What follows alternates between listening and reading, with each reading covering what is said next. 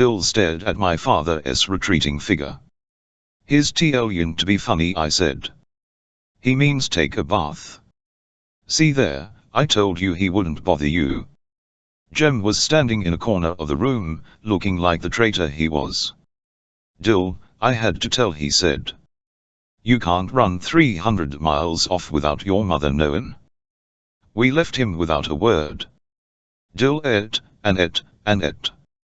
He hadn't eaten since last night. He all his money for a ticket, boarded the train as he had done Anani times, coolly chatted with the conductor, to whom Dill was a familiar sight, but he had not the nerve to invoke the rule on small children traveling a distance alone. If you've lost your money, the conductor will lend you enough for dinner, and your father will pay him back at the end of the line. Dill made his way to off the leftovers, and was reaching for a can of pork and beans in the pantry when Miss Rachel's duo Jesus went off in the hall. He shivered like a rabbit. He bore with fortitude her "wait till I get you home, your folks are out of their minds worryin'," was quite calm during "that's all the Harris in you coming out," smiled at her "reckon you can stay one night," and returned the hug at long last bestowed upon him. Atticus pushed up his glasses, and rubbed his face. "Your father's tired," said Aunt Alexandra, her first words in hours. It seemed she had been there, but I suppose snuck dumb most of the time. "You children get to bed now." We left them in the dining room, Atticus still mopping his face. From rape to riot to runaways, we heard him chuckle. I wonder what the next 2 hours will, since things appeared to have worked out pretty well. Dill and I decided to be civil to Jem. Besides, Dill had to sleep with him, so we might as well speak to him. I put on my pajamas, read for a while, and found myself suddenly unable to keep my eyes open. Dill and Jem were quiet. When I turned off my reading lamp, there was no strip of light under the door to Jem's room. I must have slept a long time, for when I was punched awake the room was dim with the light of the setting moon. "Move over, Scout." He thought he had to, I mumbled. "Don't stay mad with him."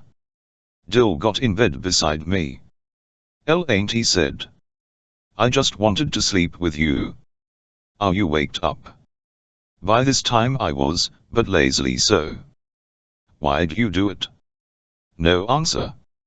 Said, "Why'd you run off?" Was he really hateful like you said? "No. Didn't you all build that boat like you wrote you were gonna?" "He just said we would." "We never did." I up on my elbow, facing Dill's outline.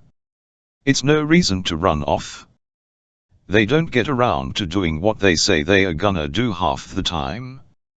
That wasn't it, they just wasn't interested in this was the weirdest reason for flight I had ever heard. "How come?" "Well, they stayed gone all the time, and when they were home, even, they'd get off in a room by themselves." "What'd they do in there?" "Nothing, just sitting and reading, but they didn't want me with them." I pushed the pillow to the headboard, and sat up. "You know something? I was fixin' to NLN off tonight because there they all were." "You don't want em around you all the time." Dill breathed his patient breath, a half sigh. "Good night, Atticus is gone all day, and sometimes half the night, and off in the legislature, and I don't know what. You don't want em around all the time, Dill. You couldn't do anything if they were." "That's not it." As Dill explained, I found myself wondering what life would be if Jem were different, even from what he was now, what I would do if Atticus did not feel the necessity of my presence, help, and advice. Why, he couldn't get along a day without me. Even Calpurnia couldn't get along unless I was there. They needed Dill. "You ain't telling me right, your folks couldn't do without you?" "They must be just mean to you." "Tell you what to do about that." Dill's voice went on steadily in the darkness. "The thing is, what I'm trying to say is, they do get on a lot better without me. I can't help them any. They ain't mean. They buy me everything I want, but it's now, you've gotta go play with it. You've got a room full of things. I got you that book, so go read it." Dill tried to deepen his voice. You're not a, you boys get out and play baseball with other boys, they don't hang around the house worryin' their folks. Dill's voice was his own again. Oh, they ain't mean. They kiss you and hug you good night, and good morning, and goodbye, and tell you they love you. Scout, let's get us a baby. Where? There was a man Dill had heard of who had a boat that he rowed across to a foggy island where all these babies were. You could order one, that's a lie. Auntie said God drops 'em down the chimney. At least that's what I think she said. For once, Auntie's diction had not too clear. Why well, that ain't so. You get babies from each other. But there's this man, too, he has all these babies just waiting to vick up. He breathes life into Dill was off again. Beautiful things floated around in his dreamy head. He could read 2 books to my 1, but he preferred the magic of his own inventions. He could add and subtract faster than lightning, but he preferred his own twilight world, a world where babies slept, waiting to gathered like morning lilies.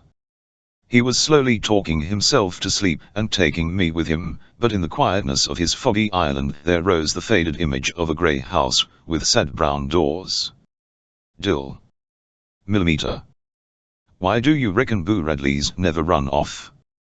Dill sighed a long sigh and turned away from me.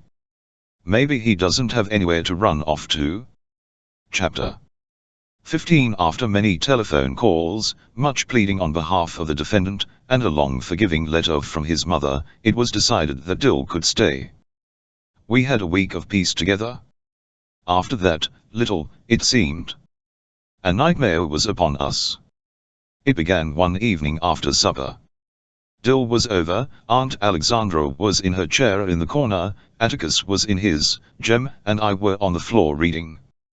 It had been a placid week. I had minded Auntie, Jem had outgrown the treehouse, but helped Dill and me construct a new rope ladder for it. Dill had hit upon a foolproof plan to make Boo Radley come out at no cost to ourselves, place a trail of lemon drops from the back door to the front yard, and he'd follow it, like an ant. There was a knock on the front door. Jem answered it and said it was Mr. Hectate. Well, ask him to come in, said Atticus. I already did. There's some men outside in the yard, they want you to come out. In Maycomb, grown men stood outside in the front yard for only 2 reasons, death and politics. I wondered who had died. Jem and I went to the front door, but Atticus called, go back in the house. Jem turned out the living room lights, and pressed his nose to a window screen. Aunt Alexandra protested. Just for a second, Auntie, let's see who it is, he said. Dill and I took another window. A crowd of men was standing around Atticus.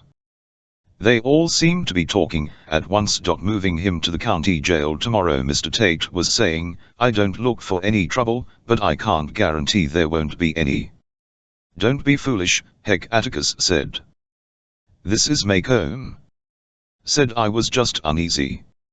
Heck, we've gotten 1 postponement of this case just to make sure there's nothing to be uneasy about. This is Saturday, Atticus said. Trial 11 probably be Monday. You can keep him 1 night, can't you? I don't think anybody in Maycomb'll bench me a client, with times this hard. There was a murmur of glee that died suddenly when Mr. Linkdees said, nobody around here's up to anything, it's that old Sanon bunch I'm worried about. Can't you get a, what is it, Heck? Change of venue, said Mr. Tate. Not much point in that, now is it? Atticus said something inaudible. I turned to Jem, who waved me to silence. Besides, Atticus was saying, you're not scared of that crowd, are you? Know how they do when they get shinnied up. They don't usually drink on Sunday, they go to church most of the day. Atticus said. This is a special occasion, though. Someone said. They murmured and buzzed until Auntie said if Jem didn't turn on the living room lights he would disgrace the family. Jem didn't hear her. Don't see why you touched it in the first place, Mr. Linkdees was saying. You've got everything to lose from this, Atticus. I mean thing.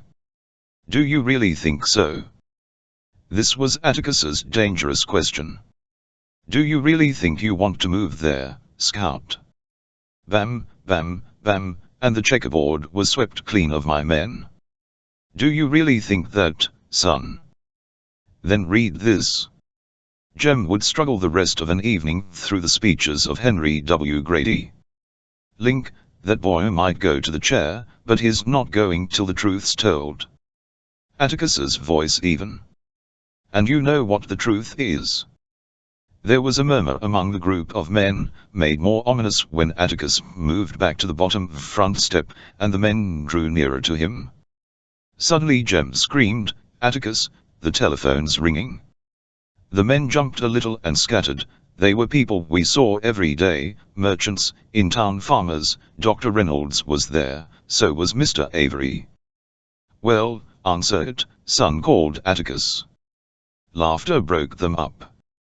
Even Atticus switched on the overhead light in the living room. He found Jem at the window, pale except for the vivid mark of the screen on his nose. "Why on earth are you all sitting in the dark?" he asked.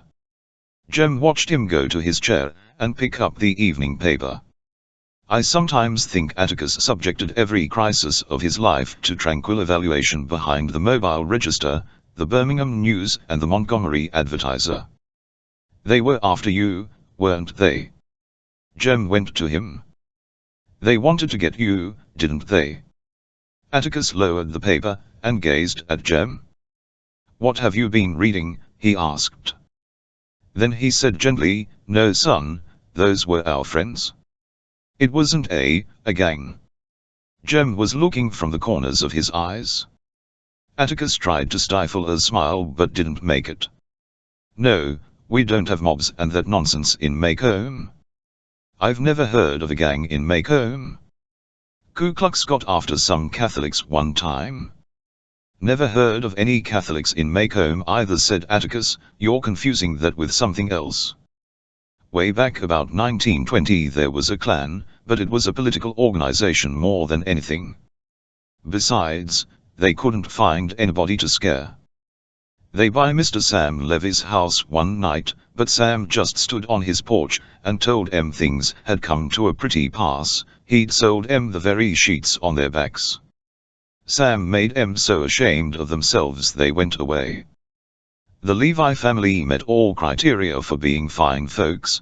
They did the best they could with the sense they had, and they had been living on the same plot of ground in Macomb for 5 generations.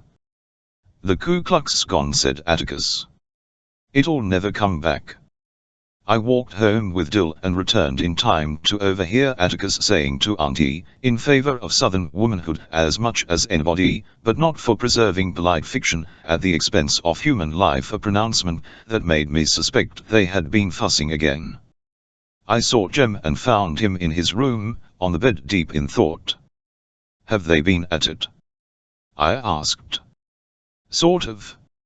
She won't let him alone about Tom Robinson. She almost said Atticus was disgracing the family." "Scout. I'm scared." "Scared, eh? What?" "Scared about Atticus. Somebody might hurt him." Jem preferred to remain mysterious. All he would say to my questions was go on and leave him alone. Next day was Sunday. In the interval between Sunday school and church, when the congregation stretched its legs, I saw Atticus standing in the yard with another knot of men. Mr. Hectate was present, and I wondered if he had seen the light. He never went to church. Even Mr. Underwood was there. Mr. Underwood had no use for any organization but the Macomb Tribune, of which he was the sole owner, editor, and printer. His days were at his linotype, where he refreshed himself occasionally from an ever-present gallon jug of cherry wine. He rarely gathered news, people brought it to him. It was said that he made up every edition of the Macomb Tribune out of his own head and wrote it down on the linotype. This was believable. Something must have been up to haul Mr. Underwood out. I caught Atticus coming in the door, and he said that they'd moved Tom Robinson to the Macomb jail. He also said, more to himself than to me, that if they'd kept him there in the first place there wouldn't have been any fuss. I watched him take a seat on the third row from the front, and I heard him rumble, "Nearer, my God," to the some notes behind the rest of us. He never sat with Auntie, Jem, and me. He liked to be by himself in church. The fake peace that prevailed on Sundays was made more irritating by Aunt Alexandra's presence. Atticus would flee to his office directly after dinner, where if we sometimes looked in on him, we would find him sitting back in his swivel chair reading. Aunt Alexandra composed herself for a 2-hour nap and dared us to make any noise in the yard. There was resting. Jem in his old age had taken to his room with a stack of football magazines. So Dill and I spent our Sundays creeping around in deer's pasture. Shooting on Sundays was prohibited, so Dill and I kicked Jem's football around the pasture for a while, which was no fun. Dill asked if I'd like to have a poke at Boo Radley. I said I didn't think it'd be nice to bother Hinu, and spent the rest of the afternoon filling Dill in on last winter's events. He was considerably impressed.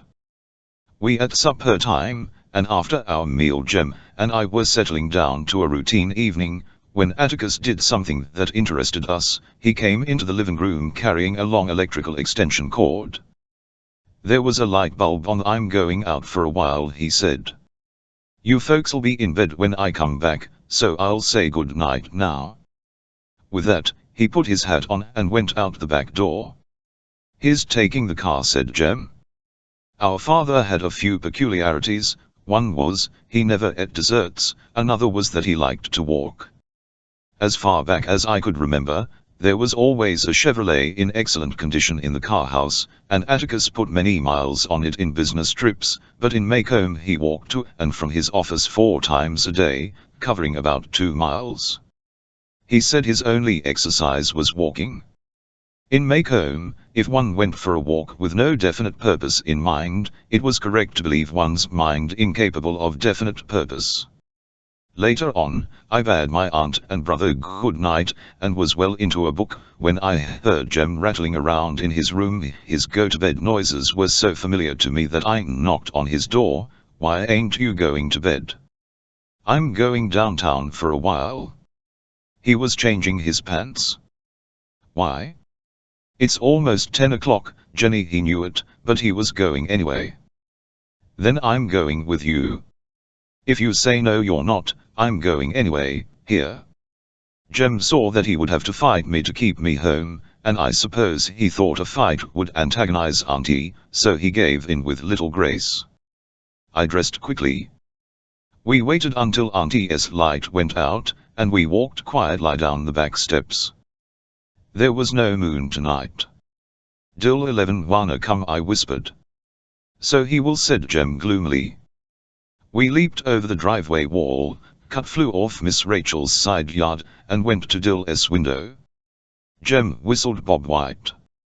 Dill's face appeared at the screen, disappeared, and 5 minutes later he unhooked the screen, and crawled out.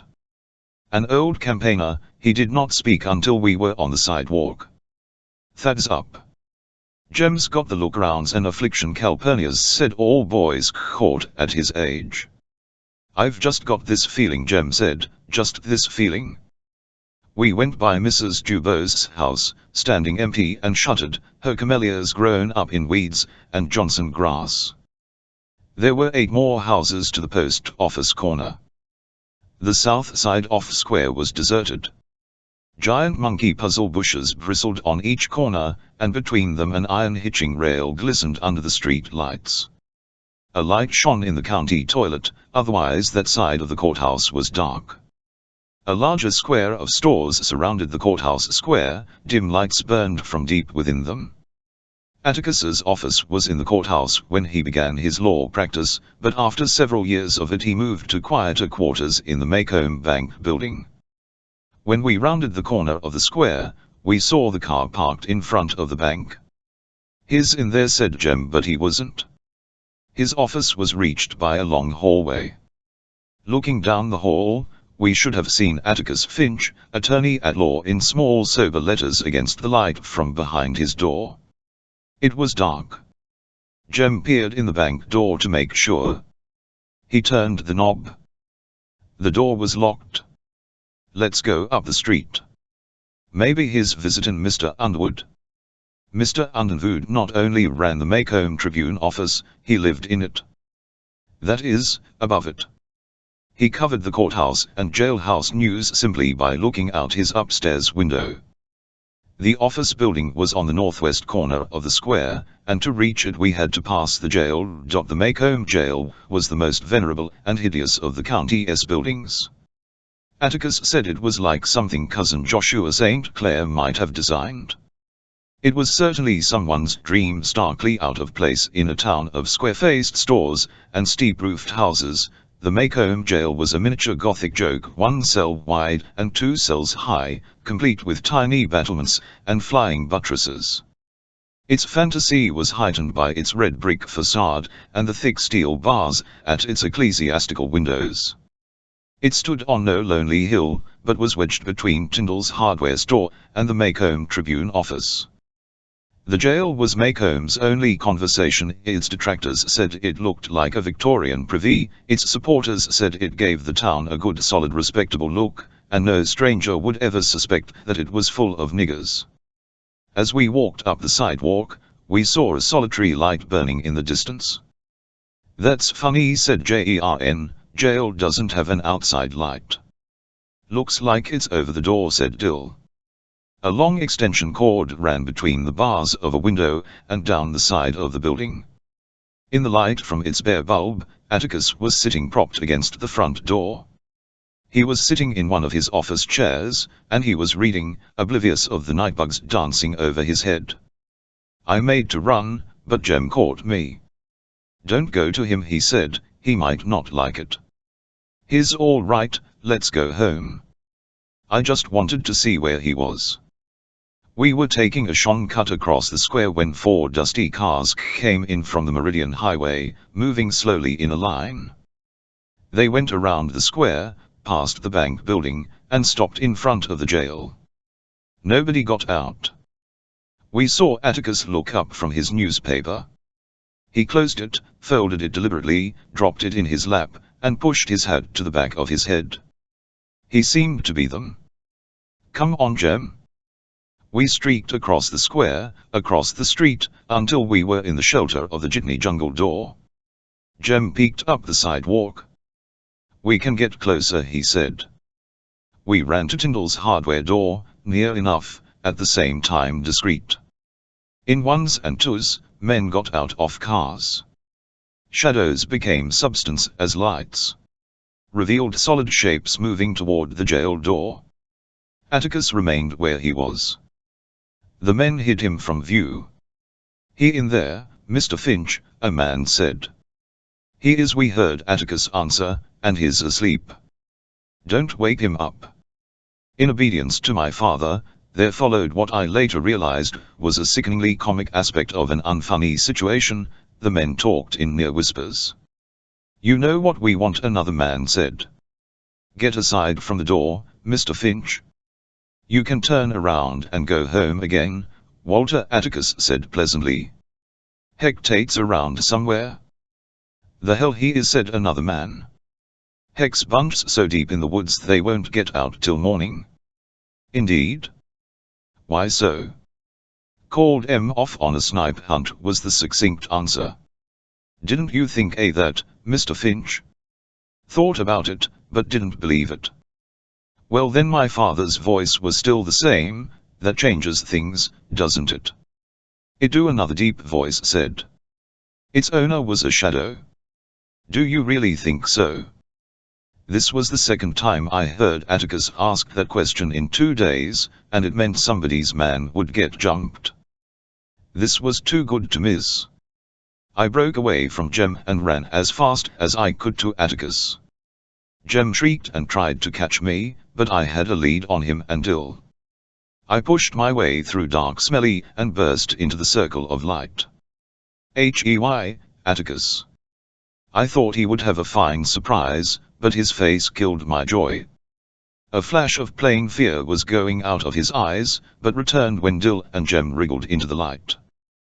There was a smell of stale whiskey and pigpen about, and when I glanced around I discovered that these men were strangers. They were not the people I saw last night. Hot embarrassment shot through me. I had leaped triumphantly into a ring of people I had never seen before. Atticus got up from his chair, but he was moving slowly, like an old man. He put the newspaper down very carefully, adjusting its creases with lingering fingers. They were trembling a little. "Go home, Joel," he said. "Take Scout and Dill home." We were accustomed to prompt, if not always cheerful acquiescence to Atticus's instructions, but from the way he stood Jem was not thinking of budging. "Go home," I said.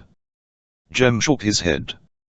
As Atticus's fists went to his hips, so did Jem's, and as they faced each other I could see little resemblance between them. Jem's soft brown hair and eyes, his oval face and snug-fitting ears were our mother's, contrasting oddly with Atticus's graying black hair and square-cut features, but they were somehow alike.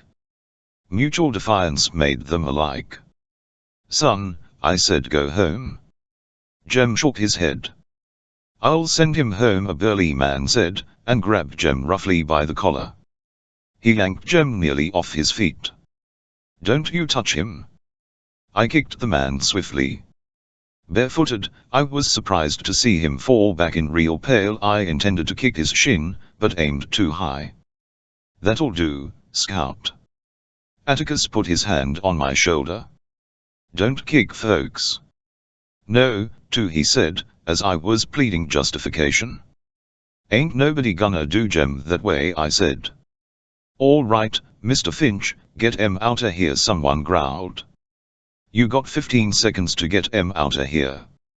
In the midst of this strange assembly, Atticus stood trying to make Jem mind him. "I ain't going," was his steady answer to Atticus's threats, requests, and finally, "Please Jen, take them home."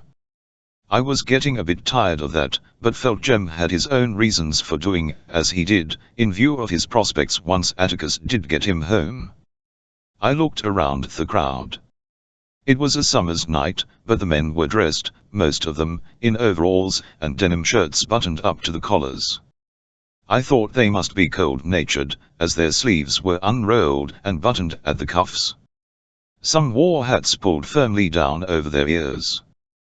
They were sullen-looking, sleepy-eyed men who seemed unused to late hours. I sought once more for a familiar face, and at the center of the semicircle I found one. "Hey, Mr. Cunningham." The man did not hear me, it seemed. "Hey, Mr. Cunningham. How's your entailment getting along?" Mr. Walter Cunningham's legal affairs were well known to me. Atticus had once described them at length.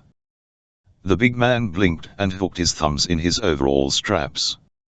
He seemed uncomfortable. 01 table, he cleared his throat and ed away. My friendly overture had fallen flat.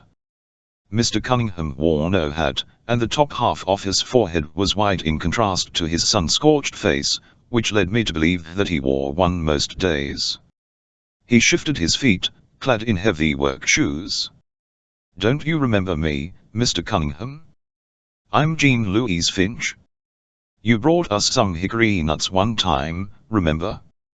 I began to sense the futility one feels when by chance acquaintance. "I go to school with Walter," I began again.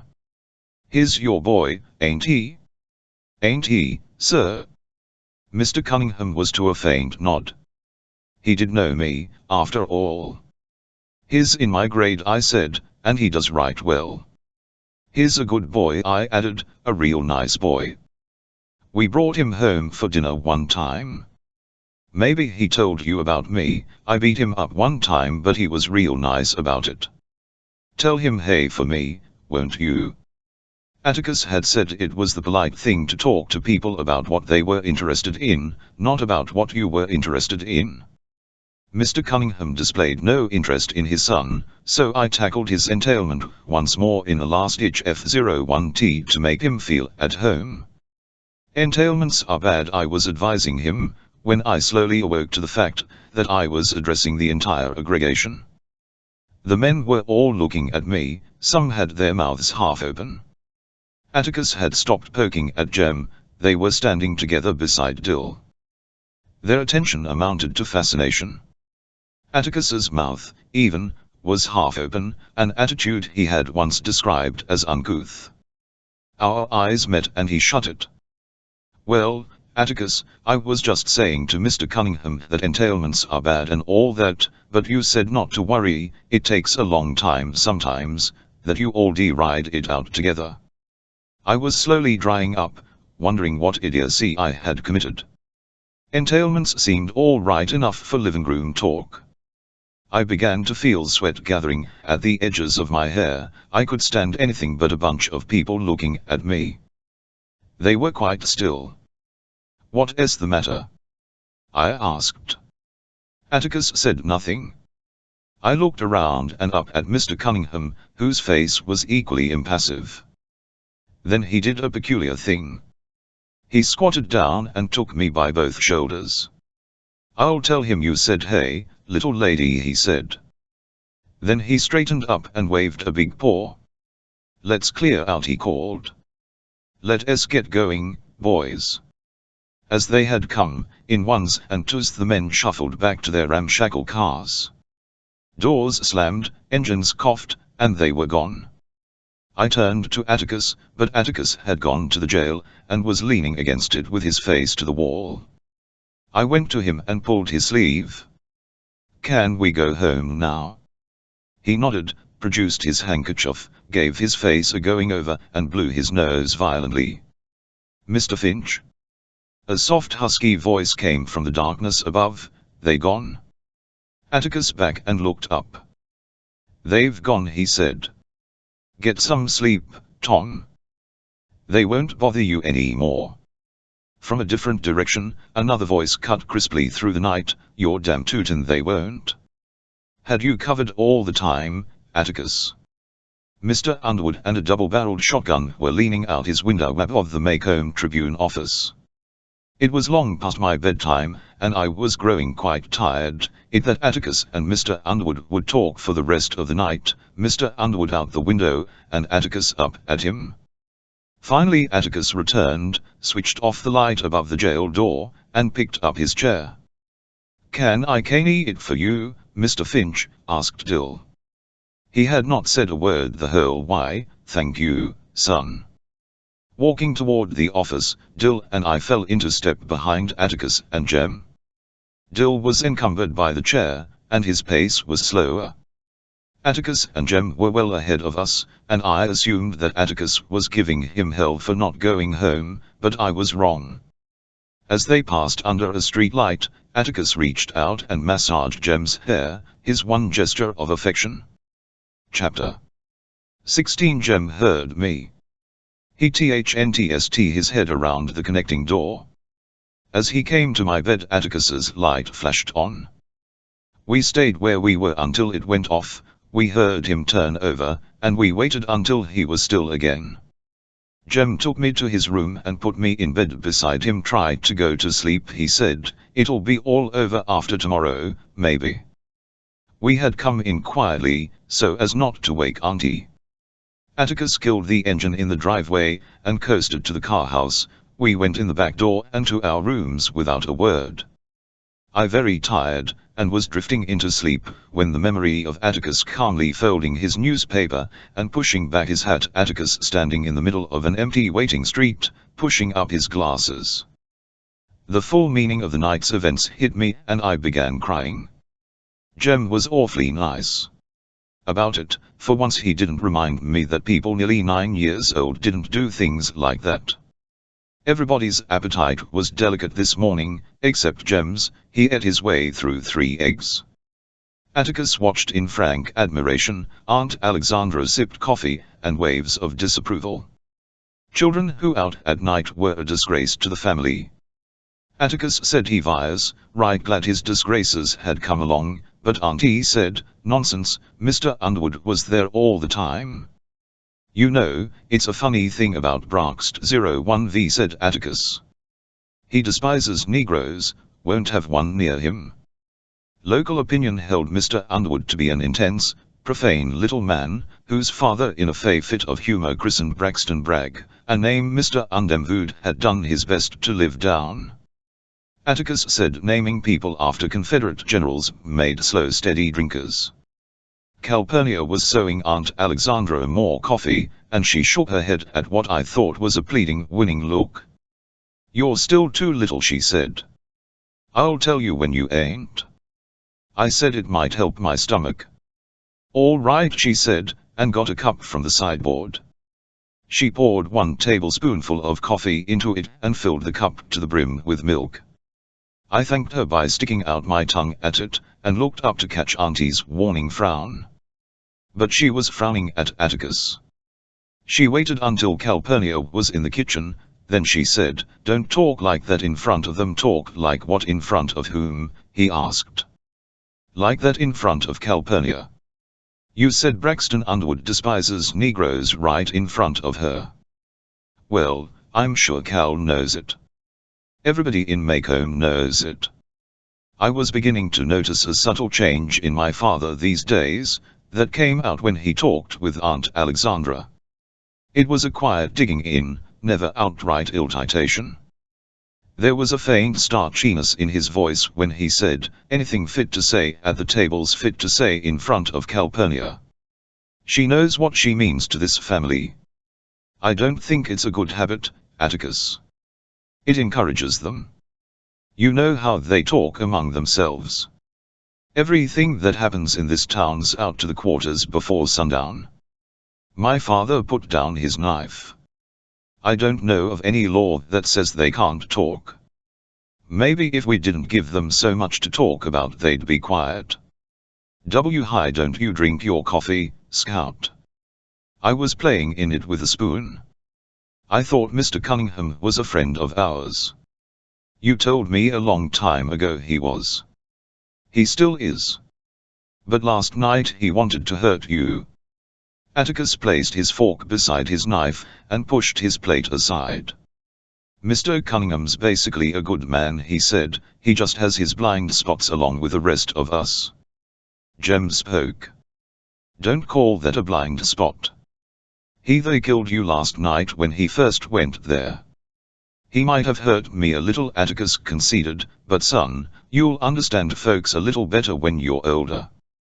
A mob's always made up of people, no matter what. Mr. Cunningham was part of a mob last night, but he was still a man. Every mob in every little southern town is always made up of people, you know. Doesn't say much, does it?" "I'll say not," said Jem. "So it took an 8-year-old child to bring 'em to their senses, didn't it?" said Atticus. "That proves something, that a gang of wild animals can be stopped, simply they are still human. HMP, maybe we need a police force of children. You children last night made Walter Cunningham stand in my shoes for a minute. That was enough." "Well, I hope Jem would understand folks a little better when he was older. I wouldn't. First day Walter comes back to school 11 his last," I affirmed. "You will not touch him," the Atticus said flatly. "I don't want either of you bearing a grudge about this thing, no matter what happens." "You see, don't you?" said Aunt Alexandra, "what comes of things like this?" "Don't say I haven't told you."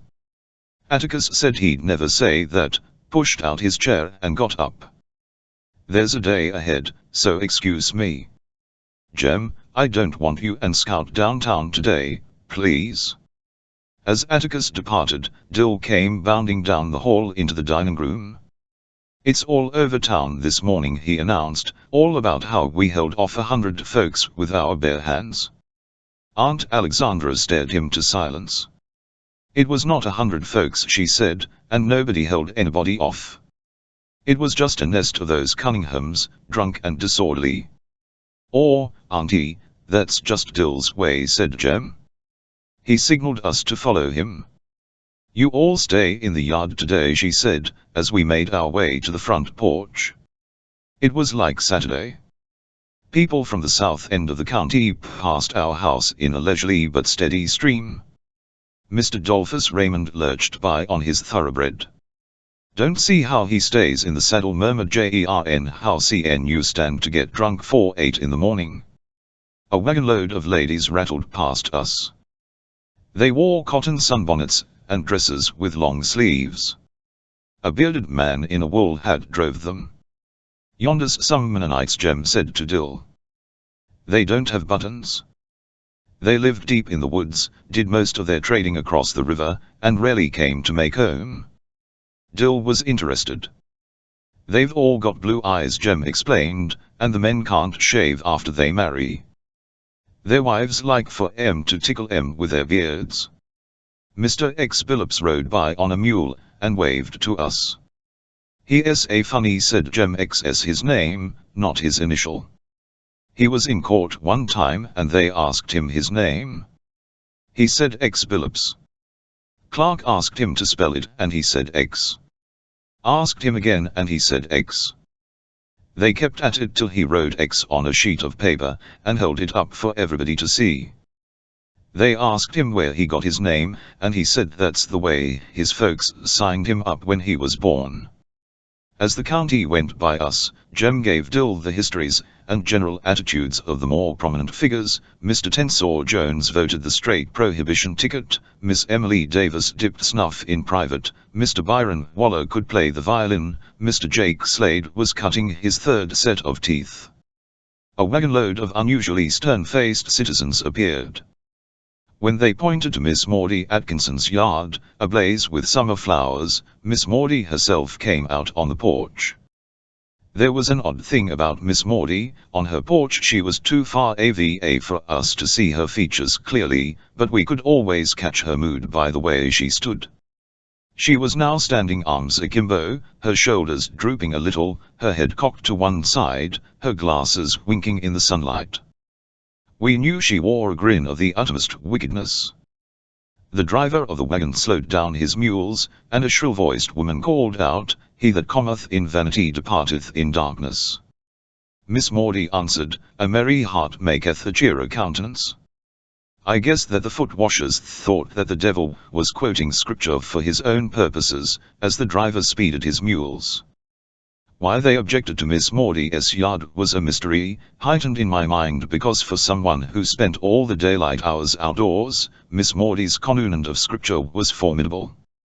"You going to court this morning?" asked Jern. We had strolled over. "I am not," she said.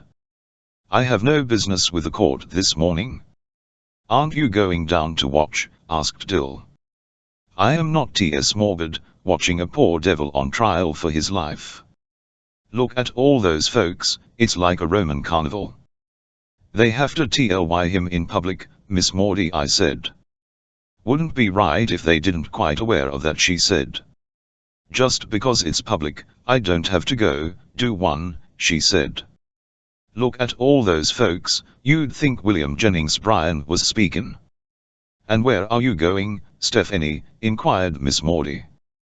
"To the Jitney Jungle." Miss Maudie said she'd never seen Miss Stephanie go to the Jitney Jungle in a hat in her life. "Well," said Miss Stephanie, "I thought I might just look in at the courthouse, to see what Atticus is up to." "Better be careful he doesn't hand you a subpoena." We asked Miss Maudie to elucidate. She said Miss Stephanie to know so much about the case she might as well be called on to testify. We held off until noon, when Atticus came home to dinner, and said they'd spent the morning picking the jury. After dinner, we stopped by for Dill and went to town. It was a gala occasion. There was no room at the public hitching rail for another animal. Mules and wagons were parked under every available tree. The courthouse square was covered with picnic parties sitting on newspapers, washing down biscuit and syrup with warm milk from fruit jars. Some people were gnawing on cold chicken and cold fried pork chops. The more affluent chased their food with drugstore Coca-Cola in bulb-shaped soda glasses. Greasy-faced children popped the whip through the crowd, and babies lunched at their mothers' breasts. In a far corner of the square, the Negroes sat quietly in the sun, dining on sardines, crackers, and the more vivid flavors of Nei Cola. Mr. Dolphus Raymond sat with them, Jen said Dill, his drinking out of a sack. Mr. Dolphus Raymond seemed to be so doing. 2 yellow drugstore straws ran from his mouth to the depths of a brown paper bag. "Ain't ever seen anybody do that," murmured Dill. "How does he keep what's in it?" Jem giggled. "He's got a Coca-Cola bottle full of whiskey in there. That's so's not to upset the ladies. You'll see him sip it all afternoon. He'll step out for a while and fill it back up. Why's he sitting with the colored folks? Always does. He likes 'em better 'n he likes us, I reckon. Lives by himself way down near the county line. He's got a colored woman, and all softs of mixed chillun. Show you some of 'em if we see 'em. He doesn't look like trash," said Dill. "He's not, he owns all one side of the riverbank down there, and he's from a real old family to boot." "Then why does he do like that?" "That's just his way," said Jem. "They say he never got over his wedding. He was supposed to marry one of the Spencer ladies, I think. They were gonna have a huge wedding, but they didn't. After the rehearsal the bride went upstairs and blew her head off. Shotgun. She pulled the trigger with her toes." "Did they ever know why?" "No," said nobody ever knew quite why but Mr. Dolphus. "They said it was because she found out about his colored woman. He reckoned he could keep her and get married too. He's been sorta DNRNK ever since. You know, though, he's real good to those chillun." "Jen," I asked, "what's a mixed child?" "Half white, half colored. You've seen 'em, Scout. You know that red kinky-headed one that delivers for the drugstore? He's half white. They are real sad." "Sad, how come?" "They don't belong anywhere. Colored folks won't have 'em because they are half white, white folks won't have 'em cause they are colored, so they are just in-betweens, don't belong anywhere." "But Mr. Dolphus, now, they say he's 2 of his up north." "They don't mind 'em up north. Yonder's one of 'em." A small boy clutching a Negro woman's hand walked toward us. He looked all Negro to me. He was rich chocolate with flaring nostrils and beautiful teeth. Sometimes he would skip happily, and the Negro woman tugged his hand to make him stop. Jem waited until they passed us. "That's one of the little ones," he said. "How can you tell?" asked Dill. "He looked black to me." "You can't sometimes, not unless you know who they are. But he's half Raymond, all right." "But how can you tell?" I asked. "I told you, Scout, you just have to know who they are." "Well, how do you know we ain't Negroes?" "Uncle Jack Finch says we really don't know. He says as far as he can trace back the Finches we ain't, but for all he knows we might have come straight out of Ethiopia during the Old Testament." "Well, if we came out during the Old Testament it's too long ago to matter." "That's what I thought," said Jem, "but around here once you have a drop of Negro blood, that makes you all black." Hey, look, some invisible signal had made the lunches on the square rise and scatter bits of newspaper, cellophane, and wrapping paper. Children came to mothers, babies were cradled on hips, as men in sweat-stained hats their families, and herded them through the courthouse doors. In the far corner of the square the Negroes and Mr. Dolphus Raymond stood up and dusted their breeches. There were few women and children among them, which seemed to dispel the holiday mood. They waited patiently at the doors behind the white fan lilies. "Let's go in," said Dill. "No, we better wait till they get in. Atticus might not like it if he sees us," said Jem. The Macomb County Courthouse was faintly reminiscent of Arlington in one respect. The concrete pillars supporting its south roof were too heavy for their light burden. The pillars were all that remained standing when the original courthouse burned in 1856. Another courthouse was built around them. It is better to say, built in spite of them, but for the south porch. The Macomb County Courthouse was early Victorian, presenting an unoffensive vista when seen from the north. From the other side, however, Greek Revival columns clashed with a big 19th-century clock tower housing a rusty, unreliable instrument, a view indicating a people determined to preserve every physical scrap of the past. To reach the courtroom, on the second floor, one passed sundry sunless county cubiles, the tax assessor, the tax collector, the county clerk, the county solicitor, the circuit clerk. The judge of probate lived in cool dim hutches that smelled of decaying record books mingled with old damp cement and stale urine. It was necessary to turn on the lights in the daytime. There was always a film of dust on the rough floorboards. The inhabitants of these offices were creatures of their environment, little grey-faced men. They seemed untouched by wind or sun. We knew there was a crowd, but we had not bargained for the multitudes in the first floor hall of A. I got from Jem and Dill, but made my way toward the wall by the stairwell, knowing Jem would come for me eventually. I found myself in the middle of the Idlers' Club, and made myself as unobtrusive as possible. This was a group of white-shirted, khaki-trousered, suspended old men who had spent their lives doing nothing, and passed their twilight days doing same on pine benches under the live oaks on the square. Attentive critics of courthouse business, Atticus said they knew as much law as the Chief Justice, from long years of observation. Normally, they were the court's only spectators, and today they seemed resentful of the interruption of their comfortable routine. When they spoke, their voices sounded casually important. The conversation was about my father. Dot thinks he knows what he's doing, one said. Oh now, I wouldn't say that, said another. Atticus Finch's a deep reader, a mighty deep reader. He reads all right, that's all he does. The club snickered. Let me tell you something now, Billy a third said, you know the court appointed him to defend this nigger. Yeah, but Atticus ALLS to defend him, that's what I don't like about it. This was news that put a different light on things. Atticus had to, whether he wanted to or not. I thought it odd that he hadn't said anything to us about it. We could have used it many times in defending him and ourselves. He had to, that's why he was doing it, equaled fewer fights and less fussing. But did that explain the town's attitude? The court appointed Atticus to defend him. Atticus aimed to defend him. That's what they didn't like about it. It was confusing. The Negroes, having waited for the white people to go upstairs, began to come in. Whoa now, just a minute, said a club member, holding up his walking stick. Just don't start up them there stairs yet a while. The club began its stiff-jointed climb, and ran into Dill and Jem on their way down looking for me. They squeezed past and Jem called, Scout, come on, there ain't a seat left. We'll have to stand up. Look at there, now, he said irritably, as the black people surged upstairs. The old men ahead of them would take most of the standing room.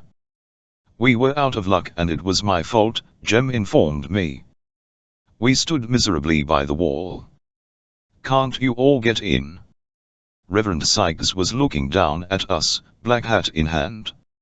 Hey, Reverend, said Jem. No, Scout here messed us up. Well, let's see what we can do. Reverend Sykes edged his way upstairs. In a few moments he was back. There's not a seat downstairs. Do you all reckon it'll be all right if you all came to the balcony with me? Gosh yes, said Jem. Happily, we sped ahead of Reverend Sykes to the courtroom floor. There, we went up a covered staircase, and waited at the door. Reverend Sykes came puffing behind us, and steered us gently through the black people in the balcony. 4 Negroes rose and gave us their front row seats. The colored balcony ran along 3 walls of the courtroom like a second-story veranda, and from it we could see everything. The jury sat to the left, under long windows. Sunburned, lanky, they seemed to be all farmers, but this was natural. Townfolk rarely sat on juries, they were either shuck or excused. 1 or 2 of the jury ed vaguely like dressed-up Cunninghams. At this stage they sat straight and alert. The circuit solicitor and another man, Atticus and Tom Robinson, sat at tables with their backs to us. There was a brown book and some yellow tablets on the solicitor's table. Atticus's was bare. Just inside the railing that divided the spectators from the court, the witnesses sat on cowhide-bottomed chairs. Their backs were to us. Judge Taylor was on the bench, looking like an old shark, his pilot fish writing rapidly below in front of him. Judge Taylor looked like most judges I had ever seen, amiable, white-haired, slightly ruddy-faced. He was a man who ran his court with an alarming informality. He sometimes propped his feet up, he often cleaned his fingernails with his pocket knife. In long equity hearings, especially after dinner, he gave the impression of dozing, an impression dispelled forever when a lawyer once deliberately pushed a pile of books to the floor in a desperate effort to wake him up. Without opening his eyes, Judge Taylor murmured, "Mr. Whitley, do that again and it'll cost you $100. He was a man learned in the law, and although he seemed to take his job casually, in reality he kept a firm grip on any proceedings that came before him. Only once was Judge Taylor ever seen at a dead standstill in open count, and the Cunninghams stopped him. Old Sannon, their stamping grounds, was populated by two families separated and apart in the beginning, but unfortunately bearing the same name. The Cunninghams married the Coninghams until the spelling of the names was academic until a Amningham disputed a Coningham over land titles, and took to the law. During a controversy of this character, Giles Cunningham testified that his mother spelled it Cunningham on deeds and things, but she was really a Coningham. She was an unsigned speller, a seldom reader, and was given to looking far away sometimes when she sat on the front gala one way in the evening. After 9 hours of listening to the eccentricities of Old Sam's inhabitants, Judge Taylor threw the case out of court. When asked upon what grounds, Judge Taylor said, "Champertus connivance," and declared he hoped to God the litigants were satisfied by each having had their public say. They were. That was all they had wanted in the first place. Judge Taylor had one interesting habit. He permitted smoking in his courtroom but did not himself indulge. Sometimes, if one was lucky, one had the privilege of watching him put a long dry cigar into his mouth and munch it slowly up. Bit by bit the dead cigar would disappear, to reappear some hours later as a flat slick mess, its essence extracted and mingling with Judge Taylor's digestive juices. I once asked Atticus how Mrs. Taylor to kiss him, but Atticus said they didn't kiss much. The witness stand was to the right of Judge Taylor, and when we got to our seats, Mr. Hectate was already on it. Chapter 17. "Jen," I said, "are those the Yules sitting down yonder?" "Hush," said Jem, "Mr. Hectate's $10 in dot." Mr. Tate had dressed for the occasion. He wore an ordinary business suit, which made him look somehow like every other man. Gone were his high boots, lumber jacket, and bullet-studded belt. From that moment he to terrify me.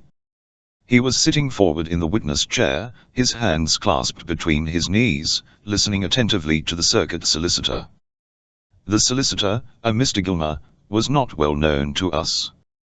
He was from Abbotsville. We saw him only when court convened, and that rarely, for court was of no special interest to Jem and me. A balding, smooth-faced man, he could have been anywhere between 40 and 60. Although his back was to us, we knew he had a slight cast in one of his eyes which he used to his advantage. He seemed to be looking at a person when he was actually doing nothing of the kind, thus he was hell on juries and witnesses. The jury, thinking themselves under close scrutiny, paid attention, so did the witnesses, thinking likewise. "In your own words, Mr. Tate," Mr. Gilmer was saying.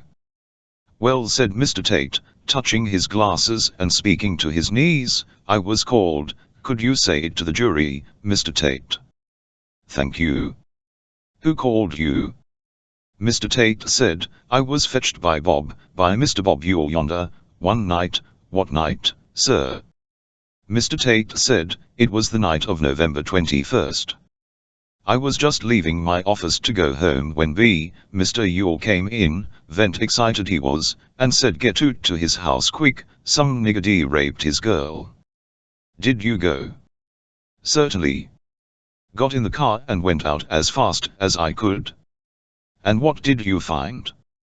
Found her lying on the floor in the middle of the front one on the right, as you go in. She was pretty well beat up, but I heaved her to her and she washed her face in a bucket in the corner, and said she was all right. I asked her who hurt her, and she said it was Tom Robinson. Judge Taylor, who had been concentrating on his fingernails, looked up as if he were expecting an objection, but Atticus was quiet. Asked her if he beat her like that, she said yes he had. Asked her if he took advantage of her, and she said yes he did. So I went down to Robinson's house, and brought him back. She identified him as the one, so I took him. That's all there was to it. Thank you, said Mr. Gilmer. Judge Taylor said, any questions, Atticus? Yes, said my father. He was sitting behind his table, his chair was skewed to one side, his legs were crossed and one arm was resting on the back of his chair. Did you call a doctor, Sheriff? Did anybody call a doctor? Asked Atticus. No, sir, said Mr. Tate. Didn't call a doctor? No, sir, repeated Mr. Tate. Why not? There was an edge to Atticus's voice. Well, I can tell you why I didn't. It wasn't necessary, Mr. Finch. She was mighty banged up. Something happened, it was obvious. But you didn't call a doctor? While you were there, did anyone send for one, fetch one, carry her to one? No, sir, Judge Taylor broke in. He's answered the question 3 times, Atticus. Didn't he call a doctor? Atticus said, I just wanted to make sure, Judge, and the judge smiled. Jem's hand, which was resting on the balcony rail, tightened around it. He drew in his breath suddenly. Glancing below, I saw no corresponding reaction, and wondered if Jem was trying to be dramatic. Dill was watching peacefully, and so was Reverend Sykes beside him. What is it? I whispered, and got a terse, shh. Sheriff, Atticus was saying you say she was mighty up. In what way? Just describe her injuries, heck. Well, she was beaten around the head. There was already bruises coming on her arms, and it happened about 30 minutes before. How do you know? Mr. Tate grinned. Sorry, that's what they said. Anyway, she was pretty bruised up when I got there, and she had a black eye coming which I... Mr. Tate and ran his hands through his hair. Let's see, he said softly, then he looked at Atticus, as if he considered the question childish. Can't you remember? Atticus asked. Mr. Tate pointed to an invisible person 5 inches in front of him and said, her left. Wait a minute, Sheriff, said Atticus. Was it her left facing you or her left looking the same way you were? Mr. Tate said, oh yes, that'd make it her right. It was her right eye, Mr. Finch. I remember now, she was bunged up on that side of her face. Mr. Tate blinked again, as if something had suddenly been made plain to him. Then he turned his head, and looked around at Tom Robinson. As if by instinct, Tom Robinson raised his head. Something had been made plain to Atticus also, and it brought him to his feet. Sheriff, please repeat what you said. It was her right eye, I said. No. Atticus walked to the court reporter's desk, and bent down to the furiously scribbling hand. It stopped, flipped back the shorthand pad, and the court reporter said, Mr. Finch? I remember now, she was bunged up on that side of the face. Atticus looked up at Mr. Tate. Which side again, heck? The right side, Mr. Finch, but she had more bruises. You wanna hear about em? Atticus seemed to be bordering on another question, but he thought better of it and said, yes, what were her other injuries? As Mr. Tate answered, Atticus turned and looked at Tom Robinson, as if to say this was something they hadn't bargained for. Her arms were bruised, and she showed me her neck. There were definite finger marks on her gullet, all around her throat. At the back of her neck. I'd say they were all around, Mr. Finch. You would? Yes, sir, she had a small throat. Anybody could have reached around it with, just answer the question yes or no, "Please, Sheriff," said Atticus DWLY, and Mr. Tate fell silent. Atticus sat down and nodded to the circuit solicitor, who shook his head at the judge, who nodded to Mr. Tate, who rose stiffly and stepped down from the witness stand. Below us, heads turned, feet scraped the floor, babies were shifted to shoulders, and a few children scampered out of courtroom. The Negroes behind us whispered softly among themselves. Dill was asking Reverend Sykes what it was all about, but Reverend Sykes said he didn't know. So far, things were utterly dull. Nobody had thundered, there were no arguments between opposing counsel, there was no drama, a grave disappointment to all present, it seemed. Atticus was proceeding amiably, as if he were involved in a title dispute. With his infinite capacity for calming turbulent seas, he could make a rape case as dry as a sermon.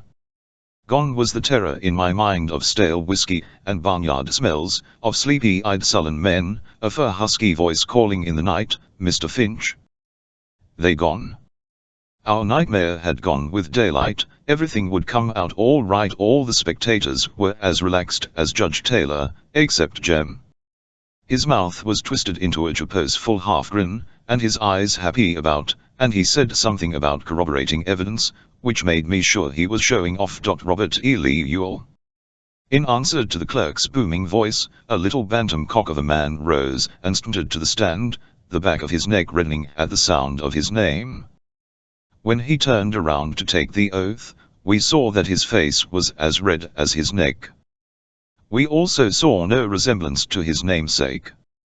A shock of wispy new-washed hair stood up from his forehead, his nose was thin, pointed, and shiny, he had no chin to speak of, it seemed to be part of his crepey neck. So help me God, every town the size of Macomb had families like the Ewells. No economic fluctuations changed their status. People like the Ewells lived as guests of the county in prosperity as well as in the depths of a depression. No truant officers could keep their numerous offspring in school, no public health officer could free them from congenital defects, various worms, and the diseases indigenous to filthy surroundings. Macomb's Ewells lived behind the town garbage dump in what was once a Negro cabin. The cabin's plank walls were supplemented with sheets of corrugated iron, its roof shingled with tin cans hammered flat, so only its general shape suggested its original design, square, with 4 tiny rooms opening onto a shotgun hall. The cabin rested uneasily upon 4 irregular lumps of limestone. Its windows were merely open spaces in the walls, which in the summertime were covered with greasy strips of cheesecloth to keep out the varmints that feasted on Macomb's refuse. The varmints had a lean time of it, for the Ewells gave the dump a thorough cleaning every day, and the fields of their industry, those that were not eaten, made the plot of ground around the cabin look like the playhouse of an insane child. What passed for a fence was bits of tree limbs, broomsticks, and tool shafts, all tipped with rusty hammerheads, snaggle-toothed rake heads, shovels, axes, and grubbing hoes, held on with pieces of barbed wire. Enclosed by this barricade was a dirty yard containing the remains of a Model T Ford, on blocks, a discarded dentist's chair, an ancient icebox, plus lesser items, old shoes, worn-out table radios, picture frames, and futures, under which scrawny orange chickens pecked hopefully. One corner of the yard, though, bewildered Macomb. Against the fence, in a line, were 6 chipped enamel slop jars holding brilliant red geraniums, cared for as tenderly as if they belonged to Miss Maudie Atkinson, had Miss Maudie deigned to permit a geranium on her premises. People said they were Mayela Ewells. Nobody was quite sure how many children were on the place. Some people said 6, others said 9, there were always several dirty-faced ones at the windows when anyone passed by. Nobody had occasion to pass by except at Christmas, when the churches delivered baskets, and when the mayor of Macomb asked us to please help the garbage collector by dumping our own trees and trash. Atticus took us with him last Christmas when he complied with the mayor's request. A dirt road ran from the highway past the dump, down to a small Negro settlement some 500 yards beyond the Ewells.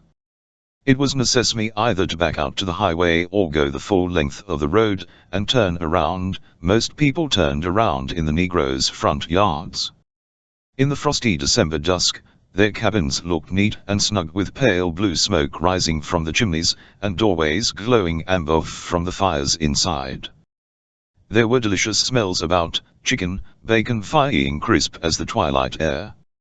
Jem and I detected squirrel cooking, but it took an old countryman like Atticus to possum and rabbit, aromas that vanished when we rode back past the Ewell residence. All the little man on the witness stand had that made him any better than his nearest neighbors was, that if scrubbed with lye soap in very hot water, his skin was white. "Mr. Robert Ewell?" asked Mr. Gilmer. "That's name, Cap.N," said the witness. Mr. Gilmer's back stiffened a little, and I felt sorry for him. Perhaps I'd better explain something now. I've heard that lawyers' children, on seeing their parents in court in the heat of argument, get the wrong idea. They think opposing counsel to be the personal enemies of their parents. They suffer agonies, and are surprised to see them often go out arm in arm with their tormentors during the first recess. This was not TME of Jem and me. We acquired no traumas from watching our father win or lose. I'm sorry that I can't provide any drama in this respect. If all did, it would not be TME. We could tell, however, when debate became more acrimonious than professional, but this was from watching lawyers other than our father. I never heard Atticus raise his voice in my life, except to a deaf witness. Mr. Gilmer was doing his job, as Atticus was doing his. Besides, Mr. Ewell was Mr. Gilmer's witness, and he had no business being rude to him of all people. "Are you the father of Mayela Ewell?" was the next question.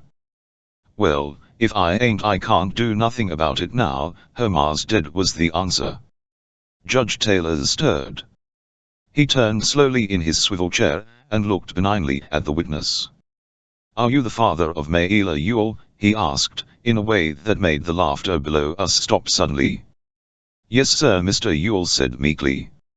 Judge Taylor went on in tones of goodwill, "This the first time you've ever been in court?" "I don't recall ever seeing you here." At the witness's affirmative nod he continued, "Well, let's get something straight. There will be no more audibly obscene speculations on any subject from anybody in this courtroom as long as I'm sitting here. Do you understand?" Mr. Ewell nodded, but I don't think he did. Judge Taylor sighed and said, "All right, Mr. Gilmer." "Thank you, sir." "Mr. Ewell, would you tell us in your own words what happened on the evening of November 21st, please?" Jem grinned and pushed his hair back. "Just in your own words," was Mr. Gilmer's trademark. We often wondered who else's words Mr. Gilmer was afraid his witness might employ. "Well, the night of November 21 I was coming in from the woods with a load o' kindlin', and just as I got to the fence I heard Mayela screamin' like a stuck hog inside the house." Here Judge Taylor glanced shamefully at the witness, and must have decided his speculations devoid of evil intent, for he subsided sleepily. "What time was it, Mr. Ewell?" "Just 4 sundown. "Well, I was saying Mayela was screamin' fit to beat Jesus." Another glance from the bench silenced Mr. Ewell. "Yes. She was screaming," said Mr. Gilmer. Mr. Ewell looked confusedly at the judge. "Well, Mayela was raisin' this holy racket, so I dropped load and run as fast as I could, but I run into fence, but when I got distangled I run up to window, and I seen." Mr. Ewell's face grew scarlet. He stood up and his finger at Tom Robinson. "Seen that black nigger yonder looking on my Mayela?" So serene was Judge Taylor's court, that he had few occasions to use his gavel, but he hammered fully 5 minutes. Atticus was on his feet at the bench saying something to him. Mr. Hectate, as first officer of the county, stood in the middle aisle quelling the packed courtroom. Behind us, there was an angry muffled groan from the colored people. Reverend Sykes leaned across Dill and me, pulling at Jem's elbow. "Mr. Genvie," he said, "you better take Miss Jean Louise home. Mr. Jeru, you hear me?" Jem turned his head. Scout, go home. Dill, you Scout, go home. You gotta make me first, I said, remembering Atticus's blessed dictum. Jem scowled furiously at me, then said to Reverend Sykes, I think it's okay, Reverend, she doesn't understand it. I was mortally offended. I most certainly do, I can understand anything you can. Or hush. She doesn't understand it, Reverend, she ain't 9 yet. Reverend Sykes's black eyes were anxious. Mr. Finch, know you all are here? This ain't fit for Miss Jean Louise or you boys either. Jem shook his head. He can't see us this far away. It's all right, Reverend. I knew Jem would win, because I knew nothing could make him leave now. Dill and I were safe, for a while. Atticus could see us from where he was, if he looked. As Judge Taylor banged his gavel, Mr. Ewell was sitting smugly in the witness chair, surveying his handiwork.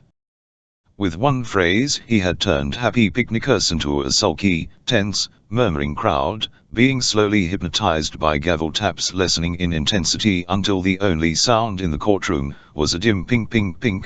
The judge might have been rapping the bench with a pencil. In possession of his court once more, Judge Taylor leaned back in his chair. He looked suddenly weary, his age was showing, and I thought about what Atticus had said. He and Mrs. Taylor didn't kiss much, he must have been nearly 70. There has been a request, Judge Taylor said, that this courtroom be cleared of spectators, or at least of women and children, a request that will be denied for the time being. People generally see what they look for, and hear what they listen for, and they have the right to subject their children to it, but I can assure you of one thing, you will receive what you see and hear in silence, or you will leave this courtroom, but you won't leave it until the whole boiling of you come before me on contempt charges. Mr. Ewell, you will keep your testimony within the confines of Christian English usage, if that is possible. Proceed, Mr. Gilmer. Mr. Ewell reminded me of a deaf mute. I was sure he had never heard the words Judge Taylor at him, his mouth struggled silently with them, but their import registered on his face. Smugness faded from it, replaced by a dogged earnestness that fooled Judge Taylor not at all. As long as Mr. Ewell was on the stand, the judge kept his eyes on Hinu, as if daring him to make a false move.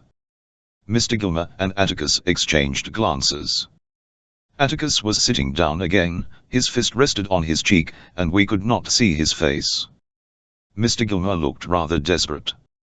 A question from Judge Taylor made him relax. Mr. Ewell, did you see the defendant having sexual intercourse with your daughter? Yes, one did. They were quiet, but the defendant said something. Atticus whispered to him, and Tom Robinson was silent. You say you were at the window? Asked Mr. Gilmer. Yes, sir. How far is it from the ground? About 3 foot. Did you have a clear view of the room? Yes, sir. How did the room look? Well, it was all slung about, like there was a fight. What did you do when you saw the defendant? Well, I run around the house to get in, but he run out the front door just ahead of me. I saw who he was, all right. I was too distracted about Mayla to run after him. I run in the house and she was lying on the floor squalling. Then what did you do? Why, I run for Tate quick as I could. I knowed who it was, all right, lived down yonder in that nigger nest, passed the house every day. Judge, I've asked this county for 15 years to clean out that nest down yonder. They are dangerous to live around, sides devaluing my property. Thank you, Mr. Ewell, said Mr. Gilmer hurriedly. The witness made a hasty descent from the stand, and ran smack into Atticus, who had risen to question him. Judge Taylor permitted the court to laugh. Just a minute, sir, said Atticus genially. Could I ask you a question or two? Mr. Ewell backed up into the witness chair, settled himself, and regarded Atticus with haughty suspicion, an expression common to Macomb County witnesses when confronted by opposing counsel. Mr. Ewell, Atticus began, folks were doing a lot of ruining that night. Let's see, you say you ran to the house, you ran to the window, you ran inside, you ran to Mayla, you ran for Mr. Tate. Did you, during all this running, run for a doctor? Wouldn't he no need to? I seen what happened. But there's one thing I don't understand, said Atticus. Weren't you concerned with Mayla's condition? I most positively was, said Mr. Ewell. I seen who done it. No, I mean her physical condition. Did you not think the nature of her injuries warranted immediate medical attention? What? Didn't you think she should have had a doctor, immediately? The witness said he never thought of it, he had never called a doctor to any of his in his life, and if he had it would have cost him $5. That all? He asked. Not quite, said Atticus casually. Mr. Ewell, you heard the sheriff's testimony, didn't you? How's that? You were in the courtroom when Mr. Heck Tate was on the stand, weren't you? You heard everything he said, didn't you? Mr. Ewell considered the matter carefully, and seemed to decide that the question was safe. Yes, he said. Do you agree with his description of Mayla's injuries? How's that? Atticus looked around at Mr. Gilmer and smiled. Mr. Ewell seemed determined not to give the defense the time of day. Mr. Tate testified that her right eye was blackened, that she was beaten around. Oh yes, said the witness. I hold with everything Tate said. You do? Asked Atticus mildly. I just want to make sure. He went to the court reporter, said something, and the reporter entertained us for some minutes by reading Mr. Tate's testimony as if it were stock market quotations. Which eye her left? Oh yes, that'd make it her right. It was her right eye, Mr. Finch. I remember now, she was bunked. He flipped the page. Up on that side of the face. Sheriff, please repeat what you said. It was her right eye, I said. Thank you, Bert, said Atticus. You heard it again, Mr. Ewell. Do you have anything to add to it? Do you agree with the sheriff? I holds with Tate. Her eye was blacked and she was mighty beat up. The little man seemed to have forgotten his previous humiliation from the bench. It was becoming evident that he thought Atticus an easy match. He seemed to grow nitty again, his chest swelled, and once more he was a red little rooster. I thought he'd burst his shirt at Atticus's next question. Mr. Ewell, can you read and write? Mr. Gilmer interrupted. Objection, he said. Can't see what witnesses' literacy has to do with the case, irrelevant and immaterial. Judge Taylor was about to speak, but Atticus said, Judge, if you'll allow the question plus another one you'll soon see. All right, let's see, said Judge Taylor, but make sure we see, Atticus. Overruled. Mr. Gilmer seemed as curious as the rest of us as to what bearing the state of Mr. Ewell's education had on the case. I'll repeat the question. 01V, said Atticus. Can you read and write? I most positively can. Will you write your name and show us? I most positively will. How do you think I sign my relief checks? Mr. Ewell was endearing himself to his fellow citizens. The whispers and chuckles below us probably had to do with what a card he was. I was becoming nervous. Atticus seemed to know what he was doing, but it seemed to me that he'd gone frog-sticking without a light. Never, never, never, on cross-examination, ask a witness a question you don't already know the answer to. Was a tenet I absorbed with my baby food? Do it, and you'll often get an answer you don't want, an answer that might wreck your case. Atticus was reaching into the inside pocket of his coat. He drew out an envelope, then reached into his vest pocket and unclipped his fountain pen. He moved leisurely, and had turned so that he was in full view of the jury. He unscrewed the fountain pen cap and placed it gently on his table. He shook the pen a little, then handed it with the envelope to the witness. Would you write your name for us? He asked. Clearly now, so the jury can see you do it. Mr. Ewell wrote on the back of the envelope, and looked up complacently to see Judge Taylor staring at him as if he were some fragrant gardenia in full bloom on the witness stand, to see Mr. Gilmer half sitting, half standing at his table. The jury was watching him. One man was leaning forward with his hands over the railing. "What's so interesting?" he asked. "You're left-handed, Mr. Ewell," said Judge Taylor. Mr. Ewell turned angrily to the judge and said he didn't see what his being left-handed had to do with it, that he was a Christ-fearing man, and Atticus Finch was taking advantage of him. Tricking lawyers like Atticus Finch took advantage of him all the time with their tricking ways. He had told them what happened, he'd say it again and again, which he did. Nothing Atticus asked him after that shook his story, that he'd looked through the window, then ran the nigger off, then ran for the sheriff. Atticus finally dismissed him. Mr. Gilmer asked him one more question. "About your writing with your left hand, are you ambidextrous, Mr. Ewell?" "I most positively am not. I can use one hand good as the other." "One hand good as the other," he added, glaring at the defense table. Jem seemed to be having a quiet fit. He was pounding the balcony rail softly, and once he whispered, "We've got him." "I didn't think so." Atticus was trying to show, it seemed to me, that Mr. Ewell could have beaten up Mayela. That much I could follow. If her right eye was black and she was beaten mostly on the right side of face, it would tend to show that a left-handed person did it. Sherlock Holmes and Jem Finch would agree. But Tom Robinson could easily be left-handed, too. Like Mr. Hecate, I imagined a person facing me, went through a swift mental pantomime, and concluded that he might have held her with his right hand, and pounded her with his left. I looked down at him. His back was to us, but I could see his broad shoulders, and bull-thick neck. He could easily have done it. I thought Jem was counting his chickens. Chapter 18. But someone was booming again. Mayela Violet Ewell. A young girl walked to the witness stand.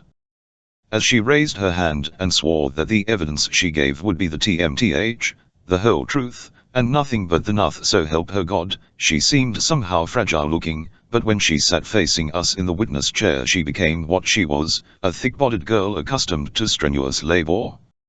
In Macomb County, it was easy to tell when someone regularly, as opposed to yearly lavations. Mr. Ewell had a scalded look, as if an overnight soaking had deprived him of protective layers of din. His skin appeared to be sensitive to the elements. Mayela looked as if she tried to keep clean, and I was reminded of the row of red geraniums in the Ewell yard. Mr. Gilmer asked Mayela to tell the JMY in her own words what happened on the evening of November 21st of last year, just in her own words, please. Mayela sat silently. "Where were you at dusk on that evening?" began Mr. Gilmer patiently. "On the porch." "Which porch?" "Ain't but one, the front porch." "What were you doing on the porch?" "Nothing." Judge Taylor said, "Just tell us what happened."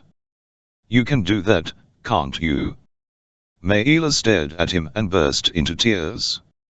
She covered her mouth with her hands and sobbed. Judge Taylor let her cry for a while, then he said, "That's enough now. Don't be afraid of anybody here, as long as you tell the truth. All this is strange to you, I know, but you've nothing to be ashamed of and nothing to fear. What are you scared of?" Mayela said something behind her hands. "What was that?" asked the judge. "Hein," she sobbed, pointing at Atticus. "Mr. Finch?" She nodded vigorously, saying, "Don't want him doing me like he done Papa, trying to make him out left-handed." Judge Taylor scratched his thick white hair. It was plain that he had never been confronted with a problem of this kind. "How old are you?" he asked. 19 and a half, Mayela said. Judge Taylor cleared his throat and tried unsuccessfully to speak in soothing tones. "Mr. Finch has no idea of scaring you," he growled, "and if he did, I'm here to stop him. That's one thing I'm sitting up here for. Now you're a big girl, so you just sit up straight and tell us what happened to you. You can do that, can't you?" I whispered to Jem, "Has she got good sense?" Jem was squinting down at the witness stand. "Can't tell yet," he said. She's got enough sense to get the judge sorry for her, but she might be just, oh, I don't mollified. Mayela gave Atticus a final terrified glance, and said to Mr. Gilmer, well sir, I was on the porch, and he came along, and, you see, there was this old chaperobe in the yard Papa D brought in to chop up for kindlin'. Papa told me to do it while he was off in the woods, but I wasn't feeling strong enough then, so he came by. Who is Mayela pointed to Tom Robinson. I'll have to ask you to be more specific, please, said Mr. Gilmer. The reporter can't put down gestures very well. That N yonder, she said. Robinson. Then what happened? Said, come here, nigger, and bust up this chaperobe for me. I got a nickel for you. He could have done it easy enough, he could. So he come in the yard and I went in the house to get him the nickel, and I turned around and 'fore I knew it he was on me. Just up behind me, he did. He got me round the neck, cussin' me and saying dilt I fought and hollered, but he had me round the neck. He hit me again. Mr. Gilmer waited for Mayela to collect herself. She had twisted her handkerchief into a sweaty rope. When she opened it to wipe her face, it was a mass of creases from her hot hands. She waited for Mr. Gilmer to ask another question, but when he didn't, she said, he chunked me on the floor and choked me and took a 711 tage of me. Did you scream? Asked Mr. Gilmer. Did you scream and fight back? Reckon I did, hollered for all I was worth, kicked and hollered loud as I could. Then what happened? Don't remember too good, but next thing I knew Papa was in the room standing over me hollerin' who done it, who done it. Then I sort of fainted, and the next thing I knew Mr. Tate was pullin' me up off of the floor and leadin' me to the water bucket. Apparently Mayela's recital had given her confidence, but it was not her father's brash kind. There was something stealthy about hers, like a steady-eyed cat with a twitchy tail. You say you fought him off as hard as you could? Fought him tooth and nail? Asked Mr. Gilmer. I positively did, Mayela echoed her father. You are positive that he took full advantage of you? Mayela's face contorted, and I was afraid that she would cry again. Instead, she said, he done what he was after. Mr. Gilmer called attention to the hot day by wiping his head with his hand. That's all for the time being, he said pleasantly, but you stay there. I expect Big Bad Mr. Finch has some questions to ask you. State will not prejudice the witness against counsel for the defense, murmured Judge Taylor primly, at least not at this time. Atticus got up grinning, but instead of walking to the witness stand, he opened his coat and hooked his thumbs in his vest. Then he walked slowly across the room to the windows. He looked out, but didn't seem especially interested in what he saw. Then he turned and strolled back to the witness stand. From long years of experience, I could tell he was toying to come to a decision about something. Miss Mayela, he said, smiling, I won't try to scare you for a while, not yet. Let us just get acquainted. How old are you? Said I was 19, said it to the judge yonder. Mayela jerked her head resentfully at the bench. So you did, so you did. You'll have to bear with me, Miss Mayela, I'm getting along and can't remember as well as I used to.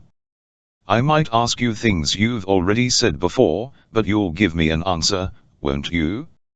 Good. I could see nothing in Mayela's expression to justify Atticus's assumption that he had secured her wholehearted cooperation. She was looking at him furiously. Won't answer a word you say long as you keep on mocking me, she said. Asked Atticus, startled. Long's you on marking fun, Owen? Judge Taylor said, Mr. Finch is not making fun of you. What's the matter with you? Mayela from under lowered eyelids at Atticus, but she said to the judge, Long's he keeps on calling me and saying Miss Mayela. I don't have to take his sass, I ain't called to take it. Atticus resumed his stroll to the windows, and let Judge Taylor handle this one. Judge Taylor was not the kind of figure that ever evoked pity, but I did feel a pang for him as he tried to explain. That's just Mr. Finch's way, he told Mayela. We've done business in this court for years and years, and Mr. Finch is always courteous to everybody. He's not trying to mock you, he's trying to be polite. That's just his way. The judge leaned back. Atticus, let's get on with these proceedings, and let the record show that the witness has not been sassed, her views to the contrary.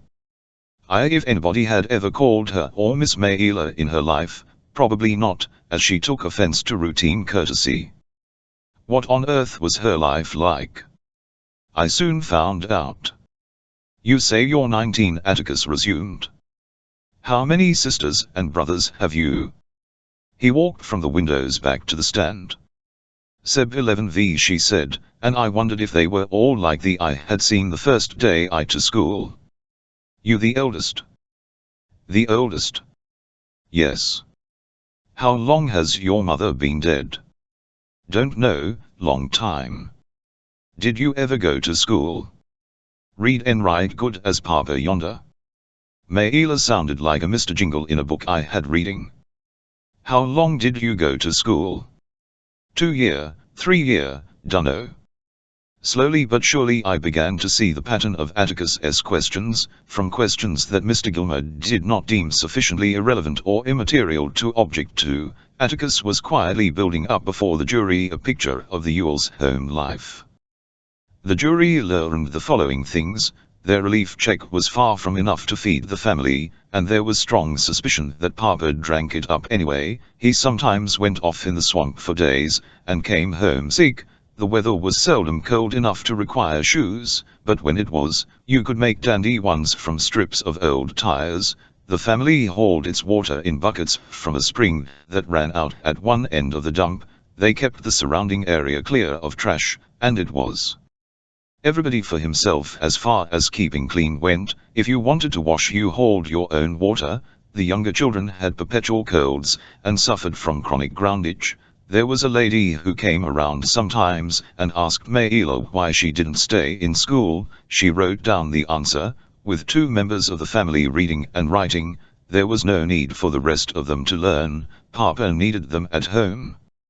Miss Mayela, said Atticus, in spite of himself, a 19-year-old girl like you must have friends. Who are your friends? The witness frowned as if puzzled. Friends? Yes, don't you know anyone near your age, or older, or younger? Boys and girls? Just ordinary friends? Mayela's hostility, which had subsided to grudging neutrality, flared again. You markin' fun of me again, Mr. Finch? Atticus let her question answer his. Do you love your father, Miss Mayela, was his next. Love him, what you mean? I mean, is he good to you, is he easy to get along with? He does tolerable, except when. Mayela looked at her father, who was sitting with his chair tipped against the railing. He sat up straight and waited for her to answer. Except when nothing, said Mayela. I said he does tolerable. Mr. Ewell leaned back again. Except when he's drinking, asked Atticus so gently that Mayela nodded. Does he ever go after you? How you mean? When he's riled, has he ever beaten you? Mayela looked around, down at the court reporter, up at the judge. Answer the question, Miss Mayela, said Judge Taylor. My paws never touched a hair of my head in my life, she declared firmly. He never touched me. Atticus's glasses had slipped a little, and he pushed them up on his nose.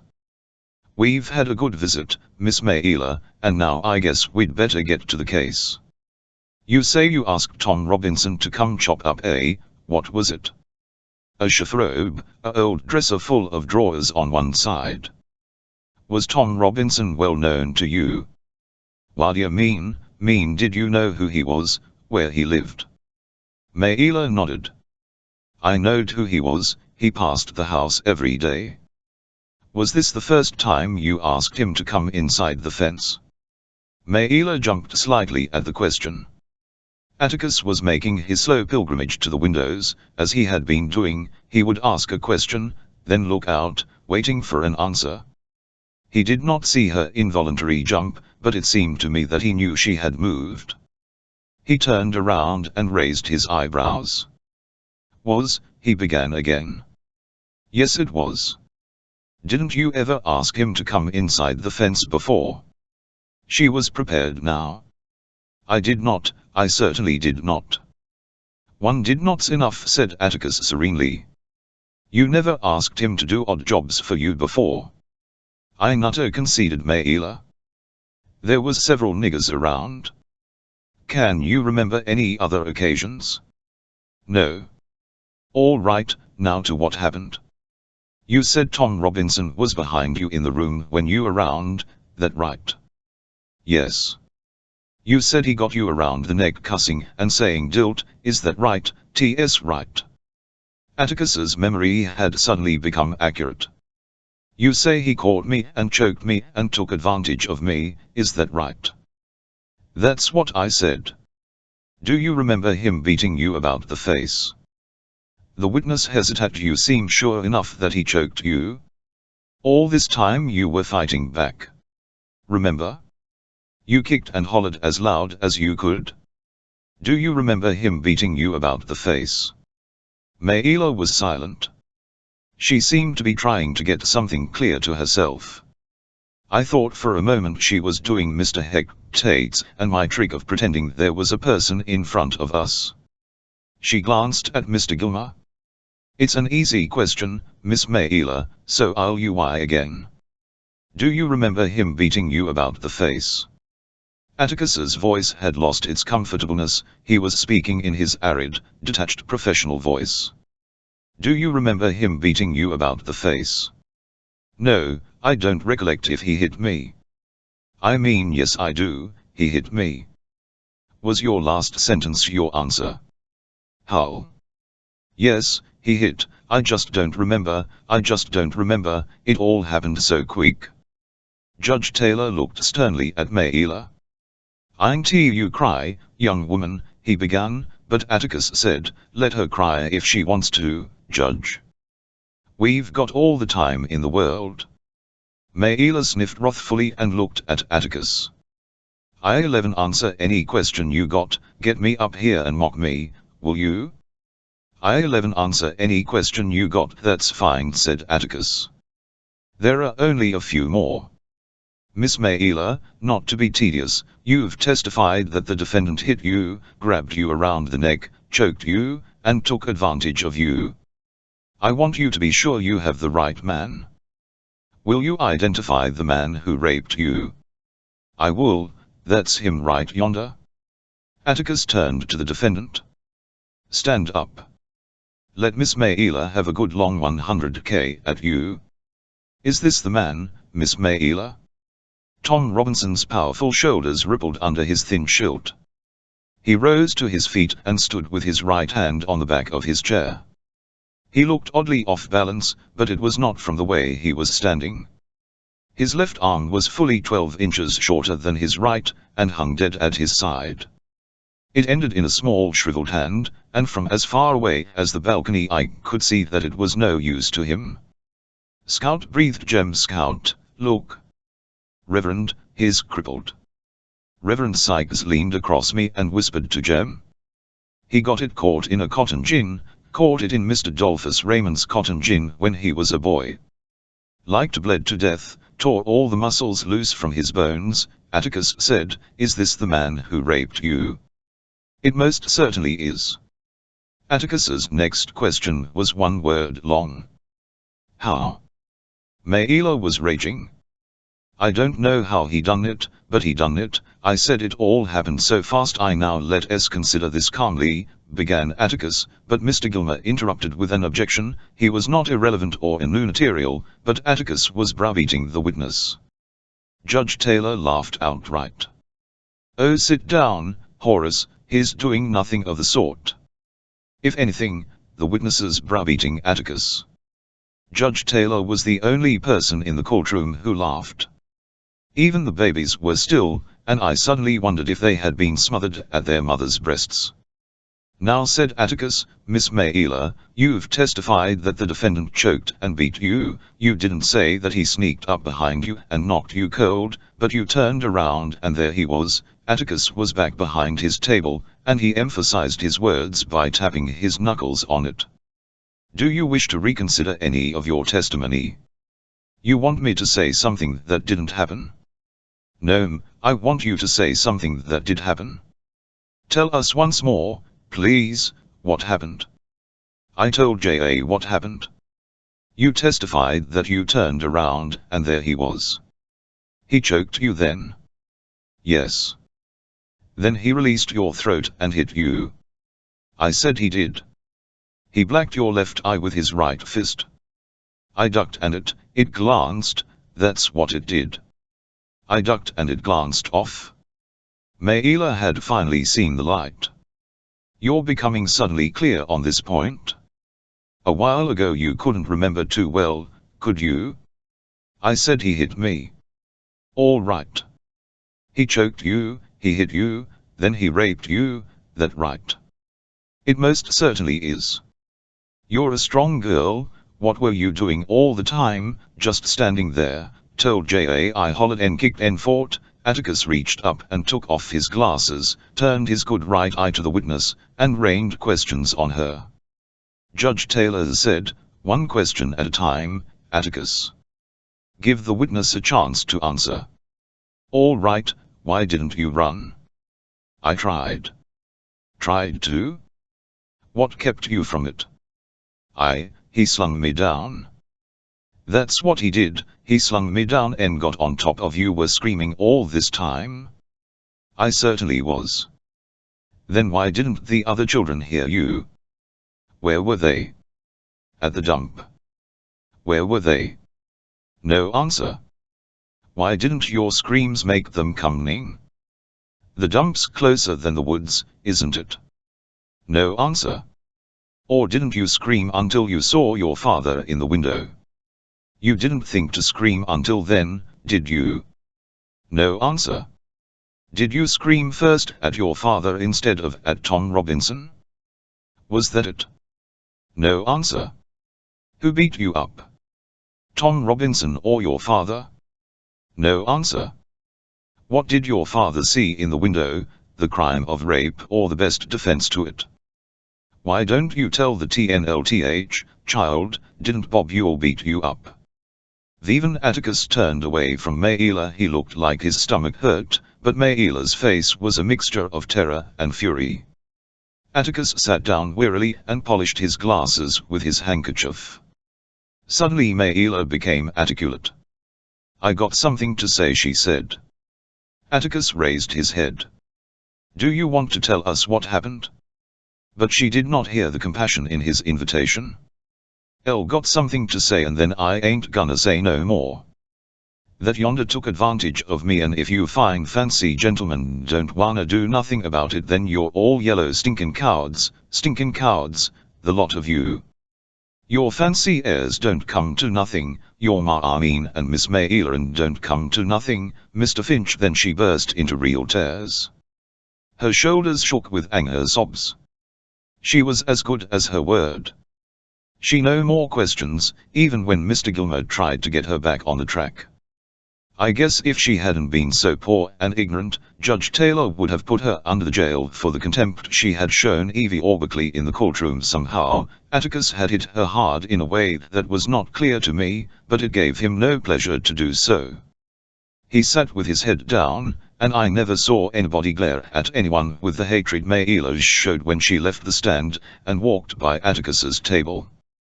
Even Mr. Gilmer told Judge Taylor that the state rested. Judge Taylor said, it's time we all did. We'll take 10 minutes. Atticus and Mr. Gilmer met in front of the bench and whispered, then they left the courtroom by a door behind the witness stand, which was a signal for us all to stretch. I discovered that I had been sitting on the other long bench, and I was somewhat numb. Jem got up and yawned, Dill did likewise, and Reverend Sykes wiped his face on his hat. The temperature was an easy 90, he said. Mr. Braxton Underwood, who had been sitting quietly in a chair reserved for the press, soaking up testimony with his sponge of a brain, allowed his bitter eyes to rove over the colored balcony, and they met mine. He gave a snort and looked away. "JE1L," I said, "Mr. Underwood's seen us." "That's okay. He won't tell Atticus, he'll just put it on the social side of the Tribune." Jem turned back to Dill, explaining, I suppose, the finer points of the trial but I wondered what they were. There had been no lengthy debates between Atticus and Mr. Gilmer on any points, Mr. Gilmer to be prosecuting almost reluctantly. Witnesses had been led by the nose, as asses are, with few objections. But Atticus had once told us that in Judge Taylor's court any lawyer who was a strict constructionist on evidence usually wound up receiving strict instructions from the bench. He distilled this for me to mean that Judge Taylor might 100k lazy and operate in his sleep, but he was seldom reversed, and that was the proof of the pudding. Atticus said he was a good judge. Presently Judge Taylor returned and climbed into his swivel chair. He took a cigar from his vest pocket and examined it thoughtfully. I punched Dill. Having passed the judge's inspection, the cigar suffered a vicious bite. "We come down sometimes to watch him," I explained. "It's gonna take him the rest of the afternoon, now. You watch." Unaware of public scrutiny from above, Judge Taylor disposed of severed end by propelling it expertly to his lips and saying, "Fluck." He hit a spittoon so squarely we could hear it slosh. "Bet he was hell with a spitball," murmured Dill. As a rule, a recess meant a general exodus, but today people weren't moving. Even the idlers who had failed to shame younger men from their seats had remained standing along the walls. I guess Mr. Hectate had reserved the county toilet for court officials. Atticus and Mr. Gilmer returned, and Judge Taylor looked at his watch. "It's getting on to 4," he said, which was intriguing, as the courthouse clock must have struck the hour at least twice. I had not heard it or felt its vibrations. "Shall we try to wind up this afternoon?" asked Judge Taylor. "How about it, Atticus?" "I think we can," said Atticus. "How many witnesses you got?" "One." "Well, call him Chapter 19. Thomas Robinson reached around, ran his fingers under his left arm, and lifted it.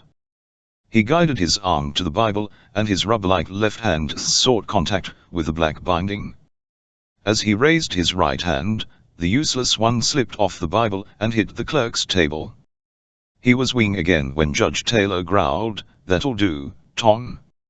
Tom took the oath and into the witness chair. Atticus very quickly induced him to tell us. Tom was 25 years of age, he was married with children, he had been in trouble with the law before, he once received 30 days for disorderly conduct. "It must have been disorderly," said Atticus. "What did it consist of?" "Got in a fight with another man, he tried to cut me."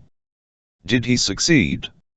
"Yes sir, a little, not enough to hurt." "You see, one." Tom moved his left shoulder. "Yes," said Atticus. "You were both convicted?" "Yes sir, I had to serve cause I couldn't pay the fine. Other fellow paid his N." Dill leaned across me and asked Jem what Atticus was doing. Jem said Atticus was showing the jury that Tom had nothing to hide. "Were you acquainted with Maila Violet Ewell?" asked Atticus. "Yes sir, I had to pass her place going to and from the field every day." "Whose field?" "I picks for Mr. Link D's." "Were you picking cotton in November?" "No sir, I works in his yard fall and winter time. I works pretty steady for him all year round, he's got a lot of pecan trees and things." "You say you had to pass the Ewell place to get to and from work. Is there any other way to go?" "No sir, none's I know of." "Tom, did she ever speak to you?" "Why, yes, I'd tip ill had when I'd go by, and one day she asked me to come inside the fence and bust up a chifforobe for her." "When did she ask you to chop up the chifforobe?" "Mr. Finch, it was way last spring." I remember it because it was chopping time, and I had my hoe with me. I said I didn't have nothing but this hoe, but she said she had a hatchet. She give me the hatchet and I broke up the chiffrobe. She said, I reckon I'll have to give you a nickel, won't I? And I said, no'm, there ain't no charge. Then I went home. Mr. Finch, that was way last spring, way over a year ago. Did you ever go on the place again? Yes, sir. When?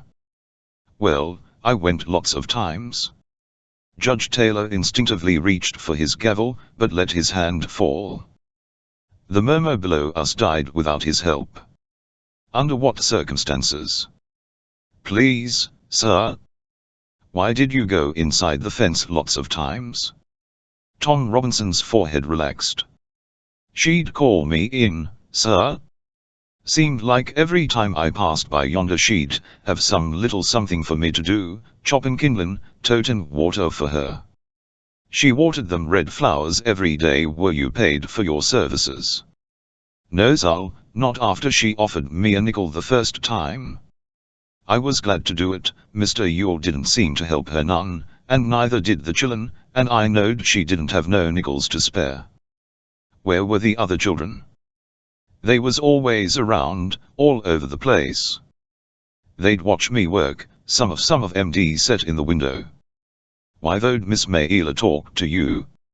Yes, sir, she talked to me. As Tom Robinson gave his testimony, it came to me that Mayla Yule must have been the loneliest person in the world.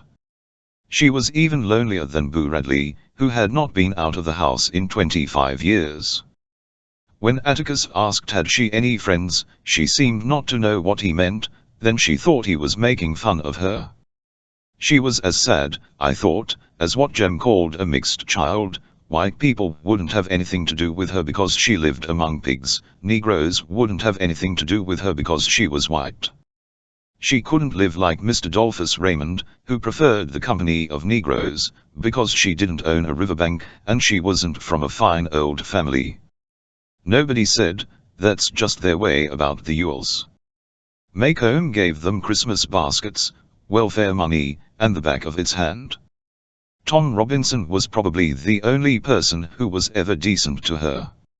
But she said he took advantage of her, and when she stood up she had him as if he were dirt beneath her. Did you ever? Atticus interrupted my meditations. At any time, go on the Yule property? Did you ever set foot on the Yule property without an express invitation from one of them? No, sir, Mr. Finch, I never did. I wouldn't do that, sir. Atticus sometimes said that one way to tell whether a witness was lying or telling the truth was to listen rather than watch. I applied his test. Tom denied it 3 times in one breath, but quietly, with no hint of feline in his voice, and I found myself believing him in spite of his protesting too much.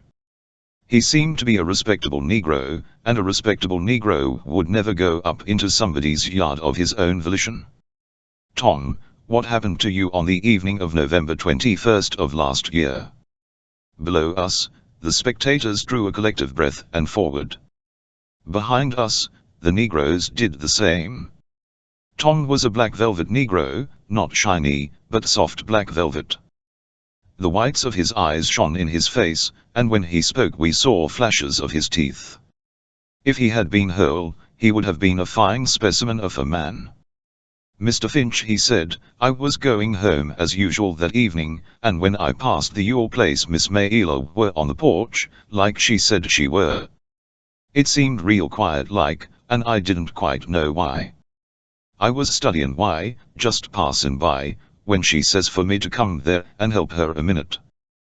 Well, I went inside the fence and around for some kindlin' to work on, but I didn't see none, and she says, "No, I got something for you to do in the house. Old door's off its hinges and falls coming on pretty fast." I said, "You got a screwdriver, Miss Mayla?" She said she sure had. Well, I went up the steps and she motioned me to come inside, and I went in the front and looked at the door. I said, "Miss Mayla, this door look all right." I pulled it back and forth and those hinges was all right. Then she shut the door in my face. Mr. Finch, I was wondering why it was so quiet like, and it come to me that there weren't a chilli on the place, not a one of 'em, and I said, Miss Mayla, where the chillin'? Tom's black velvet skin had begun to shine, and he ran his hand over his face. I say, where the chillin', he continued, and she says, she was laughing, sort of, she says they all gone to town to get ice creams. She says, took me a slap year to save £7 but I done it. They all gone to town. Tom's discomfort was not from the humidity. What did you say them, Tom? Asked Atticus. I said something like, why Miss Mayla, that's right smart of you to treat 'em, and she said, you think so? I don't think she understood what I was thinking, meant it was smart of her to save like that, and nice of her to treat, understand you, Tom? Go, said Atticus. Well, I said I best be going, I couldn't do nothing for her, and she says oh yes I could, and I ask her what, and she says to just step on that chair yonder and get that box down from on top of the chiffrobe. Not the same chiffrobe you busted up? Asked Atticus. The witness smiled. No sir, another one. Most as tall as the room. So I done what she told me, and I was just reachin' when the next thing I knows she'd grabbed me round the legs, grabbed me round legs, Mr. Finch. She scared me so bad I hopped down and turned the chair over.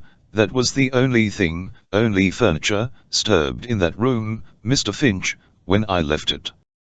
I swear 'fore God. What happened after you the chair over? Tom Robinson had come to a dead stop. He glanced at Atticus, then at the jury, then at Mr. Underwood sitting across the room. Tom, you're sworn to tell the whole truth. Will you tell it? Tom ran his hand nervously over his mouth. What happened after that? Answer the question, said Judge Taylor. 1/3 of his cigar had vanished. Mr. Finch, I got down off of that chair and turned around and she sorta jumped on you? Violently. No sir, she hugged me. She me round the waist. This time Judge Taylor's gavel came down with a bang, and as it did the overhead lights went on in the courtroom. Darkness had not come, but the afternoon sun had left the windows. Judge Taylor quickly restored order. Then what did she do? The witness swallowed hard. She reached up and kissed me side off the face. She says she never kissed a grown man before and she might as well kiss a nigger. She says what her papa do to her don't count. She says, kiss me back, nigger. I say Miss Mayla let me outta here and tried to run but she got her back to the door. And either had to push her. I didn't wanna harm her, Mr. Finch, and I say let me pass, but just when I say it Mr. Ewell yonder hollered through th window. What did he say? Tom Robinson swallowed again, and his eyes widened. Something not fittin' to say, not fittin' for these folks en chillin' to hear. What did he say, Tom? You must tell the jury what he said. Tom Robinson shut his eyes tight. He says you goddamn whore, I'll kill ya. Then what happened? Mr. Finch, I was running so fast I didn't know what happened. Torn, did you rape Mayla Ewell? I did not, sir. Did you harm her in any way? Did not, sir. Did you resist her advances? Mr. Finch, I tried. I tried without being ugly to her. I didn't wanna be ugly, I didn't wanna push her or nothing. It occurred to me that in their own way, Tom Robinson's manners were as good as Atticus's. Until my father explained it to me later, I did not understand the subtlety of Tom's predicament. He would not have dared strike a white woman under any circumstances, and expect to live long, so he took the first opportunity to run, a sure sign of guilt. Torn, go back once more to Mr. Ewell, said Atticus. Did he say anything to you? Not anything, Sol, he might have said something, but I weren't there. That'll do, Atticus cut in sharply. What you did hear, who was he talking to? Mr. Finch, he were talking and looking at Miss Mayla. Then you ran? I sure did, sir. Why did you run? I was scared, sir. Why were you scared? Mr. Finch, if you was a nigger like me, you'd be scared, too. Atticus sat down. Mr. Gilmore was making his way to the witness stand, but before he got there Mr. Linkdees rose from the audience and announced, I just want the whole lot of y'all to know one thing right now. That boy's worked for me 8 years and I ain't had a speck of trouble out of him, not a speck. Shut your mouth, sir. Judge Taylor was wide awake and roaring. He was also pink in the face. His speech was miraculously unimpaired by his cigar. Linkdees, he yelled, if you have anything you want to say you can say it under oath, and at the proper time, but until then you get out of this room, you hear me? Get out of this room, sir, you hear me? I'll be damned if I'll listen to this case again. Judge Taylor looked daggers at Atticus, as if daring him to speak, but Atticus had ducked his head, and was laughing into his lap. I remembered something he had said about Judge Taylor's ex-cathedra remarks sometimes exceeding his duty, but that few lawyers ever did anything about them. I looked at Genube, but Jem shook his head. It ain't like one of the jurymen got up and started talking, he said. I think it'd be different then. Mr. Link was just disturbing the peace or something. Judge Taylor told the reporter to expunge anything he happened to have written down after Mr. Finch. If you were a nigger like me you'd be scared too, and told the jury to disregard the interruption. He suspiciously down the middle aisle and waited, I suppose, for Mr. Linkdees to effect total departure. Then he said, go ahead, Mr. Gilmer. You were given 30 days once for disorderly conduct, Robinson, asked Mr. Gilmer. Yes, sir. What did the nigger look like when you got through with him? He beat me, Mr. Gilmer. Yes, but you were convicted, weren't you? Atticus raised his head. It was a misdemeanor, and it's in the record, Judge. I thought he sounded tired. Witness 11 answer, though, said Judge Taylor, just as wearily. Yes, sir, I got 30 days. I knew that Mr. Gilmore would sincerely tell the jury that anyone who was convicted of disorderly conduct could easily have had it in his heart to take advantage of Mayla Ewell. That was the only reason he cared. Reasons like that helped. Robinson, you're pretty good at busting up chiffrobes and kindling with one hand, aren't you? Yes, sir, I reckon so. Strong enough to choke the breath out of a woman and sling her to the floor. I never done that, sir. But you are strong enough to. I reckon so, sir. Had your eye on her a long time, hadn't you, boy? No, sir, I never looked at her. Then you were mighty polite to do all that chopping and hauling for her, weren't you, boy? I was just telling to help her out, sir. That was mighty generous of you. You had chores at home after your regular work, didn't you? Yes, sir. Why didn't you do them instead of Miss Ewell's? I done 'em both, sir.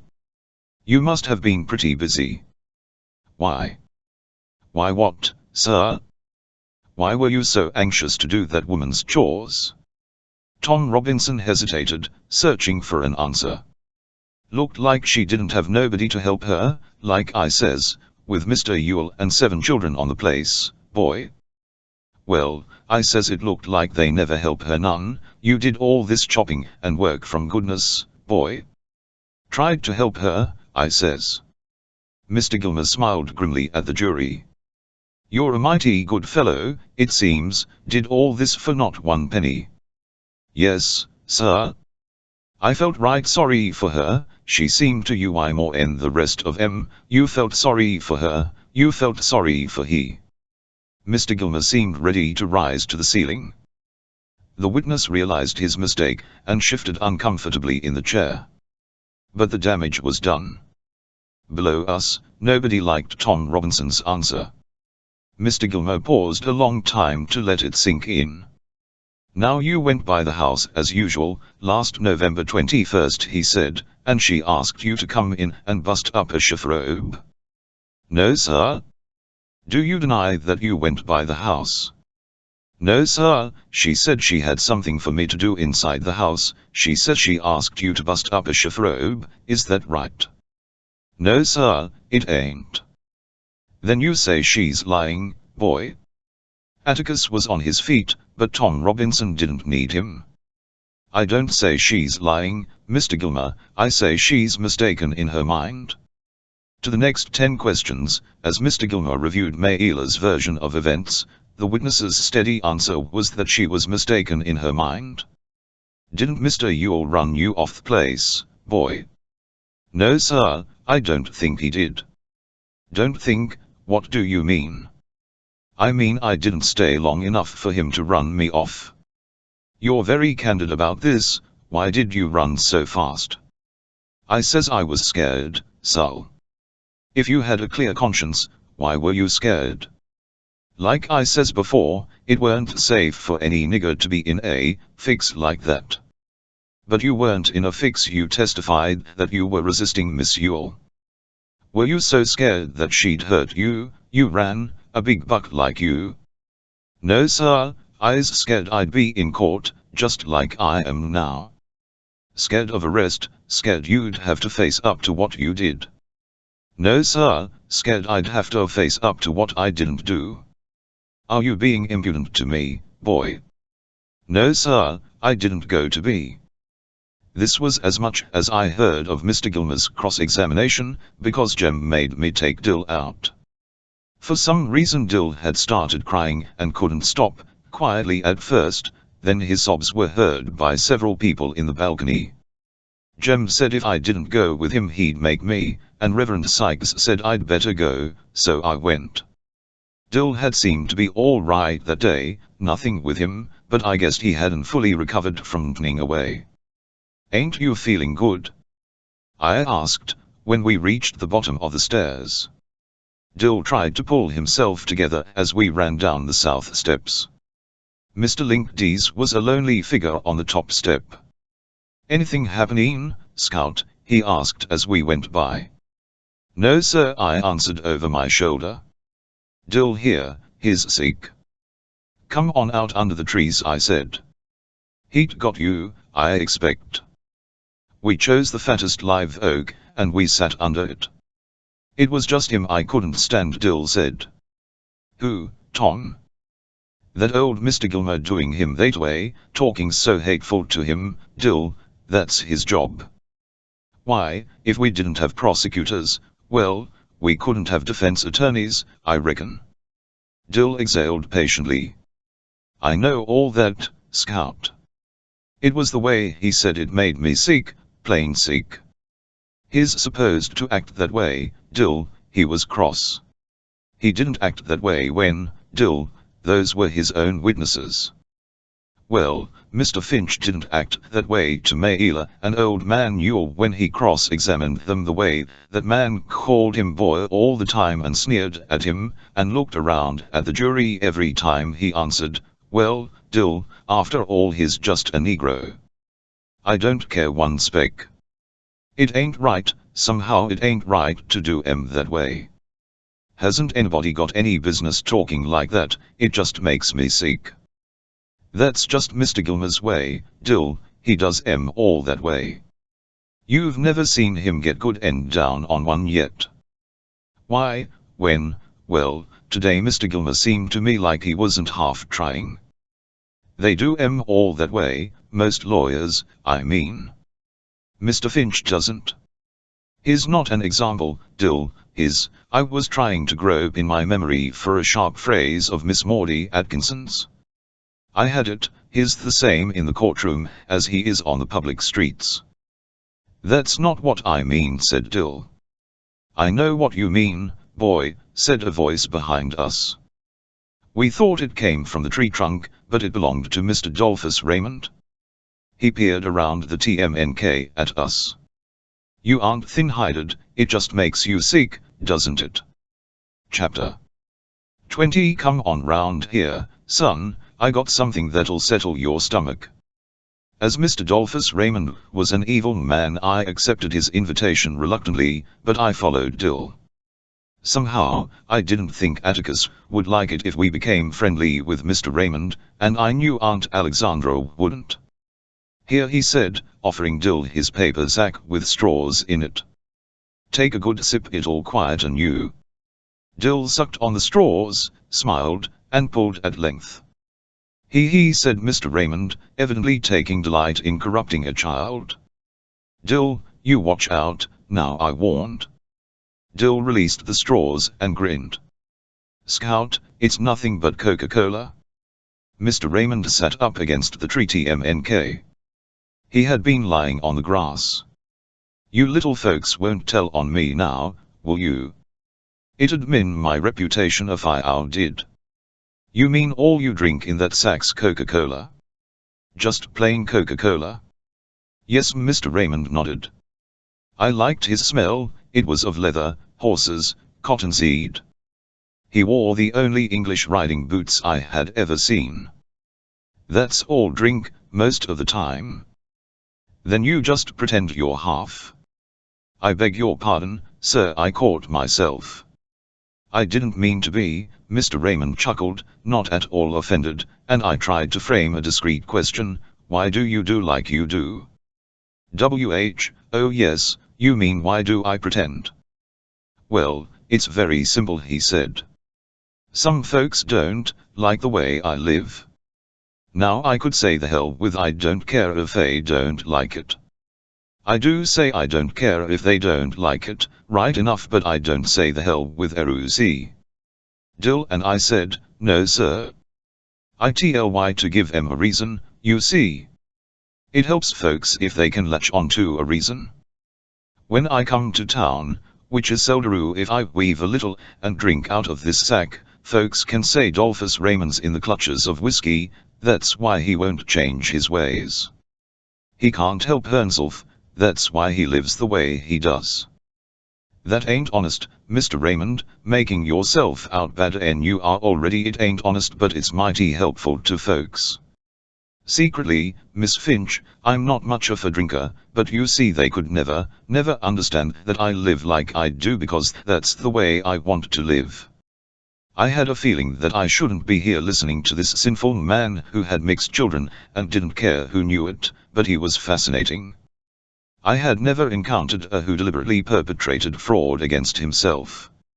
But why had he entrusted us with his deepest secret? I asked him why. Because you're children and you can understand it, he said, and because I heard that one, he jerked his head at Dill, things haven't caught up with that one's instinct yet.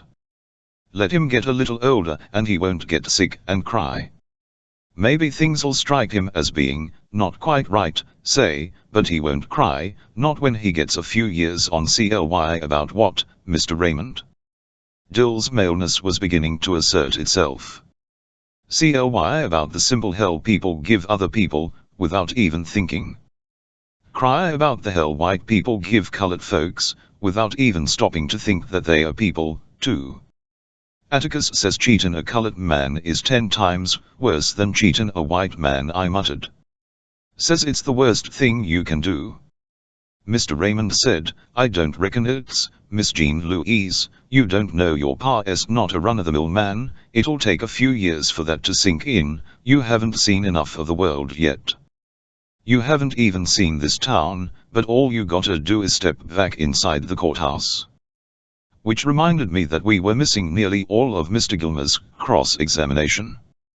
I looked at the sun, and it was dropping fast behind the store tops on the west side of the square. Between two fires, I could not decide which I wanted to jump into, Mr. Raymond or the 5.th Judicial Circuit Cot Hut. Come on, Dill, I said. You all right, now? Yeah. Glad TVE measure, Mr. Raymond, and thanks for the drink, it was mighty settlin'. We raced back to the courthouse, up the steps, up 2 flights of stairs, and edged our way along the balcony rail. Reverend Sykes had saved our seats. The courtroom was still, and again I wondered where the babies were. Judge Taylor's cigar was a brown speck in the center of his mouth. Mr. Gilmer was writing on one of the yellow pads on his table, trying to outdo the court reporter, whose hand was jerking rapidly. Shoot, I muttered, we missed it. Atticus was halfway through his speech to the jury. He had evidently pulled some papers from his briefcase that rested beside his chair, because they were on his table. Tom Robinson was toying with them. Absence of any corroborative evidence, this man was indicted on a capital charge, and is now on trial for his life. I punched Jem. How long's he been at it? He's just gone over the evidence, Jem whispered, and we're gonna win, Scout. I don't see how we can't. He's been at it about 5 minutes. He made it as plain and easy as, well, as either explained it to you. You could have understood it, even. Did Mr. Gilmer? Shh. Nothing new, just the usual. Hush now. We looked down again. Atticus was speaking easily, with the kind of detachment he used when he dictated a letter. He walked slowly up and down in front of the JMY, and the jury seemed to be attentive. Their heads were up, and they followed Atticus's route with what seemed to be appreciation. I guess it was because Atticus wasn't a thunderer. Atticus paused, then he did something he didn't ordinarily do. He unhitched his watch and chain, and placed them on the table, saying, with the court's Judge Taylor nodded, and then Atticus did something I never saw him do before or since, in public or in private. He unbuttoned his vest, unbuttoned his collar, loosened his tie, and took off his coat. He never loosened a scrap of his clothing until he undressed at bedtime, and to Jem and me, this was the equivalent of him standing before us stark naked. We exchanged horrified glances. Atticus put his hands in his pockets, and as he returned to the jury, I saw his gold collar button, and the tips of his pen and pencil winking in the light. Gentlemen, he said. Jem and I again looked at each other. Atticus might have said, Scout. His voice had lost its aridity, its detachment, and he was talking to the jury as if they were folks on the post office corner. Gentlemen, he was saying, I shall be brief, but I would like to use my remaining time with you to remind you that this case is not a difficult one. It requires no minute sifting of complicated facts, but it does require you to be sure beyond all reasonable doubt as to the guilt of the defendant. To begin with, this case should never have come to trial. This case is as simple as black and white. The state has not produced one iota of medical evidence to the effect that the crime Tom Robinson is charged with ever took place. It has relied instead upon the testimony of 2 witnesses, whose evidence has not only called into serious question on cross-examination, but has been flatly contradicted by the defendant. The defendant is not guilty, but somebody in this courtroom is. I have nothing but pity in my heart for the chief witness for the state, but my pity does not extend so far as to her putting a man's life at stake, which she has done in an effort to get rid of her own guilt. I say guilt, gentlemen, because it was guilt that motivated her. She has committed no crime, she has merely broken a rigid and time-honored code of our society, a code so severe that whoever breaks it is hounded from our midst as unfit to live with. She is the victim of cruel poverty and ignorance, but I cannot pity her. She is white. She knew full well the enormity of her offense, but because her desires were stronger than the code she was breaking, she persisted in breaking it. She persisted, and her subsequent reaction is something that all of us have known at one time or another. She did something one white child has done. She tried to put the evidence of her offense away from her.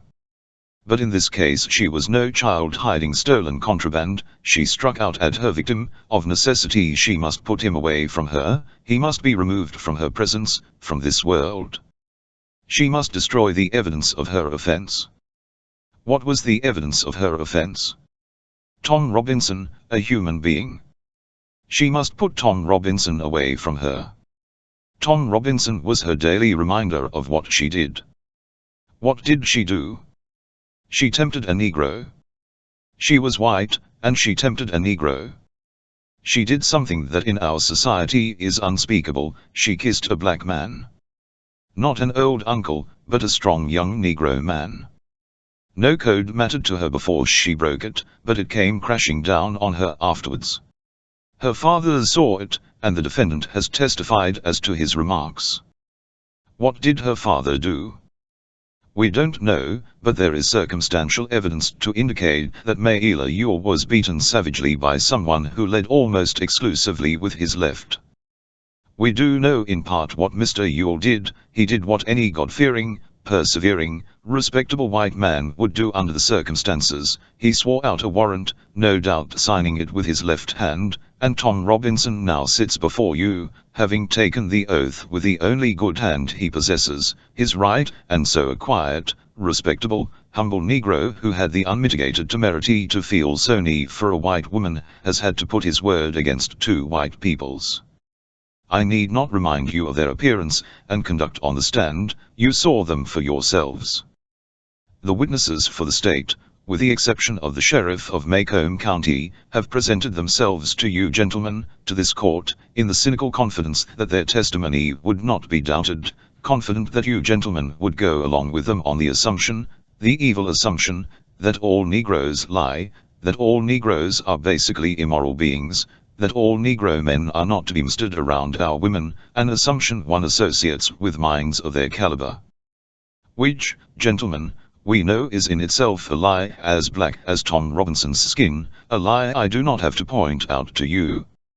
You know the uath, and the uath is this: some Negroes lie, some Negroes are immoral, some Negro men are not to be trusted around women, black or white. But this is a truth that applies to the human race, and to no particular race of men. There is not a person in this courtroom who has never told a lie, who has never done an immoral thing, and there is no man living who has never looked upon a woman without desire. Atticus paused and took out his handkerchief. Then he took off his glasses, and wiped them, and we saw another first. We had never seen him sweat. He was one of those men whose faces never perspired, but now it was shining tan. One more thing, gentlemen, before I quit. Thomas Jefferson once said that all men are created equal, a phrase that the Yankees and the distaff side of the executive branch in Washington are fond of hurling at us. There is a tendency in this year of grace, 1935, for certain people to use this phrase out of context, so all conditions. The most ridiculous example I can think of is that the people who run public education promote the stupid and idle along with the industrious. Because all men are created equal, educators will gravely tell you, the children left behind suffer terrible feelings of inferiority. We know all men are not equal in the sense some people would have us believe. Some are smarter than others, some people have more opportunity because they are born with it, some men make more money than others, some ladies make better cakes than others, some people are born gifted beyond the normal scope of most men. But there is one way in this country in which all men are created equal. There is one human institution that makes a pauper the equal of a Rockefeller, the stupid man the equal of an Einstein, and the ignorant man the equal of any college president. That institution, gentlemen, is a court. It can be the Supreme Court of the States or the humblest JP court in the land, or this honorable court which you serve. Our courts have their faults, as does any human institution, but in this country our courts are the great levelers, and in our courts all men are created equal. I'm no idealist to believe firmly in the integrity of our courts, and in the jury system. That is no ideal to me, it is a living, working reality. Gentlemen, a court is no better than each man of you sitting before me on this JMY. A court is only as sound as its jury, and a jury is only as sound as the men who make it up. I am confident that you gentlemen will review without passion the evidence you have heard, come to a decision and restore this defendant to his family. In the name of God, do your duty. Atticus's voice had dropped, and as he turned away from the jury he said something I did not catch. He said it more to himself than to the court. I punched Jem. What did he say? In the name of God, believe Hiru. I think that's what he said. Dill suddenly reached over me and tugged at Jem. Look yonder. We followed his finger with sinking hearts. Calpurnia was making her way up the middle aisle, walking straight toward Atticus. Chapter 21. She stopped shyly at the railing and waited to get Judge Taylor's attention. She was in a fresh apron, and she carried an envelope in her hand. Judge Taylor saw her and said, "It's Calpurnia, isn't it?" "Yes, sir," she said. "Could I just pass this note to Mr. Finch, please, sir? It hasn't got anything to do with the trial." Judge Taylor nodded, and Atticus took the envelope from Calpurnia. He opened it, read its contents, and said, "Judge, this note is from my sister. She says my children are missing, haven't turned up since noon. Could you know where they are, Atticus?" Mr. Underwood spoke up. "They are right up yonder in the colored balcony, been there since precisely 1:18 p.m. Our father turned around and up. "Jem, come down from there," he called. Then he said something to the judge we didn't hear. We climbed across Reverend Sykes and made our way to the staircase. Atticus and Calpurnia met us downstairs. Calpurnia looked peeved, but Atticus looked exhausted. Jem was jumping in excitement. "We've won, haven't we?" "I've no idea," said Atticus shortly. "You've been here all afternoon. Go home with Calpurnia and get your supper, and stay home." "Or, Atticus, let us come back," pleaded Jem. "Please let us hear the verdict, please, sir. The jury might be out and back in a minute, we don't know, but we could tell." Atticus was relenting. "Well, you've heard it all, so you might as well hear the rest. Tell you what, you all can come back when you've eaten your supper. Eat slowly, now, you won't miss anything important, and if the jury's still out, you can wait with us. But I expect it'll be over before you get back." "You think they'll acquit him that fast?" asked Jem. Atticus opened his mouth to answer, but shut it and left us. I prayed that Reverend Sykes would save our seats for us, but stopped praying when I remembered that got up and left in droves when the jury was out tonight. They'd overrun the drugstore, the OK Cafe, and the hotel, that is, unless they had brought their suppers. Calpurnia marched us home. "Skin every one of you alive, the very idea, you children listening to all that. Mr. Jeru, don't you know better than to take your little sister to that trial? Miss Alexandra 11 absolutely have a stroke of paralysis when she finds out. Ain't fittin' for children to hear." The streetlights were on, and we glimpsed Calpurnia's indignant profile as we passed beneath them. "Mr. Jem, I thought you was gettin' some kinda head on your shoulders. The very idea, she's your little sister." "The very idea, sir. You oughta be perfectly ashamed of yourself. Ain't you got any sense at all?" I was exhilarated. So many things had happened so fast I felt it would take years to sort them out, and now here was Calpurnia giving her precious Jem down the country. What new marvels would the evening bring? Jem was chuckling. "Don't you want to hear about it, Cal?" "Hush your mouth, sir. When you oughta be hanging your head in shame you go along laughing." Calpurnia revived a series of rusty threats that moved Jem to little remorse, and she sailed up the front steps with her classic, "If Mr. Finch don't wear you out, I will get in that house, sir." Jem went in grinning, and Calpurnia nodded tacit consent to having Dill into supper. "You all call Miss Rachel right now and tell her where you are," she told him.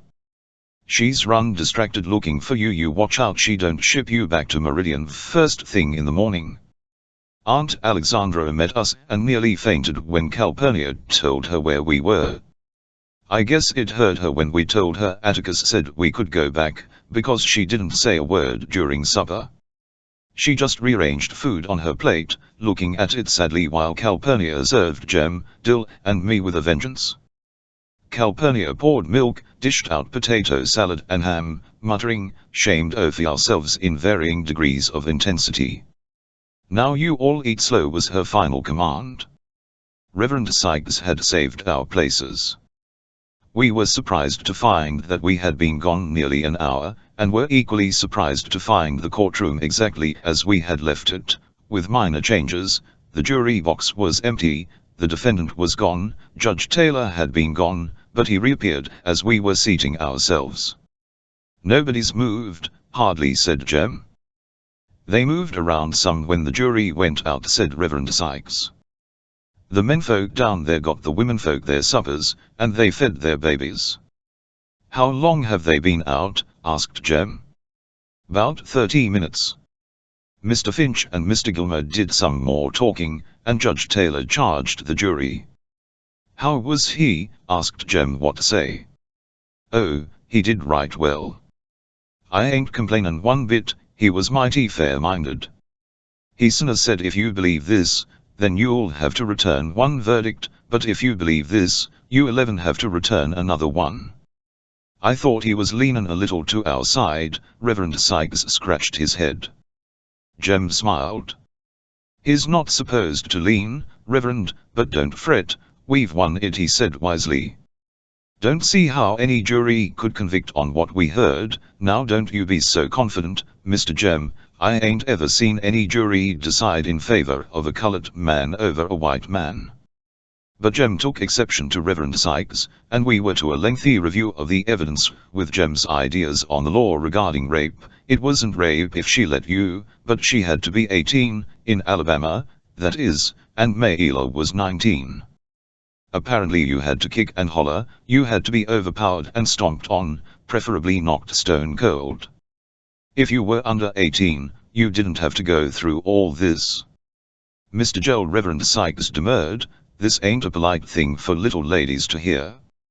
"Or, she doesn't know what we're talking about," said Jem Scout. "This is too old for you, ain't it?" "It most certainly is not, I know every word you're saying." Perhaps I was too convincing, because Jem hushed and never discussed the subject again. "What time is it, Reverend?" he asked. "Gettin' on toward 8. I looked down and saw Atticus strolling around with his hands in his pockets. He made a tour of the windows, then walked by the railing over to the JMY box. He looked in it, inspected Judge Taylor on his throne, then went back to where he started. I caught his eye and waved to him. He acknowledged my salute with a nod, and resumed his tour. Mr. Gilmer was standing at the windows talking to Mr. Underwood.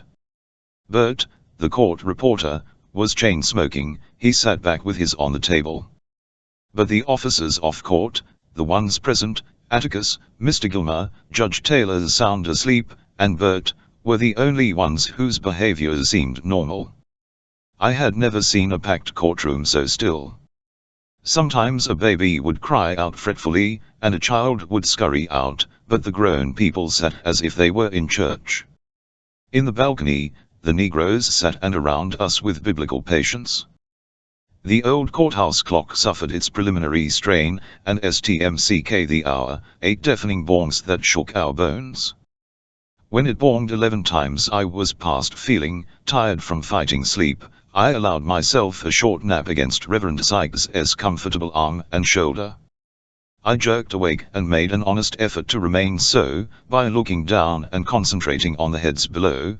There were 16 bald ones, 14 men that could pass for redheads, 40 heads vying between brown and black, and I remembered something Jem had once explained to me when he went through a brief period of psychical research. He said if enough people, a stadium full, maybe, were to concentrate on one thing, such as setting a tree afire in the woods, that the tree would ignite of its own accord. I toyed with the idea of asking everyone below to concentrate on setting Tom Robinson free, but thought if they were as tired as I, it wouldn't work. Dill was sound asleep, his head on Jem's shoulder, and Jem was quiet. "Ain't it a long time?" I asked him. "Sure is, Scout," he said happily. "Well, from the way you put it, it'd just take 5 minutes. Jem raised his eyebrows. "There are things you don't understand," he said, and I was too weary to argue.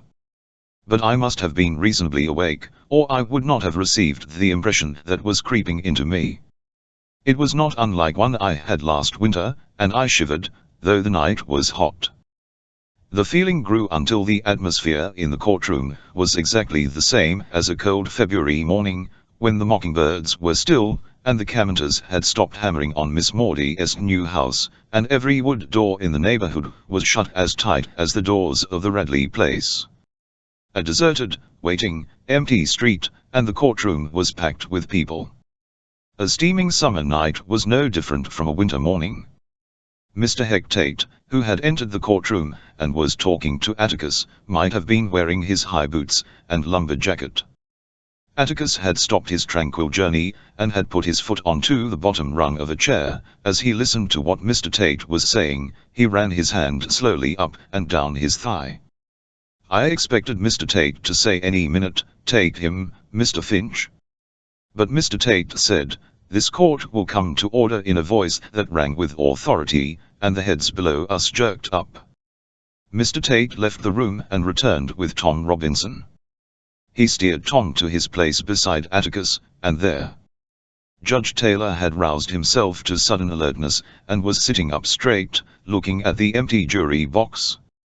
What happened after that had a dreamlike quality. In a dream I saw the jury return, moving like underwater swimmers, and Judge Taylor's voice came from far away and was tiny. I saw something only a lawyer's child could be expected to see, could be expected to watch for, and it was like watching Atticus walk into the street, raise a rifle to his shoulder, and pull the trigger, but watching all the time knowing that the gun was empty. A jury never looks at a defendant it has convicted, and when this jury came in, not one of them looked at Tom Robinson. The foreman handed a piece of paper to Mr. Tate, who handed it to the clerk, who handed it to the judge. I shut my eyes. Judge Taylor was polling the jury, guilty, guilty, guilty, guilty. I peeked at Jem. His hands were white from gripping the balcony rail, and his shoulders jerked as if each guilty was a separate stab between them. Judge Taylor was saying something. His gavel was in his fist, but he wasn't using it. Dimly, I saw Atticus pushing papers from the table into his briefcase. He snapped it shut, went to the court reporter, and said something, nodded to Mr. Gilmer, and then went to Tom Robinson, and whispered something to him. Atticus put his hand on Tom's shoulder, as he whispered. Atticus took his coat off the back of his chair, and pulled it over his shoulder. Then he left the courtroom, but not by his usual exit. He must have wanted to go home the short way, because he walked quickly down the middle aisle toward the south exit. I followed the top of his head as he made his way to the door. He did not look up. Someone was punching me, but I was reluctant to take my eyes from the people below us, and from the image of Atticus's lonely walk down the aisle. Miss Jean Louise. I looked around. They were standing all around us, and in the balcony on the opposite wall, the Negroes were getting to their feet. Reverend Sykes's voice was as distant as Judge Taylor's. "Miss Jean Louise, stand up. Your father's passing." Chapter 22. It was Jem's turn to cry. His face was streaked with angry tears, as we made our way through the cheerful crowd. "It ain't right," he muttered, all the way to the corner of the square where we found Atticus waiting. Atticus was standing under the street light looking as though nothing had. His vest was buttoned, his collar and tie were neatly in place, his watch chain glistened, he was his impassive self again. "It ain't right," Atticus said. "Jem, no son, it's not right." We walked home. Aunt Alexandra was waiting up. She was in her dressing gown, and I could have sworn she had on her corset underneath it. "I'm sorry, brother," she murmured. Having never heard her call Atticus brother before, I stole a glance at Jem, but he was not listening. He would 100k up at Atticus, then down at the floor, and I wondered if he thought Atticus somehow responsible for Tom Robinson's conviction. "Is he all right?"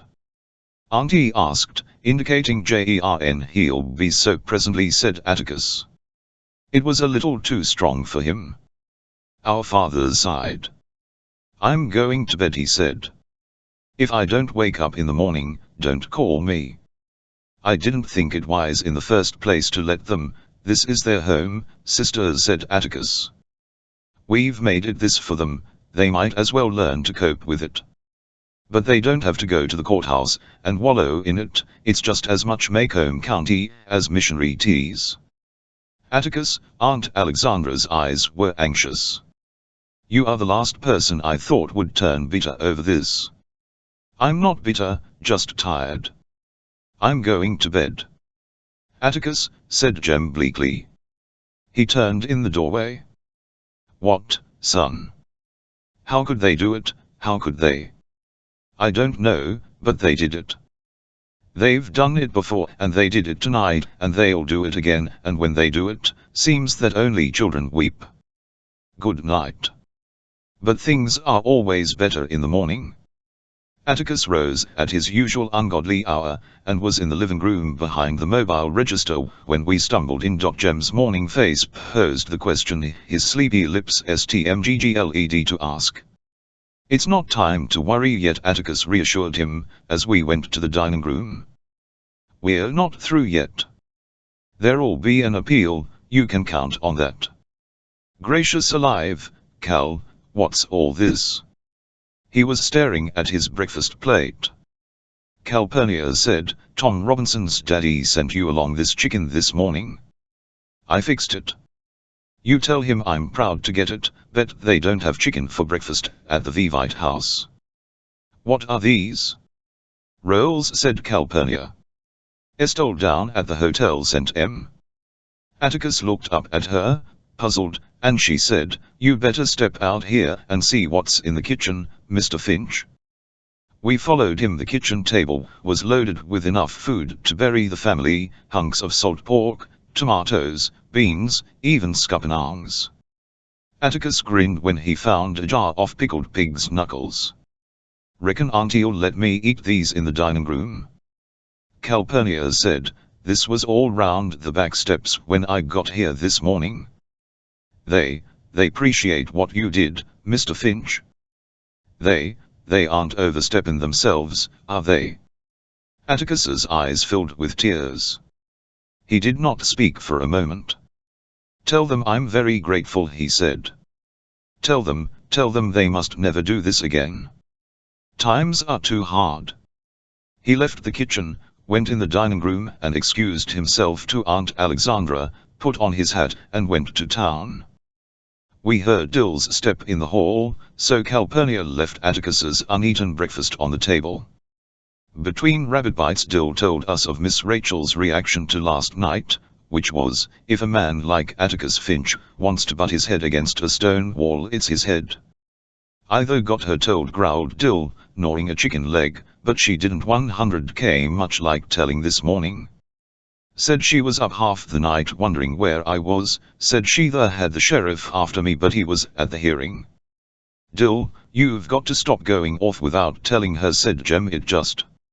Her. Dill sighed patiently.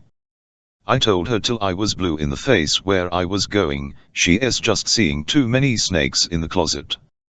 Bet that woman drinks a pint for breakfast every morning, no she drinks 2 glasses full.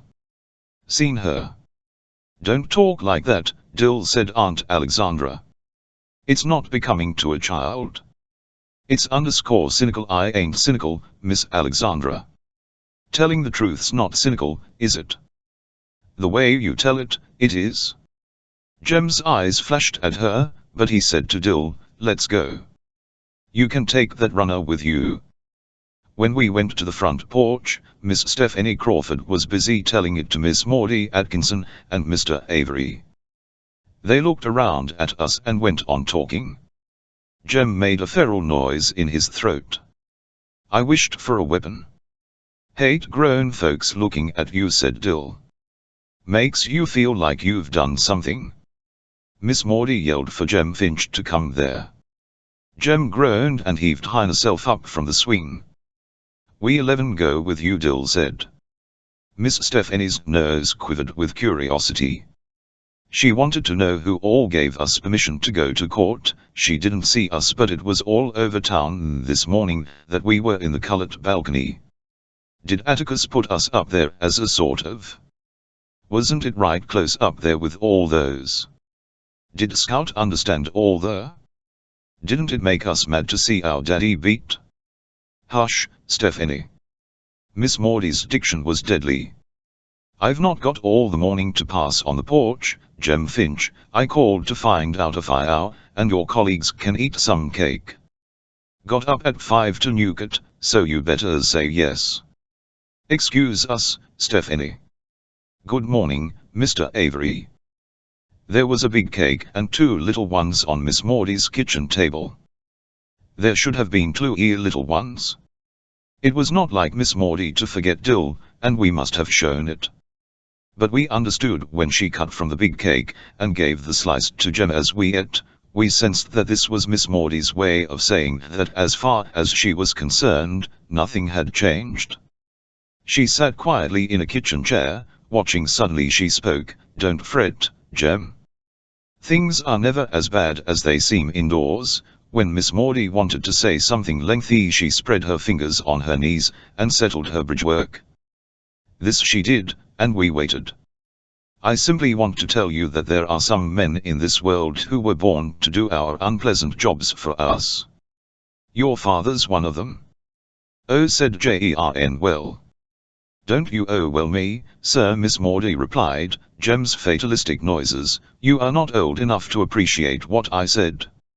Jem was staring at his half-eaten cake. "It's like being a caterpillar in a cocoon, that's what it is," he said. "Like something asleep wrapped up in a warm place. I always thought Maycomb folks were the folks in the world, least that's what they seemed like." "We're the safest folks in the world," said Miss Maudie. "We're so rarely called on to be Christians, but when we are, we've got men like Atticus to go for us." Jem grinned miffly. "Wish the rest of the county thought that. You'd be surprised how many of us do." "Who?" Jem's voice rose. "Who in this town did one thing to help Tom Robinson? Just who? His colored friends for one thing, and people like us. People like Judge Taylor. People like Mr. Hectate. Stop eating and STMT thinking, Jem. Did it ever strike you that Judge Taylor naming Atticus to defend that boy was no accident? That Judge Taylor might have had his reasons for naming him? This was a thought. Court-appointed defenses were usually given to Maxwell Green, Maycomb's latest addition to the bar, who needed the experience. Maxwell Green should have had Tom Robinson's case. "You think about that," Miss Maudie was saying. "It was no accident. I was sitting there on the porch last night, waiting. I waited and waited to see you all come down the sidewalk, and as I waited I thought, Atticus Finch won't win, he can't win, but he's the only man in these PMTs who can keep a July out so long in a case like that. And I thought to myself, well, we're making a step, it's just a baby step, but it's a step. It's all right to talk like that. Can't any Christian judges and lawyers make up for heathen juries?" Jem muttered. "Soon's I get grown, that's something you 11 have to take up with your father," Miss Maudie said. We went down Miss Maudie's cool new steps into the sunshine, and found Mr. Avery and Miss Stephanie Crawford still at it. They had moved down the sidewalk and were standing in front of Miss Stephanie's house. Miss Rachel was walking toward them. "I think I'll be a clown when I get grown," said Dill. Jem and I stopped in our tracks. "Yes sir, a clown," he said. "There ain't one thing in this world I can do about folks except laugh, so I'm gonna join the circus and laugh my head off." "You got it backwards," Dill said. "Jem. Clowns are sad, it's folks that laugh at them. Well, I'm gonna be a new kind of clown. I'm gonna stand in the middle of the ring and laugh at the folks. Just look yonder," he pointed. "Every one of 'em oughta be riding broomsticks. Aunt Rachel already does." Miss Stephanie and Miss Rachel were waving wildly at us, in a way that did not give the lie to Dill's observation. "Oh gosh," breathed Jem. "I reckon it'd be ugly not to see something was wrong." Mr. Avery was red in the face from a sneezing spell, and nearly blew us off the sidewalk when we came up. Miss Stephanie was trembling with excitement, and Miss Rachel caught Dill's shoulder. "You get on in the backyard, and stay there, she said. There's danger coming. Is matter? I asked. Ain't you heard yet? It's all over town. At that moment Aunt Alexandra came to the door and us, but she was too late. It was Miss Stephanie's pleasure to tell us, this morning Mr. Bob Ewell stopped Atticus on the post office corner, spat in his face, and told him he'd get him if it took the rest of his life. Chapter 23. I wish Bob Ewell wouldn't chew tobacco, was all Atticus said about it. According to Miss Stephanie Crawford, however, Atticus was leaving the post office when Mr. Ewell approached him, cursed him, spat on him, and threatened to kill him. Miss Stephanie, who, by the time she had told it twice, was there and had seen it all, passing by from the jitney jungle, Stephanie said Atticus didn't bat an eye, just took out his handkerchief, and wiped his face, and stood there and let Mr. Ewell call him names wild horses could not bring her to repeat. Mr. Ewell was a veteran of an obscure war, that plus Atticus's peaceful reaction probably prompted him to inquire, too proud to fight, you nigger-loving bastard. Miss Stephanie said Atticus said, no, too old, put his hands in his pockets, and strolled on. Miss Stephanie said you had to hand it to Atticus Finch, he could be right dry sometimes. Jem and I didn't think it entertaining. After all, though, I said, he was the deadest shot in the county one time. He could underscore, you know, he wouldn't carry a gun, Scout. He ain't even got one, said Jem. You know, he didn't even have one down at the jail that night. He told me having a gun around's an invitation to somebody to shoot you. This is different, I said. We can ask him to borrow one. We did, and he said, nonsense. Dill was of opinion that an appeal to Atticus's better nature might work. After, we would starve if Mr. Ewell killed him, besides be raised exclusively by Aunt Alexandra, and we all knew the first thing she'd do before Atticus was underground Google would be to fire Calpurnia. Jem said it might work if I cried and flung a fit, being young and a girl. That didn't work either. But when he noticed us dragging around the neighborhood, not eating, taking little interest in our normal pursuits, Atticus discovered how deeply frightened we were. He tempted Jem with a new football magazine one night. When he saw Jem flip the pages and toss it aside, he said, "What's bothering you, son?" Jem came to the point, "Mr. Ewell." "What has happened?" "Nothing's happened. We're scared for you, and we think you ought to do something about him." Atticus smiled wryly. "Do what?" "Put him under a peace bond. When a man says he's gonna get you, looks like he means it." "He meant it when he said it," said Atticus. "Jem, see if I can stand in Bob Ewell's shoes a minute. I destroyed his last shred of credibility at that trial. If he had any to begin with, a man had to have some kind of comeback. His kind always does. So if spitting in my face and threatening me saved Mayla Ewell one extra beating, that's something I'll gladly take. He had to take it out on somebody, and I'd rather it be me than that house full of children out there. You understand?" Jem nodded.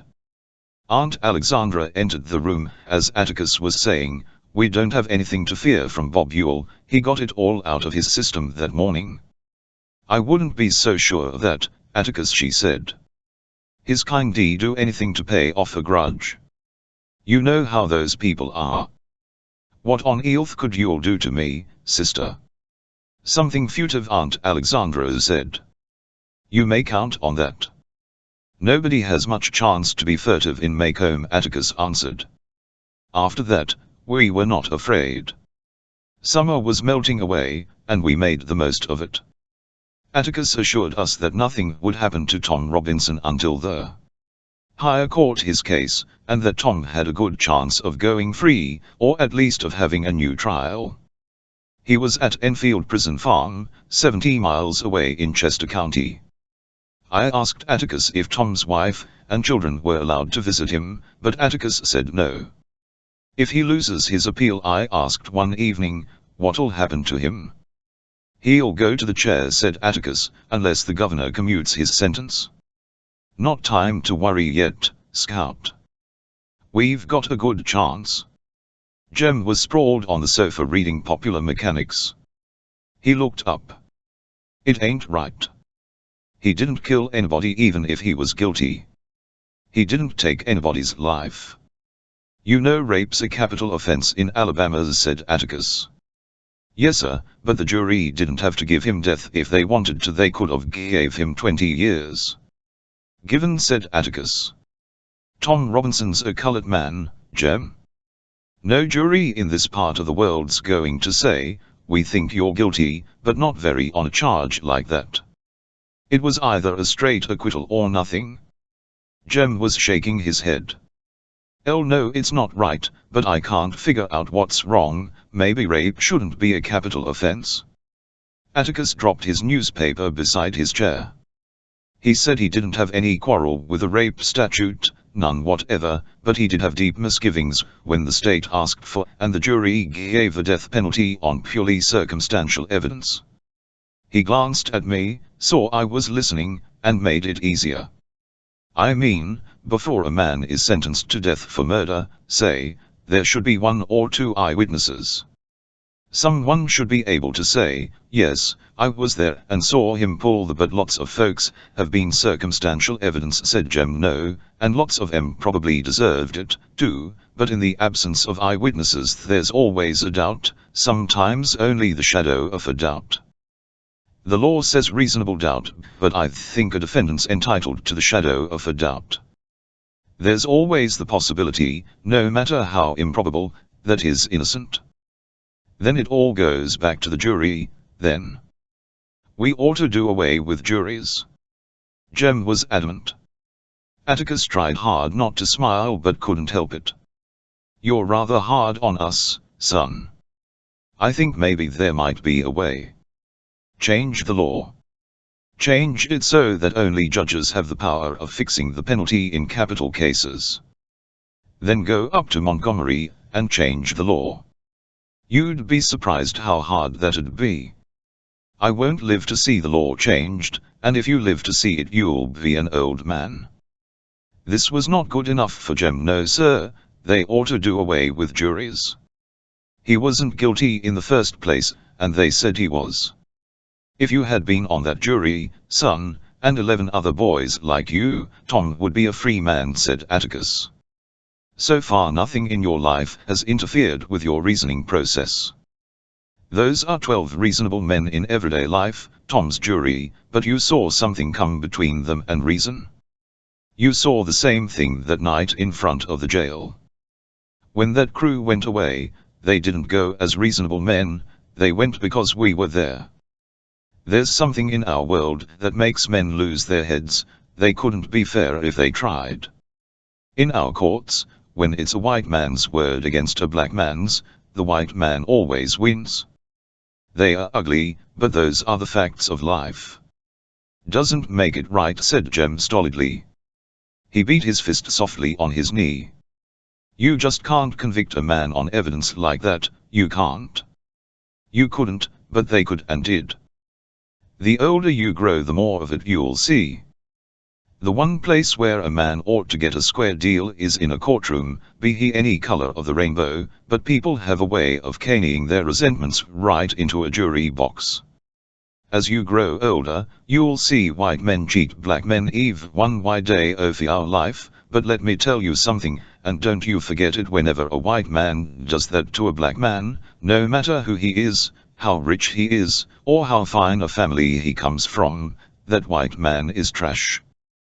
Atticus was speaking so quietly his last word crashed on our ears. I looked up, and his face was vehement. There's nothing more sickening to me than a low-grade white man who'll take advantage of a Negro's ignorance. Don't fool yourselves, it's all adding up, and one of these days we're going to pay the bill for it. I hope it's not in you children's time. Jem was scratching his head. Suddenly his eyes widened. Atticus, he said, why don't people like us and Miss Maudie ever sit on juries? You never see anybody from Macomb on a jury, they all come from out in the woods. Atticus leaned back in his rocking chair. For some reason he looked pleased with Jem. I was wondering when that had occurred to you, he said. There are lots of reasons. For one thing, Miss Maudie can't serve on a jury because she's a woman. You mean women in Alabama can't? I was indignant. I do. I guess it's to protect our frail ladies from sordid cases like Tom's. Besides, Atticus grinned, I doubt if we'd ever get a complete case tried, the ladies be interrupting to ask questions. Jem and I laughed. Miss Maudie on a jury would be impressive. I thought of old Mrs. Dubose in Her That Rapping, John Taylor. I want to ask this man something. Perhaps our forefathers were wise. Atticus was saying, with people like us, that's our share of bill. We generally get the juries we deserve. Our stout Maycomb citizens aren't interested, in the first place. In the second place, they are afraid. They're afraid, why? Jem, well, what if, say, Mr. Link Dees had to decide the amount of damages to award, say, Miss Maudie, when Miss Rachel ran over her with a car? Link wouldn't like the thought of losing either lady's business at his store, would he?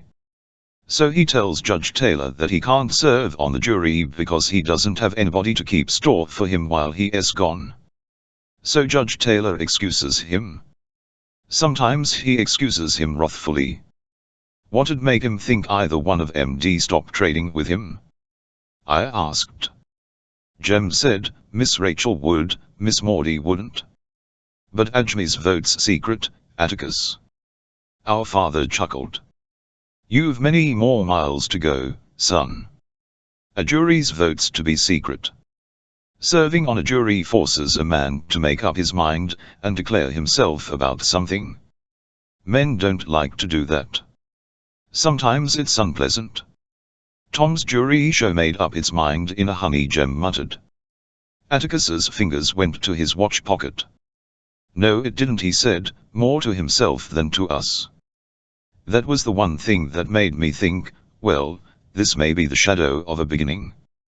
That jury took a few hours. An inevitable verdict, maybe, but usually it takes just a few minutes. This time, he broke off and at us. You might like to know that there was one fellow who took considerable wearing down. In the beginning he was rarin' for an outright acquittal. Who? Jem was astonished. Atticus's eyes twinkled. It's not for me to say, but I'll tell you this much. He was one of your old Sam friends. One of Cunningham's? Jem yelped. One of, I didn't recognize any of them. You're joking? He looked at Atticus from the corners of his eyes. One of their connections? On a hunch, I didn't strike him. Just on a hunch. Could've, but didn't. Golly Moses, Jem said reverently. 1 minute they are trying to kill him, and the next they are trying to turn him loose. I'll never understand those folks as long as I live. Atticus said you just had to know em. He said the Cunninghams hadn't taken anything from or off of anybody since they to the New World. He said the other thing about them was, once you earned their respect they were for you tooth and nail. Atticus said he had a feeling, nothing more than a suspicion, that they left the jail that night with considerable respect for the Finches. Then too, he said, it took a Thunderbolt plus another Cunningham to make one of them change his mind. If we'd had two of that crowd, we'd eve had a hung jury. Jem said slowly, you mean you actually put on the jury a man who wanted to kill you the night before? How could you take such a risk, Atticus, how could you? When you analyze it, there was little risk. There's no difference between one man who's going to convict and another man who's going to convict, is there? There's a faint difference between a man who's going to convict and a man who's a little disturbed in his mind, isn't there? He was the only uncertainty on the whole list. What kin was that man to Mr. Walter Cunningham? I asked. Atticus rose, stretched and yawned. It was not even our bedtime, but we knew he wanted a chance to read his newspaper. He picked it up, folded it, and tapped my head. Let's see now, he droned to himself. I've got it. Double first cousin. How can that be? 2 sisters married 2 brothers. That's all I'll tell you, you figure it out.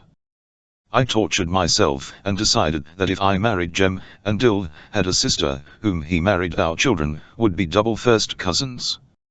G-Minity, Jeru, I said, when Atticus had gone, they are funny folks. Do you hear that, Auntie? Aunt Alexandra was hooking a rug and not watching us, but she was listening. She sat in her chair with her work basket beside it, her rug spread across her lap. Why ladies hooked woolen rugs on boiling nights never became clear to me. I heard it, she said. I remembered the distant disastrous occasion when I rushed to young Walter Cunningham's defense. Now I was glad I'd done it. Soon's school starts. I'm gonna ask Walter home to dinner, I planned, having forgotten my private resolve to beat him up the next time I saw him. He can stay over sometimes after school, too.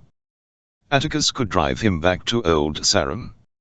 Maybe he could spend the night with us sometime. Okay, Jenny. We'll see about that, Aunt Alexandra said, a declaration that with her was always a threat, never a promise. Surprised, I turned to her. Why not, Auntie? They are good folks. She looked at me over her sewing glasses. Jean-Louise, there is no doubt in my mind that they are good folks. But they are not our kind of folks. Jem says, she means they are yappy, Scout. What is a yap? Or, tacky. They like fiddlin' and things like that. Why, well, I do too. Don't be silly, Jean-Louise said Aunt Alexandra. The thing is, you can scrub Walter Cunningham till he shines, you can put him in shoes and a new suit, but he'll never be like Jem.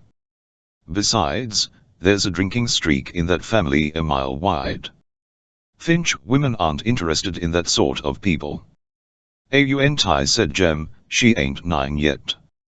She may as well learn it now. Aunt Alexandra had spoken. I was reminded vividly of the last time she had put her foot down. I never knew why. It was when I was absorbed with plans to visit Calpurnia's house. I was curious, interested, I wanted to be her company to see how she lived, who her friends were. I might as well have wanted to see the other side of the moon. This time the tactics were different, but Aunt Alexandra's aim was the same. Perhaps this was why she had come to live with us, to help us choose our friends. I would hold her off as long as I could. If they are good folks, then why can't I be nice to Walter? I didn't say not to be nice to him. You should be friendly and polite to him, you should be gracious to everybody, dear. But you don't have to invite him home. What if he was kin to us, Auntie? The fact is that he is not kin to us, but if he were, my answer would be the same. Auntie Jem spoke up. Atticus says you can choose your friends, but you sure can't choose your family, and they are still kin to you no matter whether you acknowledge them or not, and it makes you look right silly when you don't. That's your father all over again, said Aunt Alexandra, and I still say that Jean-Louise will not invite Walter Cunningham to this house. If he were her double first cousin, once removed, he would still not be received in this house unless he comes to see Atticus on business. Now that is that. She had said indeed not, but this time she would give her reasons. But I want to play with Walter, Auntie, why can't I? She took off her glasses and stared at me. I'll tell you why, she said. Because he is trash, that's why you can't play with him. I'll not have you around him, picking up his habits and learning Lord knows what. You're enough of a problem to your father, as it is.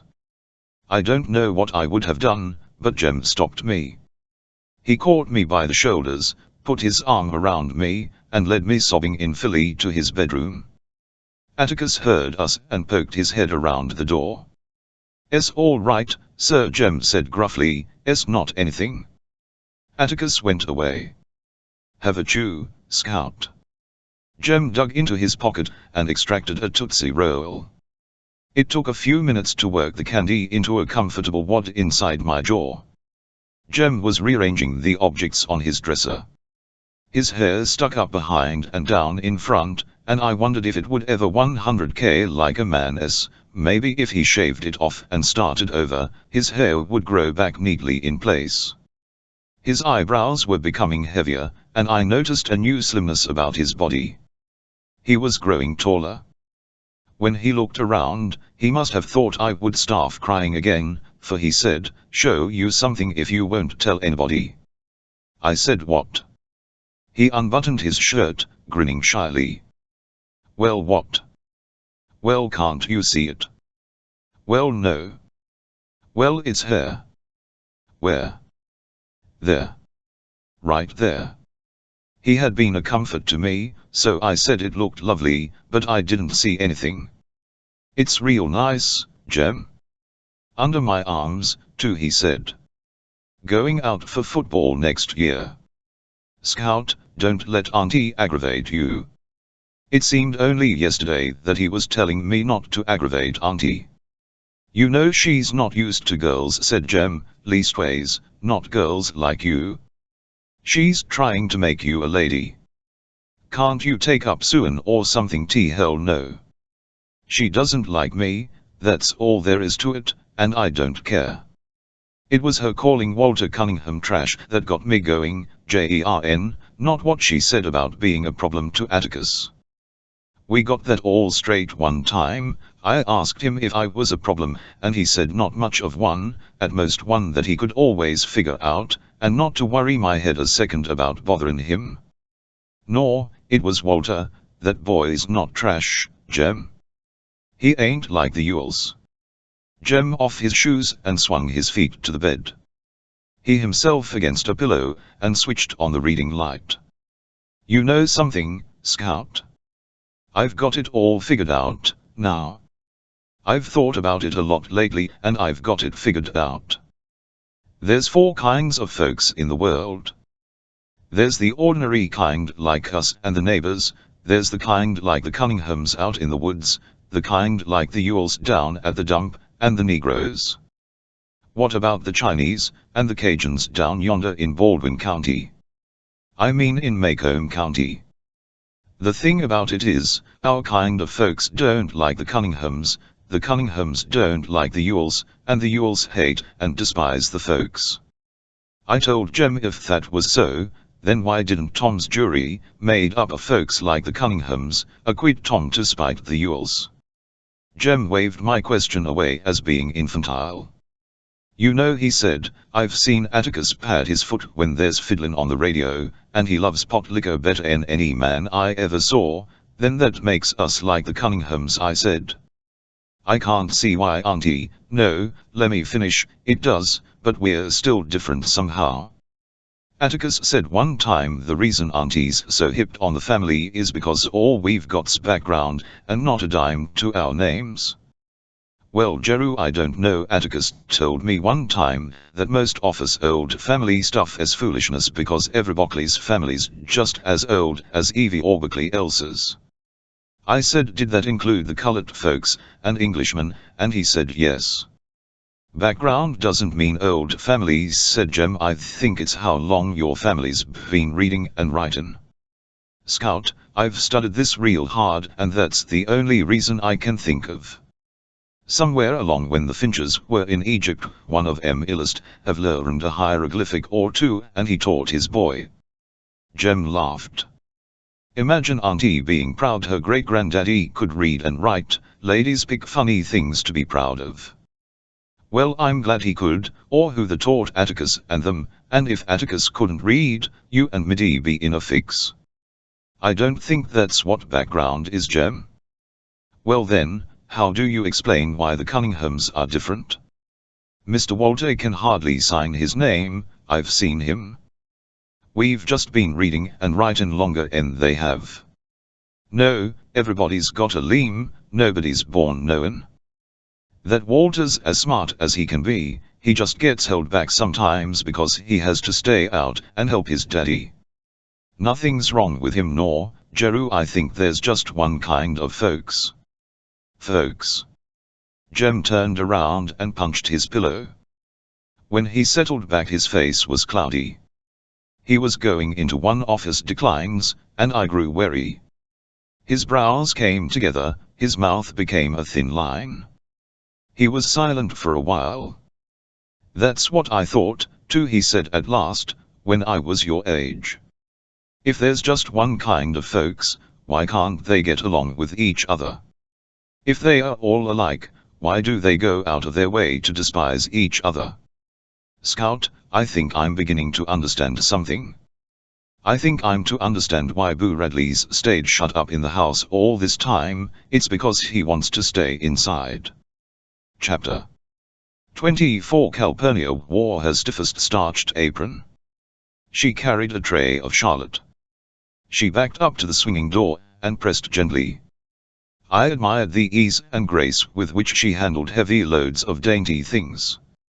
So did Aunt Alexandra, I guess, because she had let Calpurnia serve today.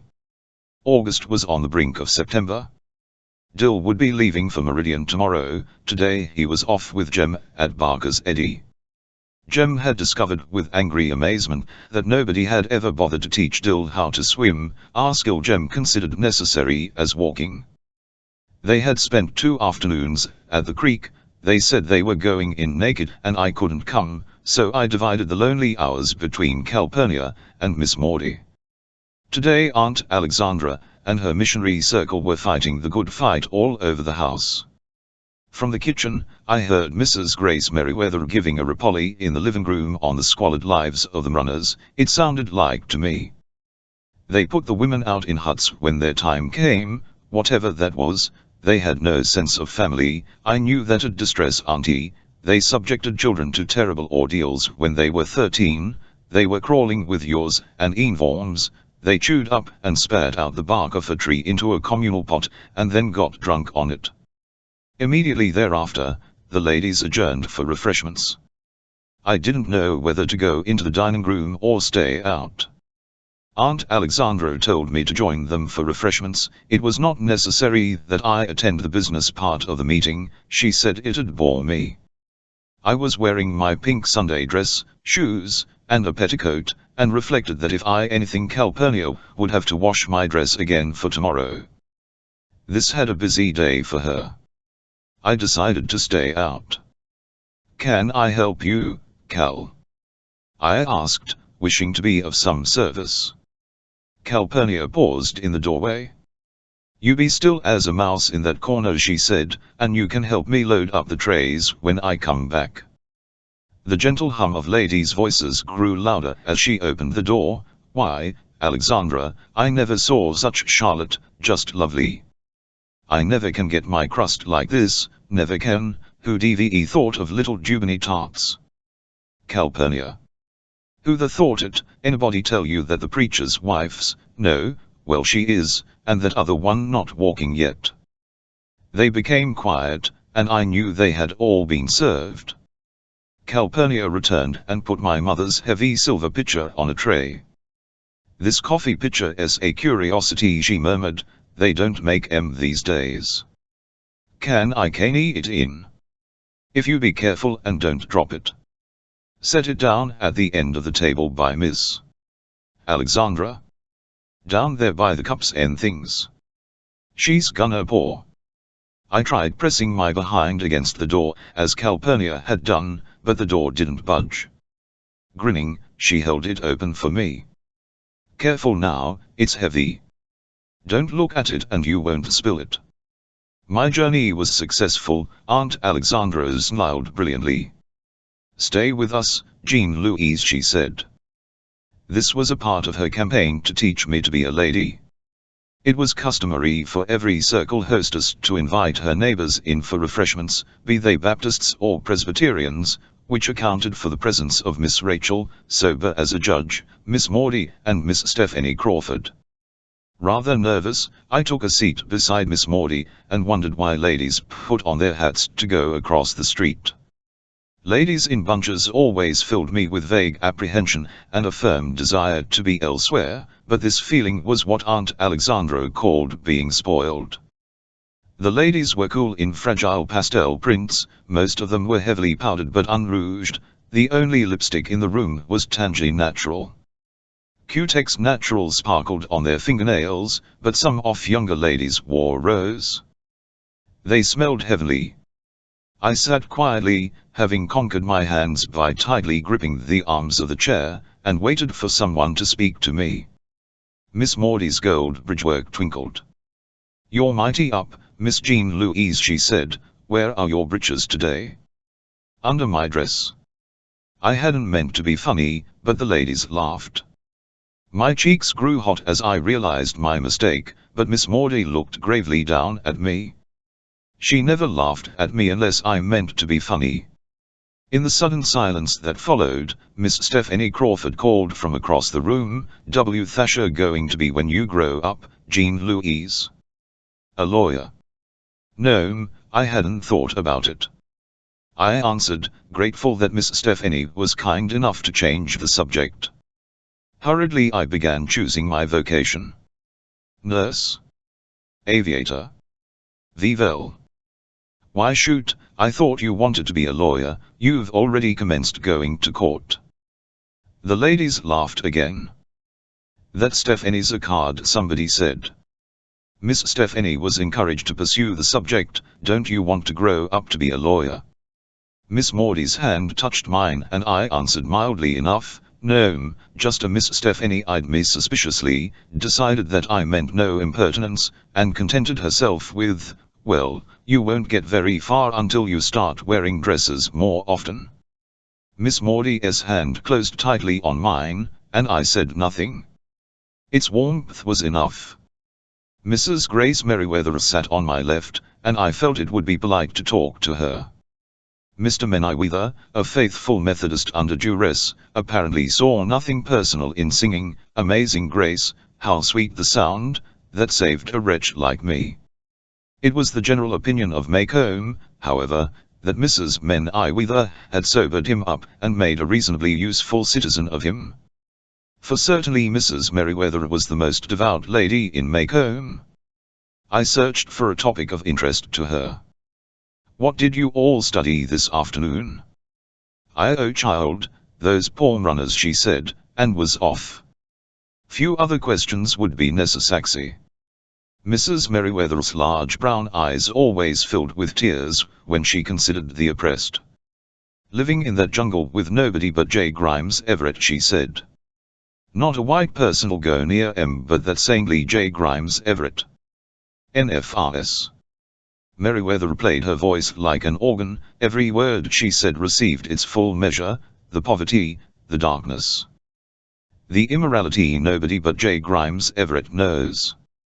"You know, when the church gave me that trip to the campgrounds," J. Grimes Everett said to me, "was he there?"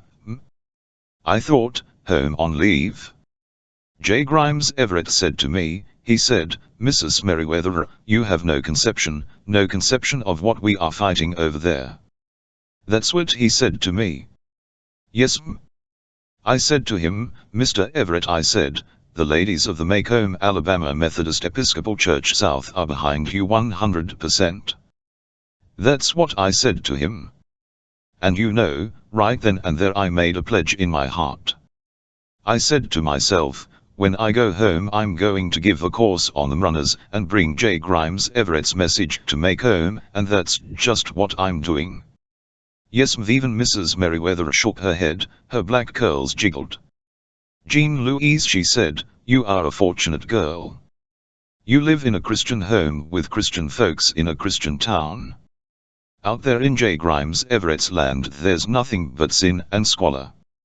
"Yes, sin and squalor, what was that?" gurgled Mrs. Merriweather turned on her chimes for the lady sitting beside her. "Oh, that. Well, I always say forgive and forget, forgive and forget. Thing the church ought to do is help her lead a Christian life for those children from here on out. Some of men ought to go out there and tell that preacher to encourage her." "Excuse me, Mrs. Merriweather," I interrupted, "are you all talking about May Ewell?" "May? No, child. That darkie's wife. Tom's wife, torn, Robinson. Mrs. Merriweather turned back to her neighbor. There's one thing I believe, Gertrude, she continued, but some people just don't see it my way. If we just let them know we forgive that we've forgotten it, then this whole thing'll blow. Mrs. Merriweather, I interrupted once more, what'll blow over? Again, she turned to me. Mrs. Merriweather was one of those childless adults who find it necessary to assume a different tone of voice when speaking to children. Nothing, Jean Louise, she said, in stately Largo, the cooks and field hands are just dissatisfied, but they are settling down now, they'll bled all next day after that trial. Mrs. Merriweather faced Mrs. Farrow, guilty, I tell you there's nothing more distracting than a sulky darky. Their mouths go down to here. Just ruins your day to have one of them in the kitchen. You know what I said to my Sophie, Gertie? I said, Sophie, I said, you simply are not being a Christian today. Jesus Christ never went around grumbling and complaining, and you know, it did her good. She took her eyes off that floor and said, no, Miss Merriweather, Jesus never went around grumbling. I tell you, Gertrude, you never ought to let an opportunity go by to witness for the Lord. I was reminded of the ancient little organ in the chapel at Finch's Landing. When I was very small, and if all had been very good during the day, Atticus would let me pump its bellows while he picked out a tune with one finger. The last note would linger as long as there was air to sustain it. Mrs. Merriweather had run out of air, I judged, and was replenishing her supply while Mrs. Farrow composed herself to speak. Mrs. Farrow was a splendidly built woman with pale eyes and narrow feet. She had a fresh permanent wave, and her hair was a mass of tight grey ringlets. She was the second most devout lady in Macomb. She had a curious habit of prefacing evilitling, she said, with a soft sibilant sound. SSS Grace, she said, it's just like I was telling Brother Hudson the other day. SSS Brother Hudson, I said, looks like we're fighting a losing battle, a losing battle. I said, SSS, it doesn't matter to M one bit. We can educate M till we're blue in the face, we can try till we drop to make Christians out of M, but there's no lady safe in Herb these nights. He said to me, Mrs. Farrow, I don't know what we're coming to down here. SSS, I told him that was certainly a fact. Mrs. Merriweather nodded wisely. Her voice soared over the clink of coffee cups and the soft bovine sounds of the ladies munching their dainties.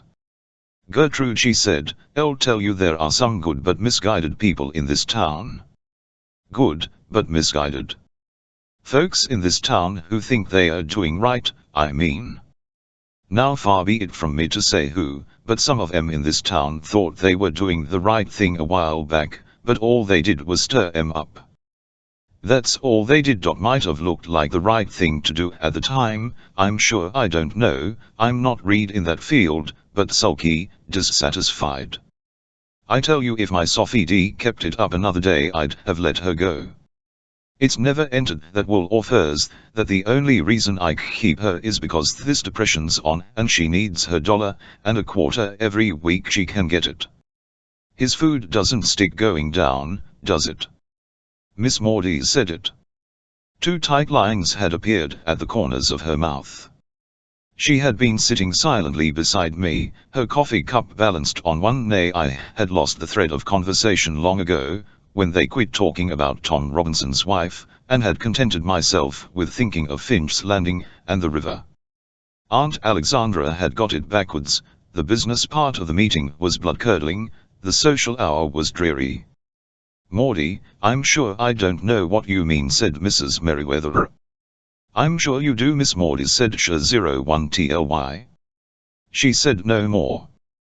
When Miss Maudie was angry her brevity was icy. Something had made her deeply angry, and her grey eyes were as cold as her voice. Mrs. Merriweather reddened, glanced at me, and looked away. I could not see Mrs. Farrow.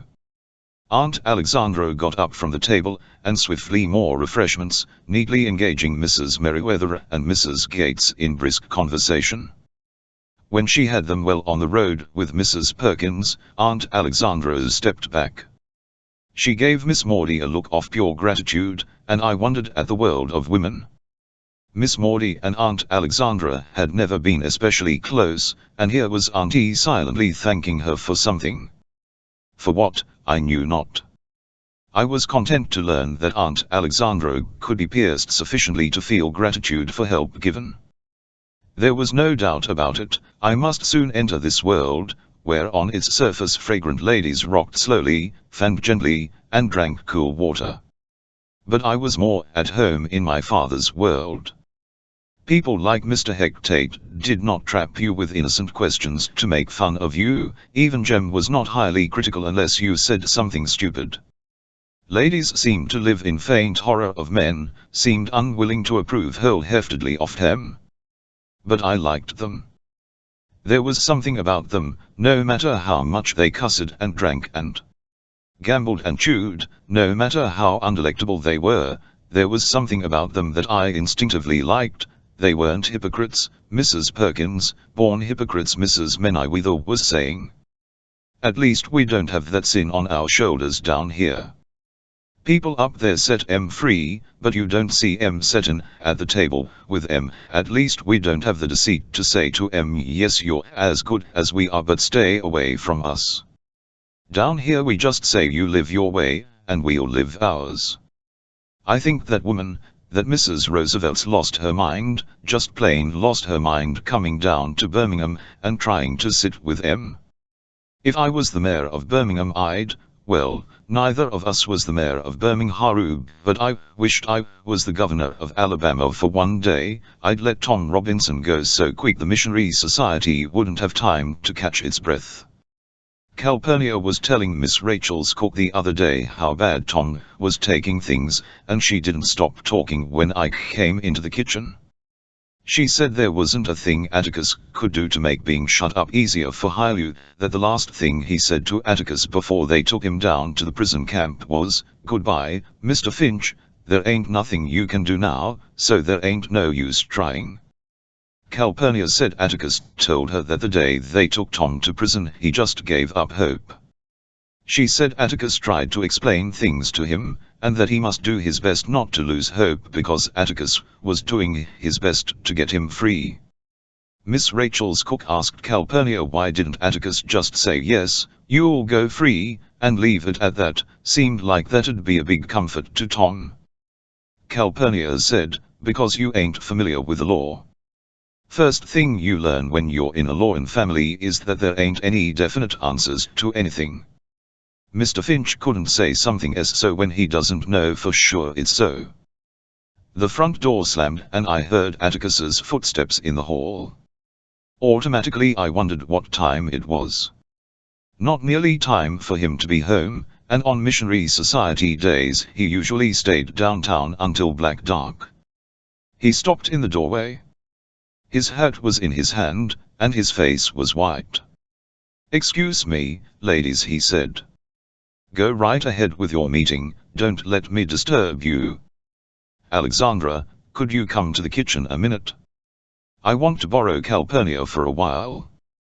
He didn't go through the dining room, but went down the back hallway, and entered the kitchen from the rear door. Aunt Alexandra and I met him. The dining room door opened again, and Miss Maudie joined us. Calpurnia had half risen from her chair. "Cal," Atticus said, "I want you to go with me out to Helen Robinson's house. What's the matter?" Aunt Alexandra asked, alarmed by the on my father's face. "Tom's dead." Aunt Alexandra put her hands to her mouth. "They shot," said Atticus. "He was running. It was during their exercise period. They said he just broke into a blind raving charge at the fence, and climbing over. Right in front of them. Didn't they try to stop him? Didn't they give him any warning?" Aunt Alexandra's voice shook. "Oh yes, the guards called to him to stop. They fired a few shots in the air, then to kill.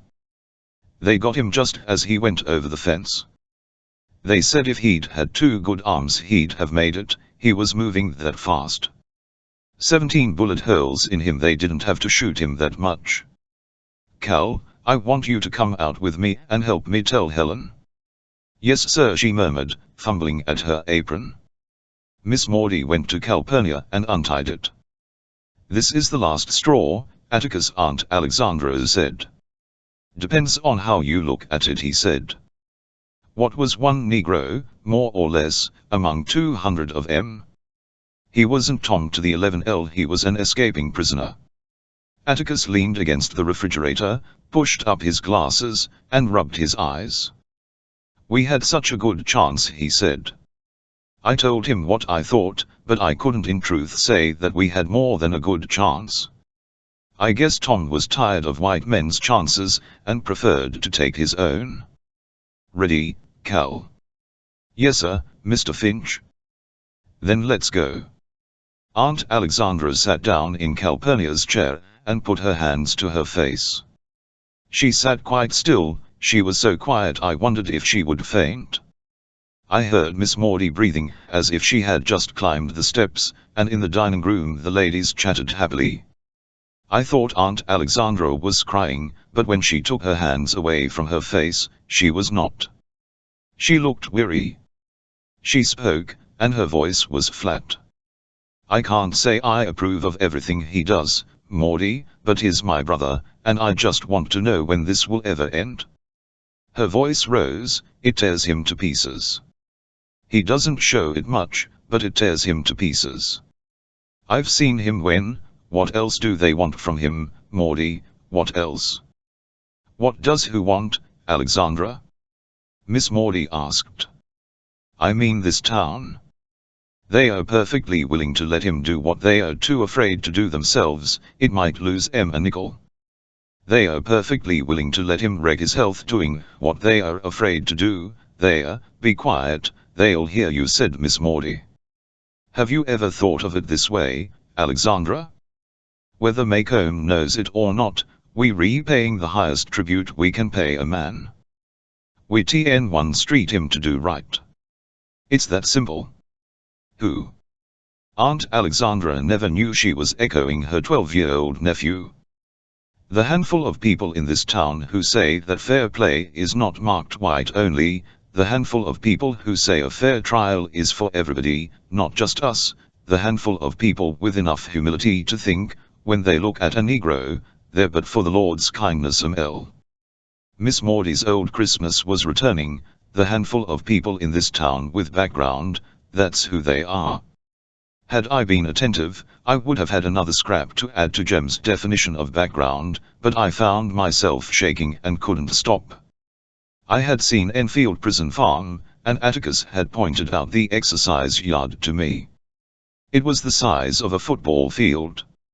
Stop that shaking, commanded Miss Maudie, and I stopped. Get up, Alexandra, we've left em long enough. Aunt Alexandra rose and smoothed the various whalebone ridges along her hips. She took her handkerchief from her belt and wiped her nose. She patted her hair and said, "Do I show it?" "Not a sign," said Miss Maudie. "Are you together again, Jean Louise?" "Yes, m." "Then let's join the ladies," she said grimly. Their voices swelled when Miss Maudie opened the door to the dining room. Aunt Alexandra was ahead of me, and I saw her head go up as she went through the door. "Oh, Mrs. Perkins," she said, "you need some more coffee." "Let me get it." "Calpurnia's on an errand for a few minutes, Grace," said Miss Maudie. "Let me pass you some more of those Dubony taffs. D'you hear what that cousin of mine did the other day, the one who likes to go fishing?" And so they went, down the row of laughing women, around the dining room, refilling coffee cups, dishing out goodies, as though their only regret was the temporary domestic disaster of losing Calpurnia. The gentle hum began again.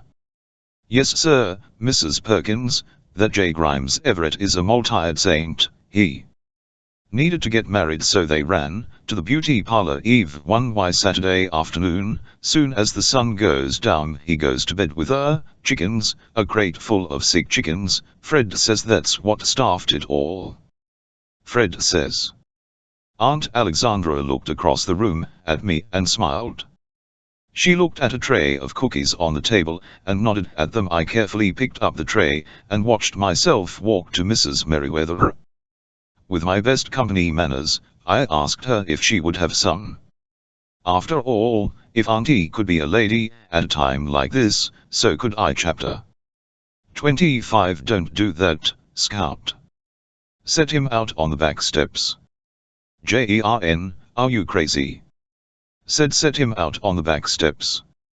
Sighing, I scooped up the small creature, placed him on the bottom step, and went back to my cot. September had come, but not a trace of cool weather with it, and we were still sleeping on the back screen porch. Lightning bugs were still about, the night crawlers and flying insects that beat against the screen the summer long had not gone wherever they go when autumn comes. A roly-poly had found his way inside the house. I reasoned that the tiny varmint had crawled up the steps and under the door. I was putting my book on the floor beside my cot when I saw him. The creatures are no more than an inch long, and when you touch them they roll themselves into a tight grey ball. I lay on my stomach, reached down and poked him. He up. Then, feeling safe, I suppose, he slowly unrolled. He traveled a few inches on his legs, and I touched him again. He rolled up. Feeling sleepy, I decided to end things. My hand was going down on him when Jem spoke. Jem was scowling. It was probably a part of the stage he was going through, and I wished he would hurry up and get through it. He was certainly never cruel to animals, but I had never known his charity to embrace the insect world. Why couldn't I mash him? I asked. Because they don't bother you, Jem answered in the darkness. He had turned out his reading light. Reckon you're at the stage now where you don't kill flies and mosquitoes now, I reckon, I said. Lemme know when you change your mind. Tell you one thing, I ain't gonna sit around and not scratch a redbug. Or dry up, he answered drowsily. Jem was the one who was getting more like a girl every day, not I. Comfortable, I lay on illy back and waited for sleep, and while waiting I thought of Dill. He had left us the first of the month, with firm assurances that he would return the minute school was out. He guessed his folks had got the general idea that he liked to spend his summers in Macomb. Miss Rachel took us with them in the taxi to Macomb Junction, and Dill waved to us from the train window until he was out of sight. He was not out of mind. I missed him. The last 2 days of his time with us, Jem had taught him to swim.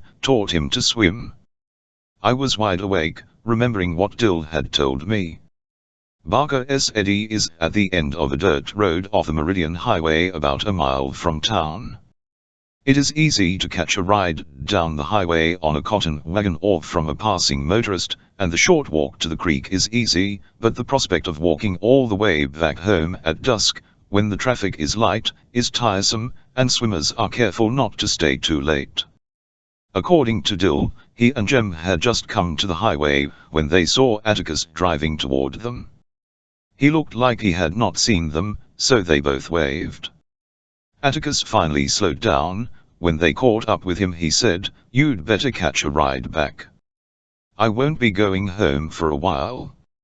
Calpurnia was in the back seat. Jem protested, then pleaded, and Atticus said, "All right, you can come with us if you stay in the car." On the way to Tom Robinson's, Atticus told them what had happened. They turned off the highway, rockled slowly by the dump, and past the Ewell residence, down the narrow lane to the Negro cabins. Dill said a crowd of black children were playing marbles in Tom's front yard. Atticus parked the car and got out. Calpurnia followed him through the front gate. Dill heard him ask one of the children, "Where's your mother, Sam?" and heard Sam say, "She down at Sis Stevens's, Mr. Finch. Want me run fetch her?" Dill said Atticus looked uncertain, then he said yes, and Sam scampered off.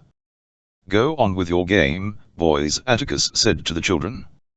A little girl came to the cabin door, and stood looking at Atticus.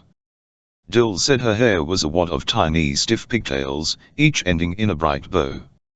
She grinned from ear to ear and walked toward our father, but she was too small to navigate the steps. Dill said Atticus went to her, took off his hat, and offered her his finger. She grabbed it and he eased her down the steps. Then he gave her to Calpurnia. Sam was trotting behind his mother when they came up. Dill said Helen said, "Evening, Mr. Finch, won't you have a seat?" But she didn't say any more. Neither did Atticus. Scout said Dill, she just fell down in the dirt.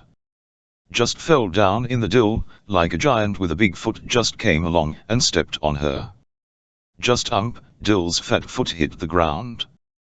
Like you'd step on an ant. Dill said Calpurnia, and Atticus lifted Helen to her feet, and half carried, half walked her to the cabin. They stayed inside a long time, and Atticus came out alone. When they drove back by the dump, some of the Yules hollered at them, but Dill didn't catch what they said. Maycomb was by the news of Tom's death for perhaps 2 days. 2 days was enough for the information to spread through the county. Did you hear about? No. Well, they say he was running fit to beat lightning. To Maycomb, Tom's death was typical. Typical of a nigger to cut and run. Typical of a nigger's mentality to have no plan, no thought for the future, just run blind first chance he saw. Funny thing, Atticus Finch might have got him off scot-free, but wait. Hell no. You know how they are. Easy come, easy go.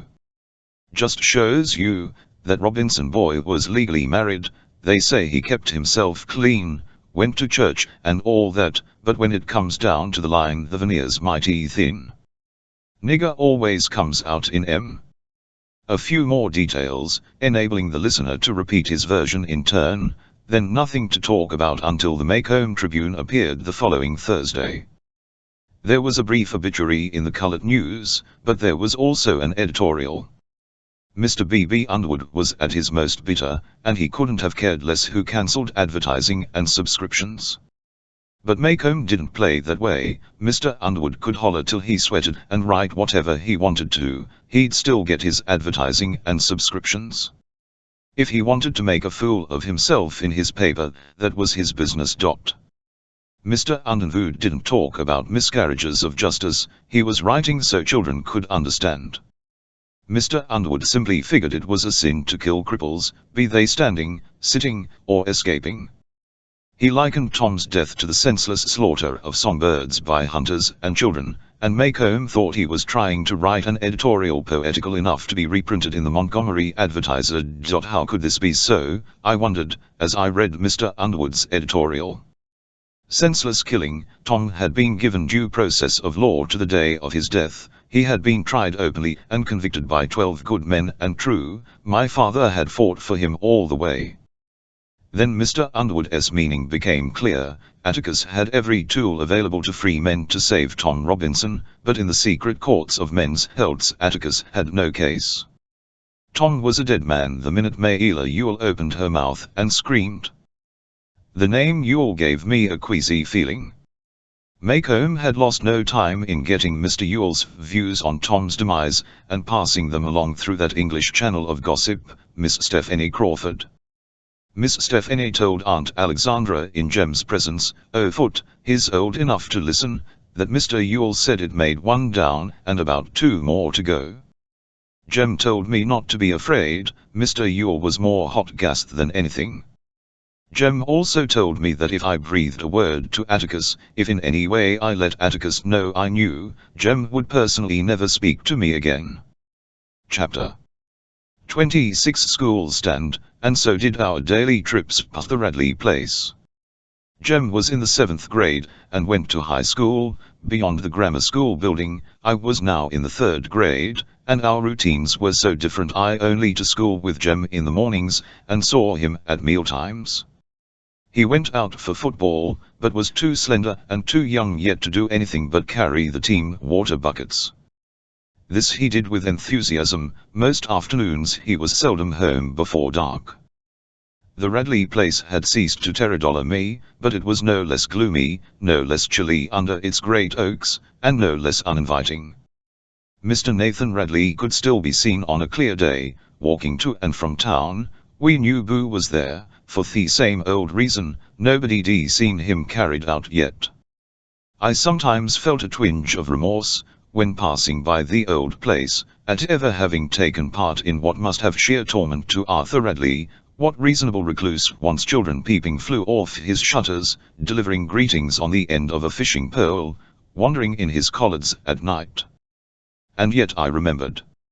2 Indian head pennies, chewing gum, soap dolls, a MSTY medal, a broken watch and chain. Jem must have put them away somewhere. I stopped and looked at the tree one afternoon. The trunk was swelling around its cement patch. The patch itself was turning yellow.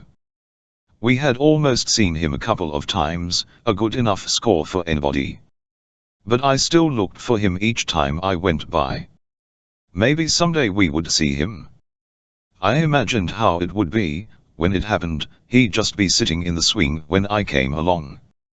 "Hi-dee-do, Mr. Arthur," I would say, as if I had said it every afternoon of my life.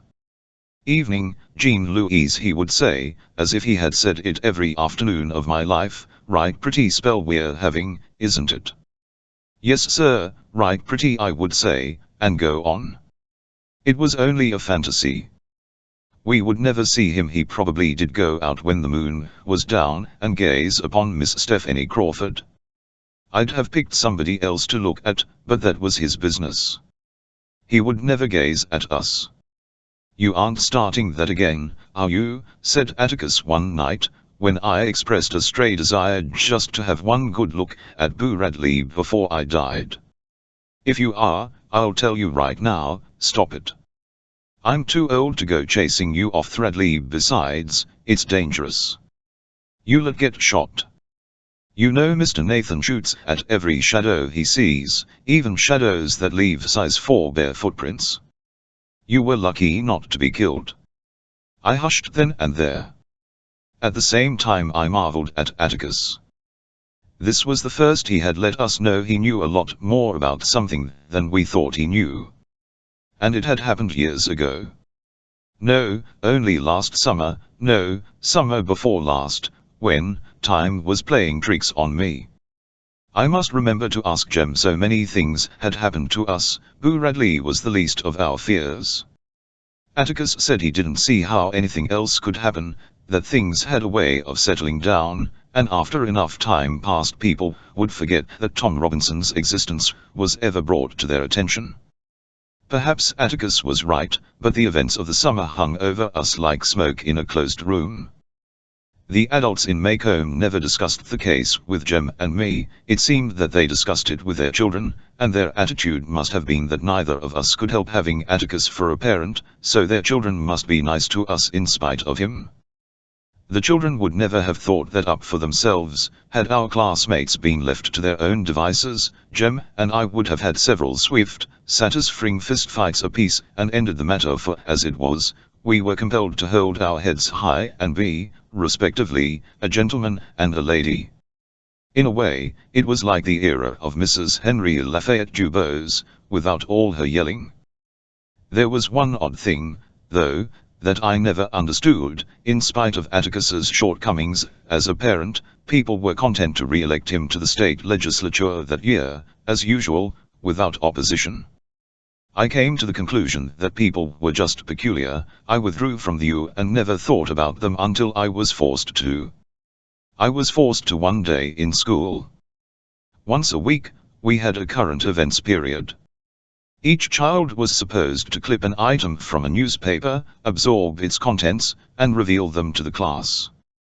This practice allegedly overcame a variety of evils. Standing in front of his fellows encouraged good posture, and gave a child delivering a short talk made him word conscious. Learning his current event strengthened his memory. Being singled out made him more than ever anxious to return to the group. The idea was profound, but as usual, in Maycomb it didn't work very well. In the first place, few rural children had access to newspapers, so the burden of current events was borne by the town children, convincing the bus children more deeply that the town children got all the attention anyway. The rural children who could, usually brought clippings from what they called the grit paper, a publication spurious in the eyes of Miss Gates, our teacher. /VHY She frowned when a child recited from the grit paper. I never knew, but in some way it was associated with liking fiddling, eating syrupy biscuits for lunch, being a holy roller, singing Sweetly Sings the Donkey, and pronouncing it donkey, all of which the state paid teachers to discourage. Even so, not many of the children knew what a current event was. Little Chuck Little, 100 years old in his knowledge of cows and their habits, was half a way through an Uncle Natural story when Miss Gates stopped him. Charles, that is not a current event. That is an advertisement. Cecil Jacobs knew what one was, though. When his turn came, he went to the front of the room and began, "Old Hitler, Adolf Hitler," Cecil said. Miss Gates. "One never begins with old anybody." "Yes, Ma'am V," he said. "Old Adolf Hitler has been persecuting Cecil." "No, Miss Gates, it says here, well anyway, old Adolf Hitler has been after the Jews, and he's putting 'em in prisons, and he's taking away all their property, and he won't let any of 'em out of the country, and he's washing all the feeble-minded and washing the feeble-minded." "Yes, Miss Gates, I reckon they don't have sense enough to wash themselves. I don't reckon an idiot could keep hisself clean." "Well anyway, Hitler's staffed a program to round up all the half-Jews too, and he wants to register 'em in case they might wanna cause him any trouble, and I think this is a bad thing, and that's my current event." "Very good," Cecil said. Miss Gates. Puffing, Cecil returned to his seat. A hand went up in the back of the room. "How can he do that?" "Who do what?" asked Miss Gates patiently. "I mean, how can Hitler just put a lot of folks in a pen like that? Looks like the government stop him," said the owner of the hand. "Hitler is the government," said Miss Gates, and seizing an opportunity to make education dynamic, she went to the blackboard. She printed democracy in large letters. "Democracy," she said. "Does anybody have a definition?" Somebody said. My hand, remembering an old campaign slogan Atticus had once told me about. "What do you think it means, Jean Louise?"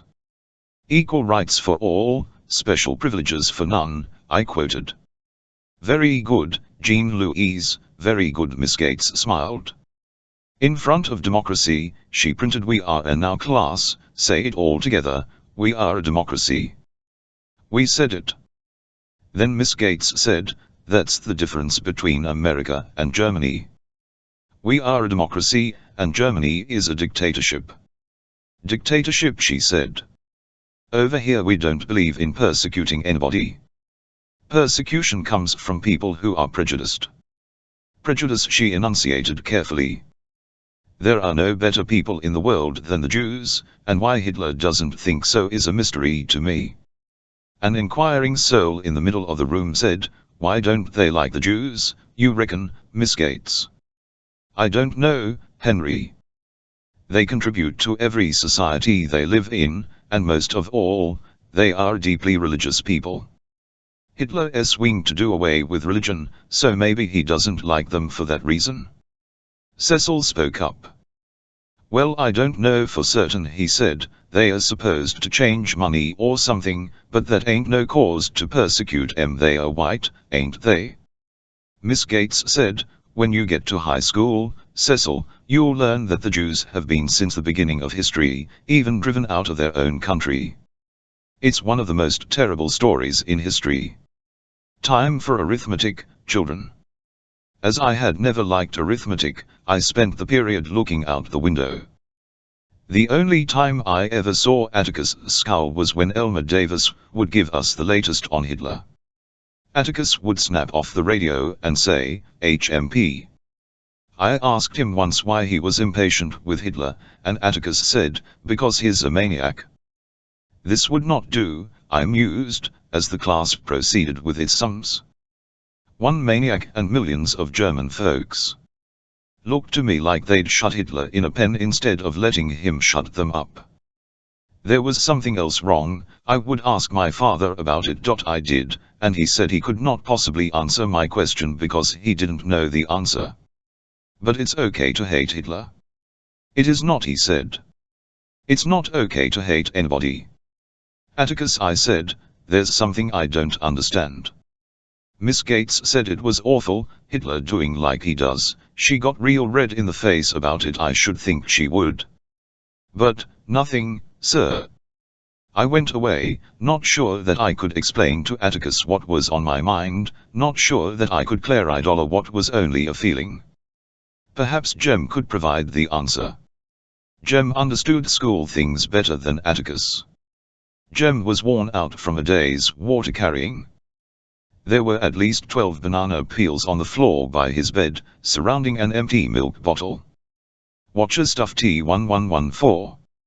I asked. "Coach says if I can gain 25 pounds by year after next I can play," he said.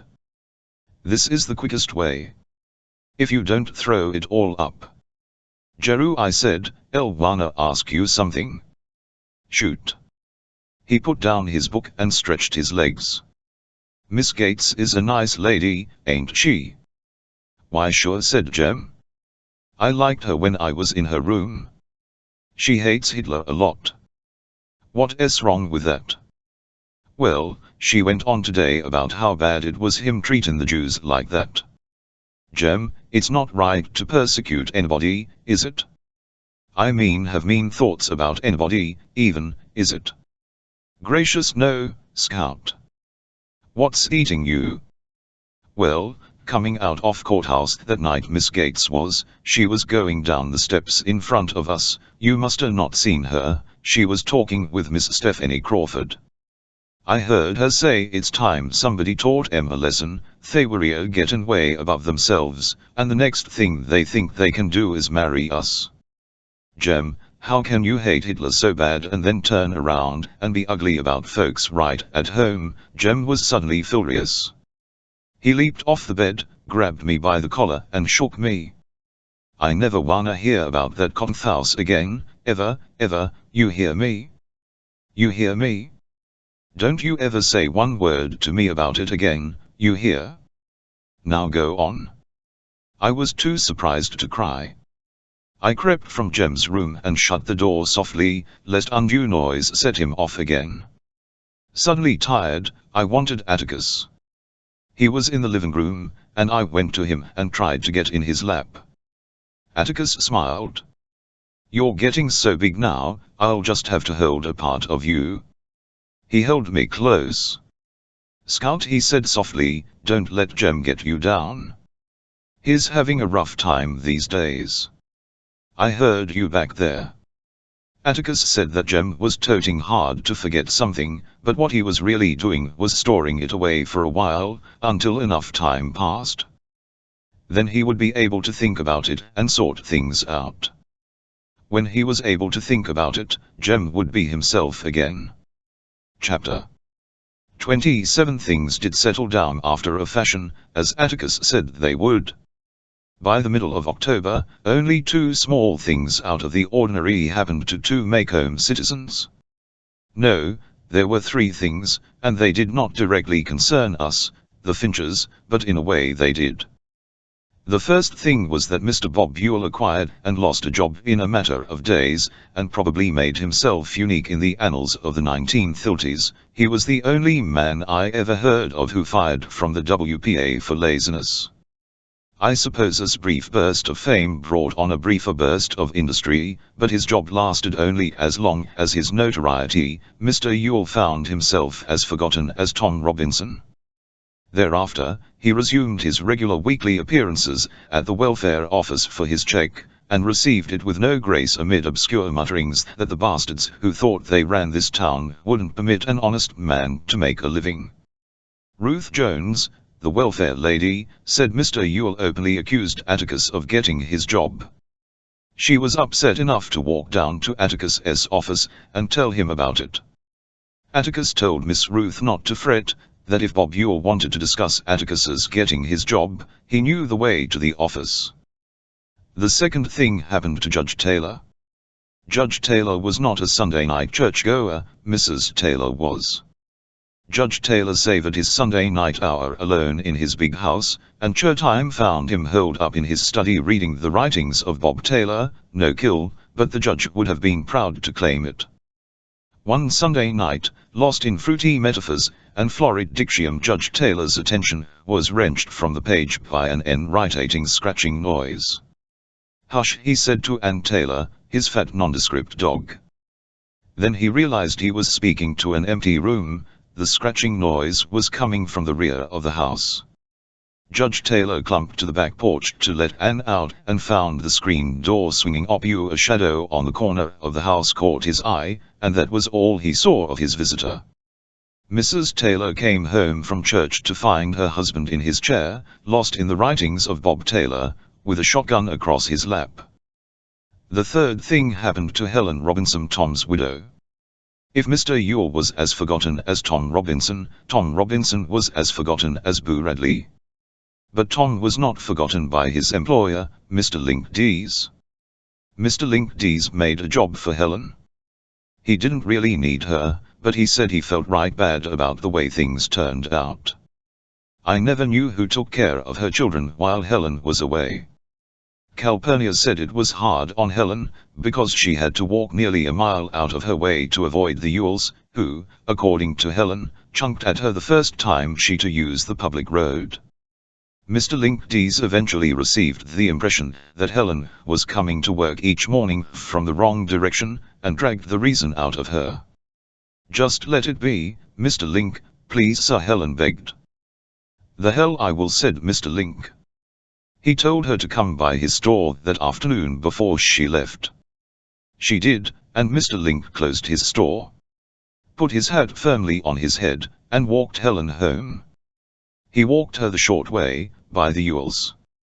On his way back, Mr. Link stopped at the Crazy Gate. "Ewell," he called. "I say, Ewell."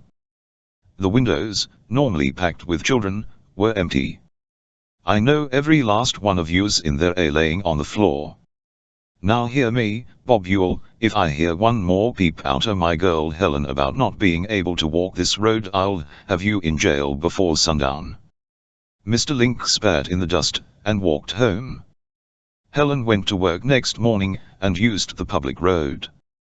Nobody chunked at her, but when she was a few yards beyond the Ewell house, she looked around and saw Mr. Ewell walking behind her.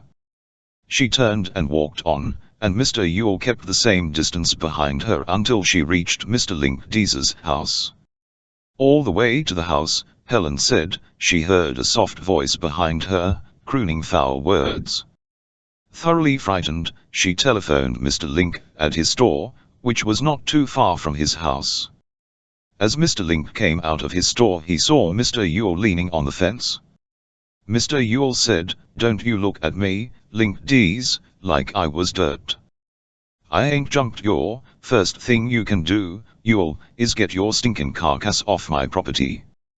You're leaning on it and I can't afford fresh paint for it. Second thing you can do is stay away from my cook or I'll have you up for assault. Ain't touched her, Link Dees, and ain't about to go with no nigger. You don't have to touch her, all you have to do is make her afraid, and if assault ain't enough to keep you locked up a while, I'll get you in on the lady's law, so get out of my sight. If you don't think I mean it, just bother that girl again." Mr. Ewell evidently thought he meant it, for Helen reported no further trouble. "Don't like it, Atticus, I don't like it at all," was Aunt Alexandra's assessment of these events. "That man seems to have a permanent running grudge against Evie Orbickley connected with that case. I know how that kind are about paying off grudges, but I don't understand why he should harbor one. He had his way in court, didn't he?" "I think I understand," said Atticus. "It might be because he knows in his heart that very few people in Maycomb really believed his and Mayela's yarns. He thought he'd be a hero, but all he got for his pain was, okay, we'll convict this Negro but get back to your dump. He's had his fling with about everybody now, so he ought to be satisfied. He 11 settle down when the weather changes. But why should he white burgle John Taylor's house? He obviously didn't know John was home, or he wouldn't even tried. Only lights John shows on Sunday nights are on the front porch and back in his den. You don't know if Bob Ewell cut that screen, you don't know who did it, said Atticus. But I can guess. I proved him a liar, but John made him look like a fool. All the time Ewell was on the stand, I couldn't dare look at John and keep a straight face. John looked at him as if he were a three-legged chicken or a square egg. Don't tell me judges don't use to prejudice juries, Atticus chuckled. By the end of October, our lives had become the familiar routine of school, play, study. Jem seemed to have put out of his mind whatever it was he wanted to forget, and our classmates mercifully let us forget our father's eccentricities. Cecil Jacobs me one time if Atticus was a radical. When Atticus was so amused I was rather, but he said he wasn't laughing at me. He said, "You tell Cecil I'm about as radical as Cotton Tom Heflin." Aunt Alexandra was thriving. Miss Maudie must have silenced the whole grew even more delicious. I learned more about the Pawnless social life from listening to Mrs. Merriweather. They had so little sense of family that the whole tribe was one big family. A child had as many fathers as there were men in the community, as many mothers as there were women. J. Grimes Everett was doing his utmost to change this state of affairs, and desperately needed our prayers. Make home itself again. Precisely the same as last year, and the year before that, with only two minor changes. Firstly, people had removed from their store windows and automobiles the stickers that said NRA, we do our part. One asked Atticus why, and he said it was because the National Recovery Act was dead. I asked who killed it, he said 9 old men. The second change in make homes since last year was not one of national significance. Until then, Halloween in make home was a completely unorganized affair. Each child did what he wanted to do, with assistance from other children if there was anything to be moved, such as placing a light buggy on top of the lively stable. But parents thought things went too far last year, when the peace of Miss Tootie and Miss Frutty was shattered. Mrs. Tootie and Frutty Barber were maiden ladies, sisters, who lived together in the only make-home residence boasting a cellar. The Barber ladies were rumored to be Republicans, having migrated from Clanton, Alabama, in 1911. Their ways were strange to us, and why they wanted a cellar nobody knew, but they wanted one and they dug one, and they spent the rest of their lives chasing generations of children out of it. Mrs. Tootie and Frutty, their names were Sarah and Frances, aside from their Yankee ways, were both deaf. Miss Tootie denied it and lived in a world of silence, but Miss Frutty, not about to lose anything, employed an ear trumpet so enormous that Jem declared it was a loudspeaker from one of those dog Victrolas. With these facts in mind and Halloween at hand, some wicked children had waited until the Mrs. Barber were thoroughly asleep, slipped into their living room, nobody but the Radleys locked up at night, stealthily made away with every stick of furniture therein, and hid it in the cellar. I deny having taken part in such a thing. I heard M, was the cry that awoke the Mrs. Barber's neighbors at dawn next morning. Heard M drive a TNRCK up to the door. Stomped around like horses. They are in New Orleans by now. Miss Tootie was sure those traveling Mr. Sellers who came through town 2 days ago had purloined their furniture. The RK they were, she said. Syrians. Mr. Hectate was summoned. He surveyed the area, and said he thought it was a local job. Miss Frutty said she'd know a make-home voice anywhere, and there were no make-home voices in that parlor last night, rolling their RS all over her premises. They were. Nothing less than the bloodhounds must be used to locate their furniture, Miss Tootie insisted, so Mr. Tate was obliged to go 10 miles out the road, round up the county hounds, and put them on the trail. Mr. Tate started them off at the Mrs. Barber's front steps, but all they did was IUN around to the back of the house, and howl at the cellar door. When Mr. Tate set them in motion 3 times, he finally guessed the TNLTH. By noontime that day, There was not a barefooted child to be seen in Maycomb, and nobody took off his shoes until the hounds were returned. So the Maycomb ladies said things would be different this year. The high school auditorium would be open, there would a pageant for the grown-ups, apple bobbing, taffry pulling, pinning the tail on the donkey for the children. There would also be a prize of 25 cents for the best Halloween costume, created by the wearer. Jem and I both groaned. Not that we'd ever done anything, it was the principle of the thing.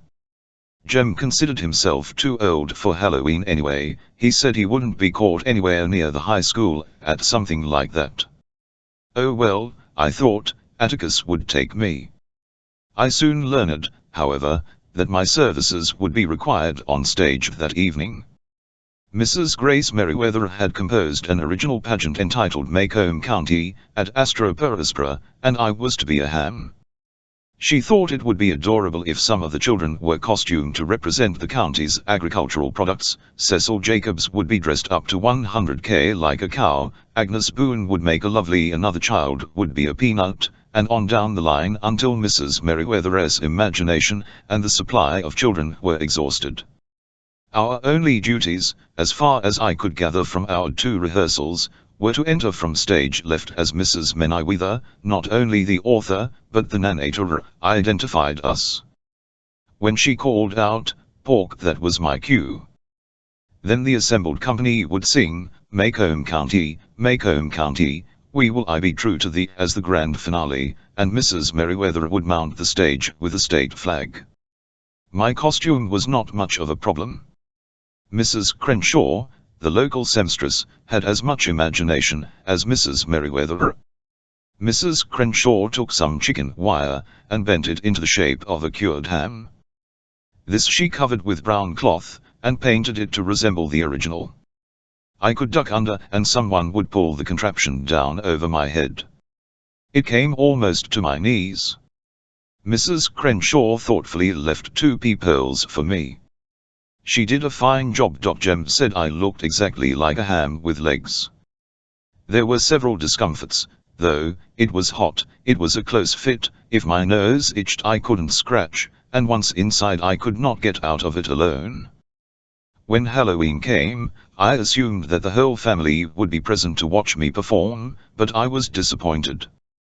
Atticus said as tactfully as he could that he just didn't think he could stand a pageant tonight. He was all in. He had been in Montgomery for a week, and had come home late that afternoon. He thought Jem might escort me if I asked him.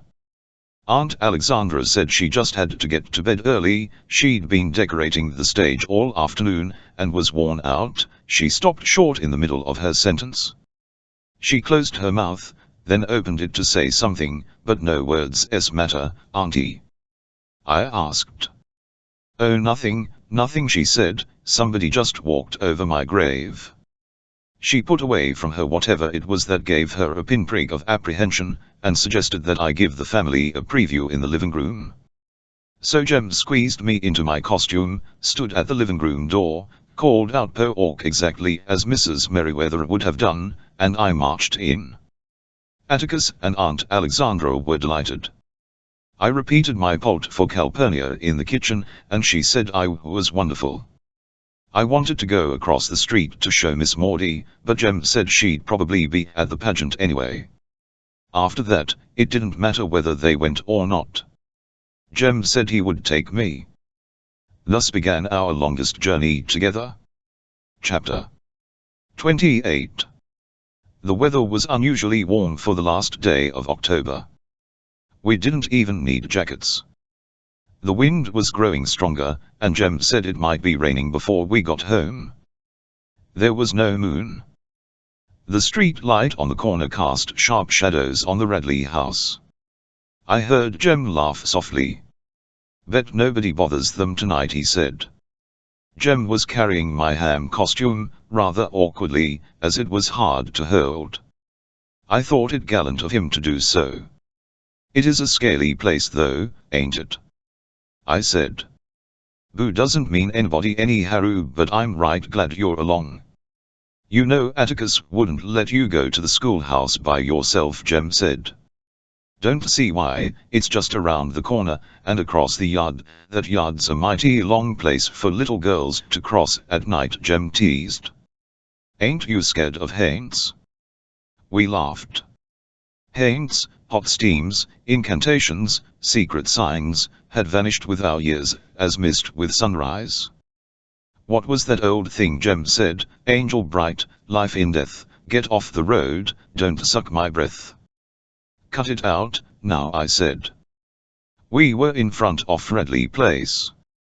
Jem said, Boo must not be at home. Listen.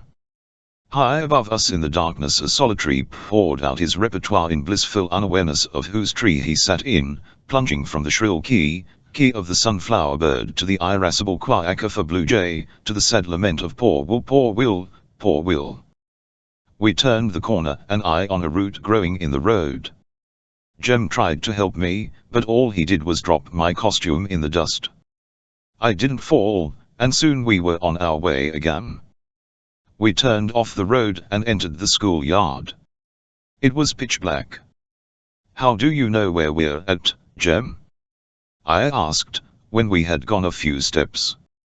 I can tell we're under the big oak because we're passing through a cool careful now, and don't fall again. We had slowed to a cautious gait, and were feeling our way from far so as not to bump into the tree. The tree was a single and ancient oak, 2 children could not reach around its trunk and touch hands. It was far away from teachers, their spies and curious neighbors. It was near the Redley lot, but the Redleys were not curious. A small patch of earth beneath its branches was packed hard from many fights and furtive crap games.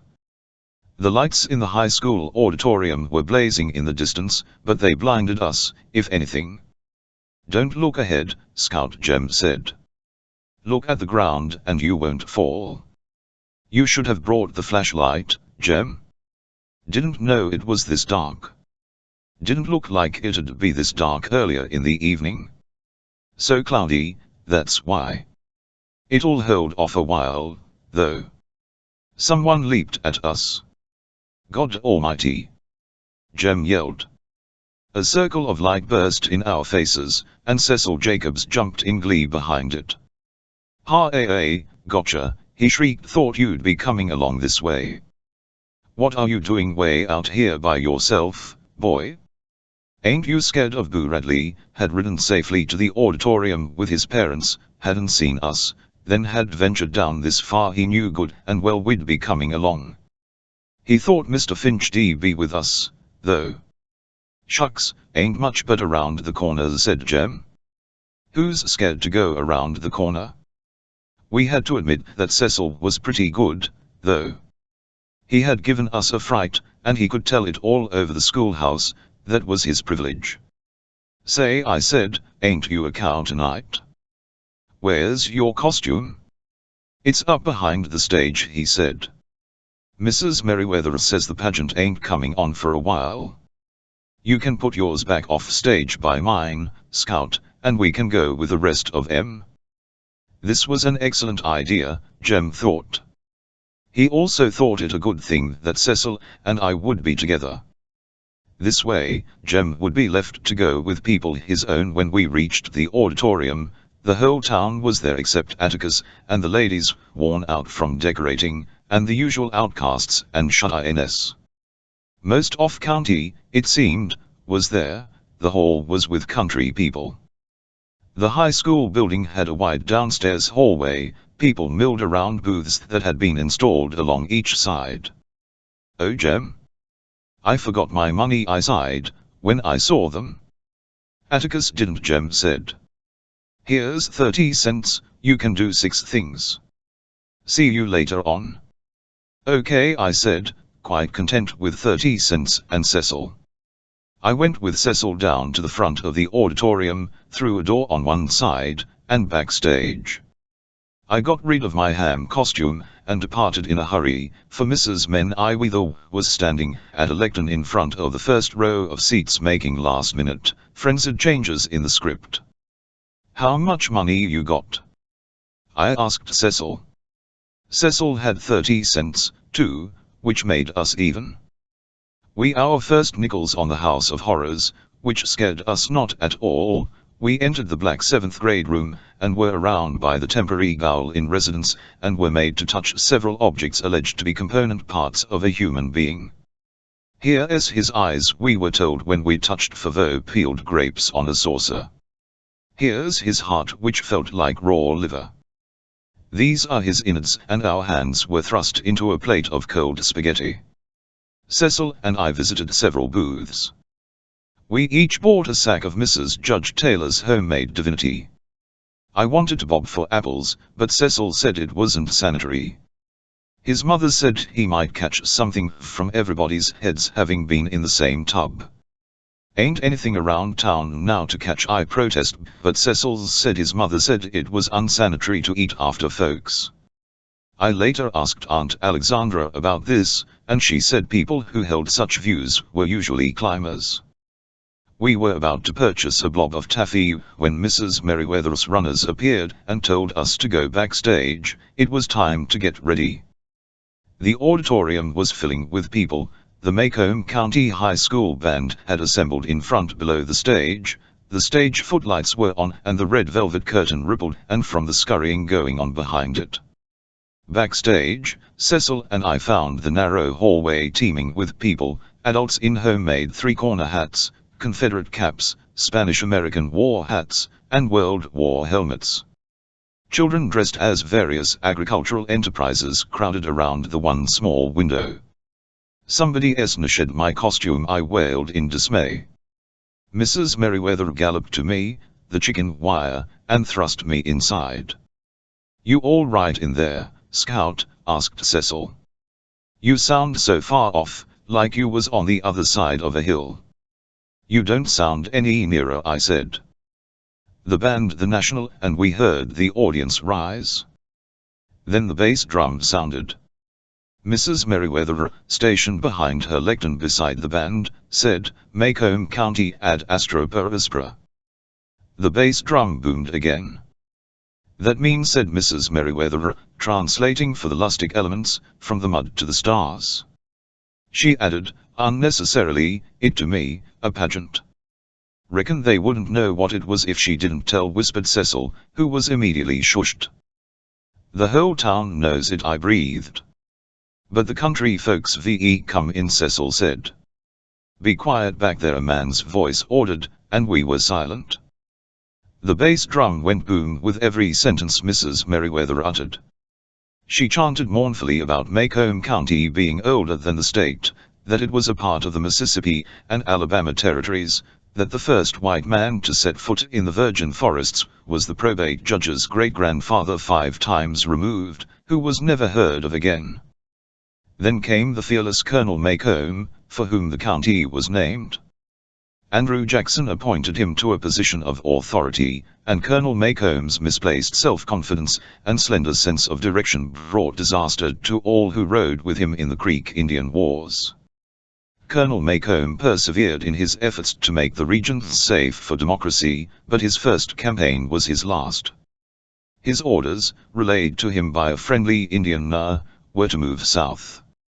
After consulting a tree to ascertain from its lichen which way was south, and taking no lip from the subordinates who ventured to correct him, Colonel Macomb set out on a purposeful journey to rout the enemy, and entangled his troops so far northwest in the forest primeval that they were eventually rescued by settlers moving inland.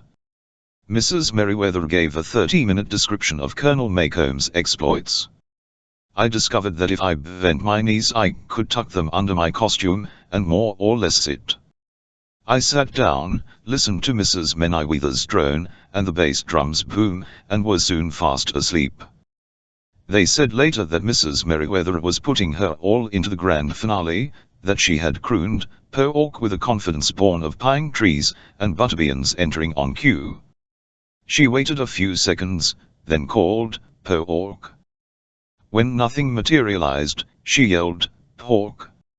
I must have heard her in my sleep, or the band playing Dixie woke me, but it was when Mrs. Merriweather triumphantly mounted the stage, with the state flag, that I chose to make my entrance. Chose is incorrect, I thought I'd better catch up with the rest of them. They told me later that Judge Taylor went out behind the auditorium and stood there slapping his knees so hard Mrs. Taylor brought him a glass of water and one of his pills. Mrs. Merriweather to have a hit, everybody cheering so, but she caught me backstage and told me I had ruined her pageant. She made me feel awful, but when Jem came to fetch me he was sympathetic. He said he couldn't see my costume much from where he was sitting. How he could tell I was feeling bad under my costume I don't know, but he said I did all right, I just came in a little late, that was all. Jem was becoming almost as good as Atticus at making you right when things went wrong. Almost, not even Jem could make me go through that crowd, and he consented to wait backstage with me until the audience left. "You wanna take it off, Scout?" he asked. "No, I'll just keep it on," I said. I could hide my mortification under it. "You all want a ride home?" someone asked. "No sir, thank you," I heard Jem say. "It's just a little walk." "Be careful of Haynes," the voice said. "Better still, tell the Haynes to be careful of Scout." "There aren't many folks left now," Jem told me. "Let's go." We went through the auditorium to the hallway, then down the steps. It was still black dark. The remaining cars were parked on the other side of the building, and their headlights were little help. "If some of them were going in our direction we could see better," said Jem. "Here Scout, let me hold on to your hock. You might lose your balance." "I can see all right." "Yeah, but you might lose your balance." I felt a slight pressure on my head, and assumed that Jem had grabbed that end of the ham. "You got me." "Ahau." We began crossing the black schoolyard, straining to see our Jeru. I said, "I forgot my shoes, they are back behind the stage."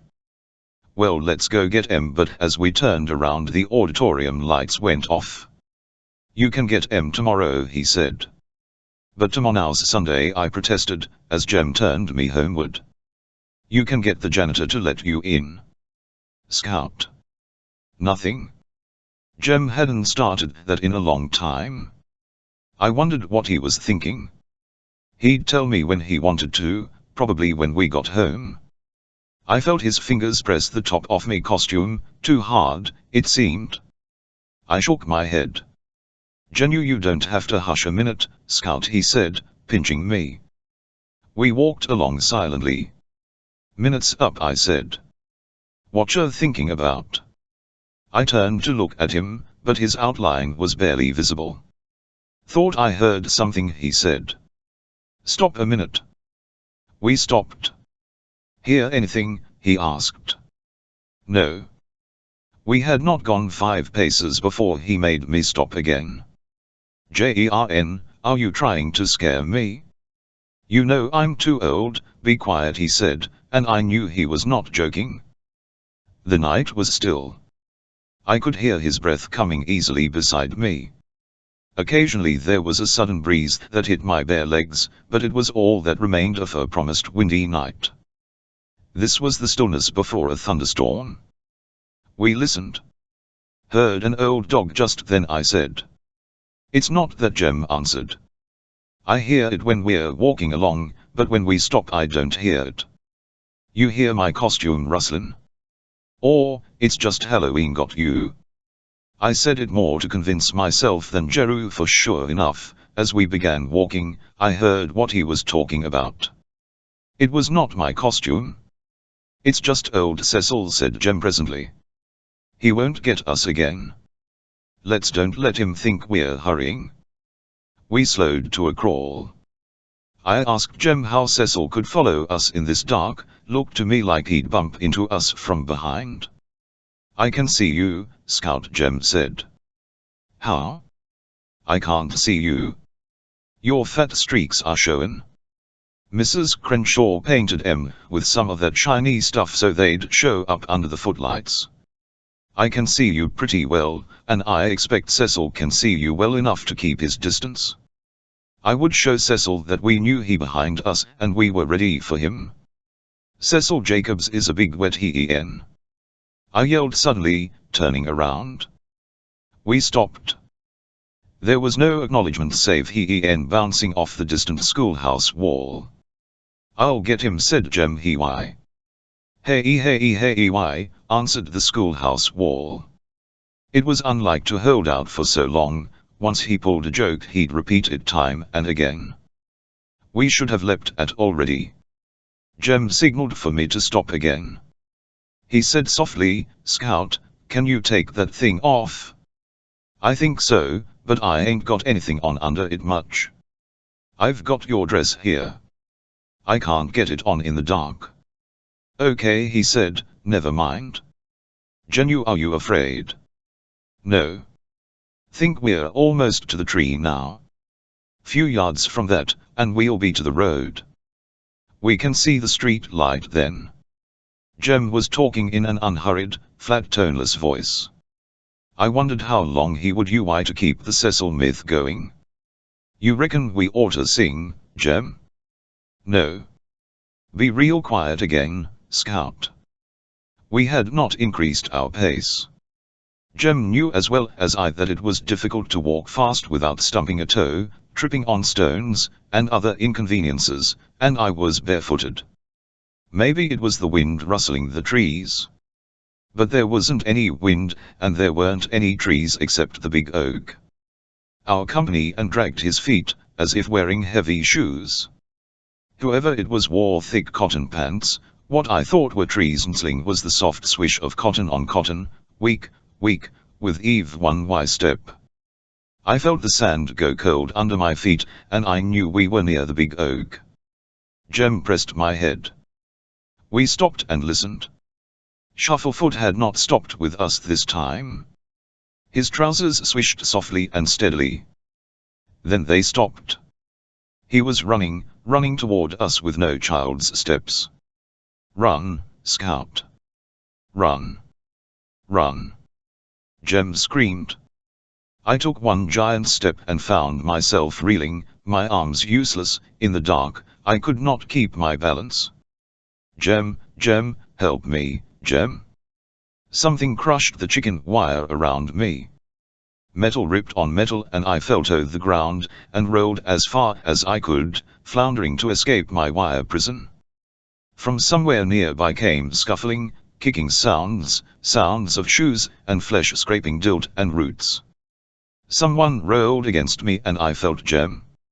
He was up like lightning and pulling me with him, but, though my head and shoulders were free, I was so entangled we didn't get very far.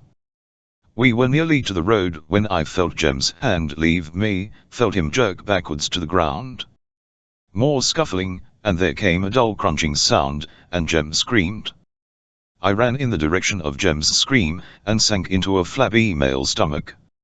Its owner said, "Uffle," and tried to catch my arms, but they were tightly pinioned.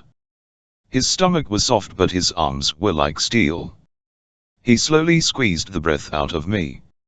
I could not move. Suddenly he was jerked backwards and flung on the ground, almost carrying me with him. I thought, Jem's up. One's mind works very slowly at times. Stunned, I stood there dumbly. The scuffling noises were dying, someone wheezed, and the night was still again. Still but for a man breathing heavily and staggering. I thought he went to the tree, and leaned against it. He coughed violently, a sobbing, bone-shaking cough. There was no answer but the man's heavy breathing. Jem didn't answer. The man began moving around, as if searching for something. I heard him groan and pull something heavy along the ground. It was slowly coming to me that there were now 4 people under the tree. Atticus. The man was walking heavily and unsteadily toward the road. I went to where I thought he had been, and felt frantically along the ground, reaching out with my toes. Presently I touched someone. Jenny. My toes touched trousers, a belt buckle, buttons, something I could not identify, a collar, and a face. A prickly stubble on the face told me it was not Jem's. I smelled stale whiskey. I made my way along in what I thought was the direction of the road.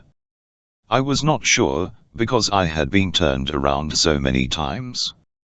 But I found it and looked down to the street light. A man was passing under it. The man was walking with the staccato steps of someone carrying a load too heavy for him. He was going around the corner. He was caning Jem. Jem's arm was dangling crazily in front of him. By the time I reached the corner, the man was crossing our front yard. Light from our front door framed Atticus for an instant. He ran down the steps, and together, he and the man took Jem inside. I was at the front door when they were going down the hall. Aunt Alexandra was running to meet me. "Call Dr. Reynolds." Atticus's voice came sharply from Jem's room. "Where's Scout?" "Here she is," Aunt Alexandra called, pulling me along with her to the telephone. She tugged at me anxiously. "I'm all right, Auntie," I said. "You better call." She pulled the receiver from the hook and said, "Eula May, get Dr. Reynolds, quick." "Agnes, is your father home?" "Oh God, where is he?" "Please tell him to come over here as soon as he comes in. Please, it's urgent." There was no for Aunt Alexandra to identify herself. People in Maycomb knew each other's voices. Atticus came out of Jem's room the moment Aunt Alexandra broke the connection. Atticus took the receiver from her. He rattled the hook, then said, "Eula May, get me the sheriff, please." "Heck. Atticus Finch? Someone's been after my children." Jem's huff. "Between here and the schoolhouse. I can't leave my boy. Run out there for me, please, and see if he's still around. Doubt if you'll find him now, but I'd like to see him if you do. Got to go now. Thanks, Heck." "Atticus, is Jem dead?" "No, Scout." "Look after her, sister," he called, as he went down the hall. Aunt Alexandra's fingers trembled as she unwound the crushed fabric and wire from around me. "Are you all right, darling?" she asked over and over as she worked me free. It was a relief to be out. My arms were beginning to tingle, and they were red with small hexagonal marks. I rubbed them, and they felt better. "Auntie, is Jem dead?" No, darling, he's unconscious. We won't know how badly he's hurt until Dr. Reynolds gets here." "Jean Louise, what happened?" "I don't know. She left it at that. She brought me something to put on, and had I thought about it then, I would have never let her forget it. In her distraction, Auntie brought me my overalls. 'Put these on, darling,' she said, handing me the garments she most despised. She mshed back to Jem's room, then came to me in the hall. She patted me vaguely, and went back to Jem's room. A car stopped in front of the house. I knew Dr. Reynolds's step almost as well as my father's. He had brought Jem and me into the world, had led us through Eve 1Y childhood disease known to man, including the time Jem fell out of the treehouse, and he had never lost our friendship. Dr. Reynolds said if we had been boil-prone things would have been different, but we doubted it. He came in the door and said, "Good Lord." He walked toward me, said, "You're still standing," and his course. He knew every room in the house. He also knew that if I was in bad shape, so was Jem. After 10 forevers, Dr. Reynolds returned. "Is Jem dead?" I asked. "Far from it," he said, squatting down to me. "He's got a bump on the head just like yours, and a broken arm." "Scout, look that way." "No, don't turn your head, roll your eyes. Now look over yonder. He's got a bad break, so far as I can tell now it's in the elbow. Like somebody tried to wring his arm off. Now look at me. Then he's not dead." "No." Dr. Reynolds got to his feet. "We can't do much tonight," he said, "except try to make him as comfortable as we can. We'll have to x-ray his arm. Looks like he'll be wearing his arm way out by his side for a while. Don't worry, though, he'll be as good as new. Boys his age bounce." While he was talking, Dr. Reynolds had been looking keenly at me, lightly fingering the bump that was coming on my forehead. "You don't feel broke anywhere, do you?" Dr. Reynolds's small joke made me smile. "Then you don't think he's dead, then?" He put on his hat. "Now I may be wrong, of course, but I think he's very alive. Shows all the symptoms of it. Go have a look at him, and when I come back we'll get together and decide." Dr. Reynolds's step was young and brisk. Mr. Hectate's was not. His heavy boots punished the porch, and he opened the door awkwardly, but he said the same thing Dr. Reynolds said when he came in. "You all right, Scout?" he had. "Yes sir, I'm going in to see Jem. Atticus send them's in there." "I'll go with you," said Mr. Tate. Aunt Alexandra had Jem's reading light with a towel, and his room was dim. Jem was lying on his back. There was an ugly mark along one side of his face. His left arm lay out from his body, his elbow was bent slightly, but in the wrong direction. Jem was frowning. "Jem?" To Atticus spoke. "He can't hear you, Scout, he's out like a light." He was coming around, but Dr. Reynolds put him out again. "Yes sir." I retreated. Jem's room was large and square. Aunt Alexandra was sitting in a rocking chair by the fireplace. The man who brought Jem in was standing in a corner, leaning against the wall. He was some countryman I did not know. He had probably been at the pageant, and was in the vicinity when it happened. He must have heard our screams and come running. Atticus was standing by Jem's. Mr. Hectate stood in the doorway. His hat was in his hand, and a flashlight bulged from his pants pocket. He was in his working clothes. "Come in, Heck," said Atticus. "Did you find anything?" "I can't conceive of anyone low down enough to do a thing like this, but I hope you found him," Mr. Tate sniffed. He glanced sharply at the man in the corner, nodded to him, then looked around the room, at Jen, at Aunt Alexandra, then at Atticus. "Sit down, Mr. Finch," he said pleasantly. Atticus said, "Let us all sit down." "Have that chair, Heck." "I'll get another one from the living room." Mr. Tate sat in Jem's desk chair. He waited until Atticus returned and settled himself. I wondered why Atticus had not brought a chair for the man in the corner, but Atticus knew the ways of country people far better than I.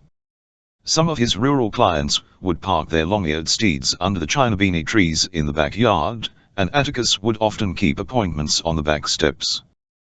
This one was probably more comfortable where he was. "Mr. Finch," said Mr. Tate, "tell you what I found. I found a little girl's dress, it's out there in my car." "That your dress, Scout?" "Yes sir, if it's a pink one with smocking," I said. Mr. Tate was behaving as if he were on the witness stand. He liked to tell things his own VO, untrammeled by state or defense, and sometimes it took him a while. "Found some funny looking of muddy-colored cloth, that's costume, Mr. Tate." Mr. Tate ran his hands down his thighs. He rubbed his left arm and investigated Jem's mantelpiece, then he seemed to be interested in the fireplace. His fingers sought his long nose. "What is it, Heck?" said Atticus. Mr. Tate found his neck and rubbed it. "Bob Ewell's lying on the ground under that tree down yonder with a kitchen knife stuck up under his ribs. He's dead, Mr. Finch." Chapter 29. Aunt Alexandra got up and reached for the mantelpiece. Mr. Tate rose, but she declined assistance. For once in his life, Atticus's instinctive courtesy failed him. He sat where he was. Somehow, I could think of nothing but Mr. Bob Ewell saying he'd get Atticus if it took him the rest of his life. Mr. Ewell almost got him, and it was the last thing he did. "Are you sure?" Atticus said bleakly. "He's dead all right," said Mr. Tate. "He's good and dead. He won't hurt these children again." "I didn't mean that." Atticus seemed to be talking in his sleep. His age was beginning to show, his one sign of inner turmoil, the strong line of his jaw melted a little, one became aware of telltale creases forming under his ears, one noticed not his jet-black hair but the grey patches growing at his temples. "Hadn't we better go to the living room?" Aunt Alexandra said at last. "If you don't mind," said Mr. Tate, "I'd rather us stay in here if it won't hurt Jem any. I want to have a look at his injuries while Scout tells us about it." "Is it all right if I leave?" she asked. "I'm just one person too many in here. I'll be in my room if I want me, Atticus." Aunt Alexandra went to the door, but she stopped and turned. "Atticus, I had a feeling about this tonight. This is my fault," she began. "Should have." Mr. Tate held up his hand. "You go ahead, Miss Alexandra, I know it's been a shock to you.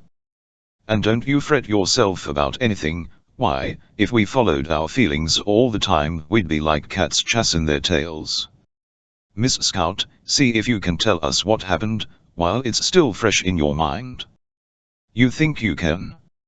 Did you see him following you?" I went to Atticus and felt his arms go around me. I buried my head in his lap. "We started home. I said, Jem, I've forgot em shoes. Soon's we started back for em the lights went out. Jem said I could get em tomorrow." "Scout, raise up so Mr. Tate can hear you," Atticus said. I crawled into his lap. Then Jem said, "Hush a minute." I thought he was thinking. He always wants you to hush so he can think. Then he said he heard something. We thought it was Cecil. Cecil? Cecil Jacobs. He scared us once tonight, and we thought it was him again. He had on a sheet. They gave a quarter for the best costume. I don't know who won it. Where were you when you thought it was Cecil? Just a little piece from the schoolhouse. I yelled something at him. You yelled, what? Cecil Jacobs is a big fat hen, I think. We didn't hear nothing. Then Jem yelled hello or something loud enough to wake the dead. Just a minute, Scout, said Mr. Tate. Mr. Finch, did you hear them? Atticus said he didn't. He had the radio on. Aunt Alexandra had hers going in her bedroom. He remembered because she told him to turn his down a bit so she could hear hers. Atticus smiled. I always play a radio too loud. I wonder if the neighbors heard anything, said Mr. Tate. Doubt it, most of them listen to their radios or go to with the chickens. Maudie Atkinson may have been up, but I doubt it. Go ahead, Scout, Mr. Tate said. Well, after Jem yelled we walked on. Mr. Tate, I was shut up in my costume but I could hear it myself, then. Footsteps, I mean. They walked when we walked and stopped when we stopped. Jem said he could see me because Mrs. Crenshaw put some kind of shiny paint on my costume. I was a ham. How's that? Asked Mr. Tate, startled. Atticus described my role to Mr. Tate, plus the construction of my garment. You should have seen her when she came in, he said. It was crushed to a pulp. Mr. Tate rubbed his chin.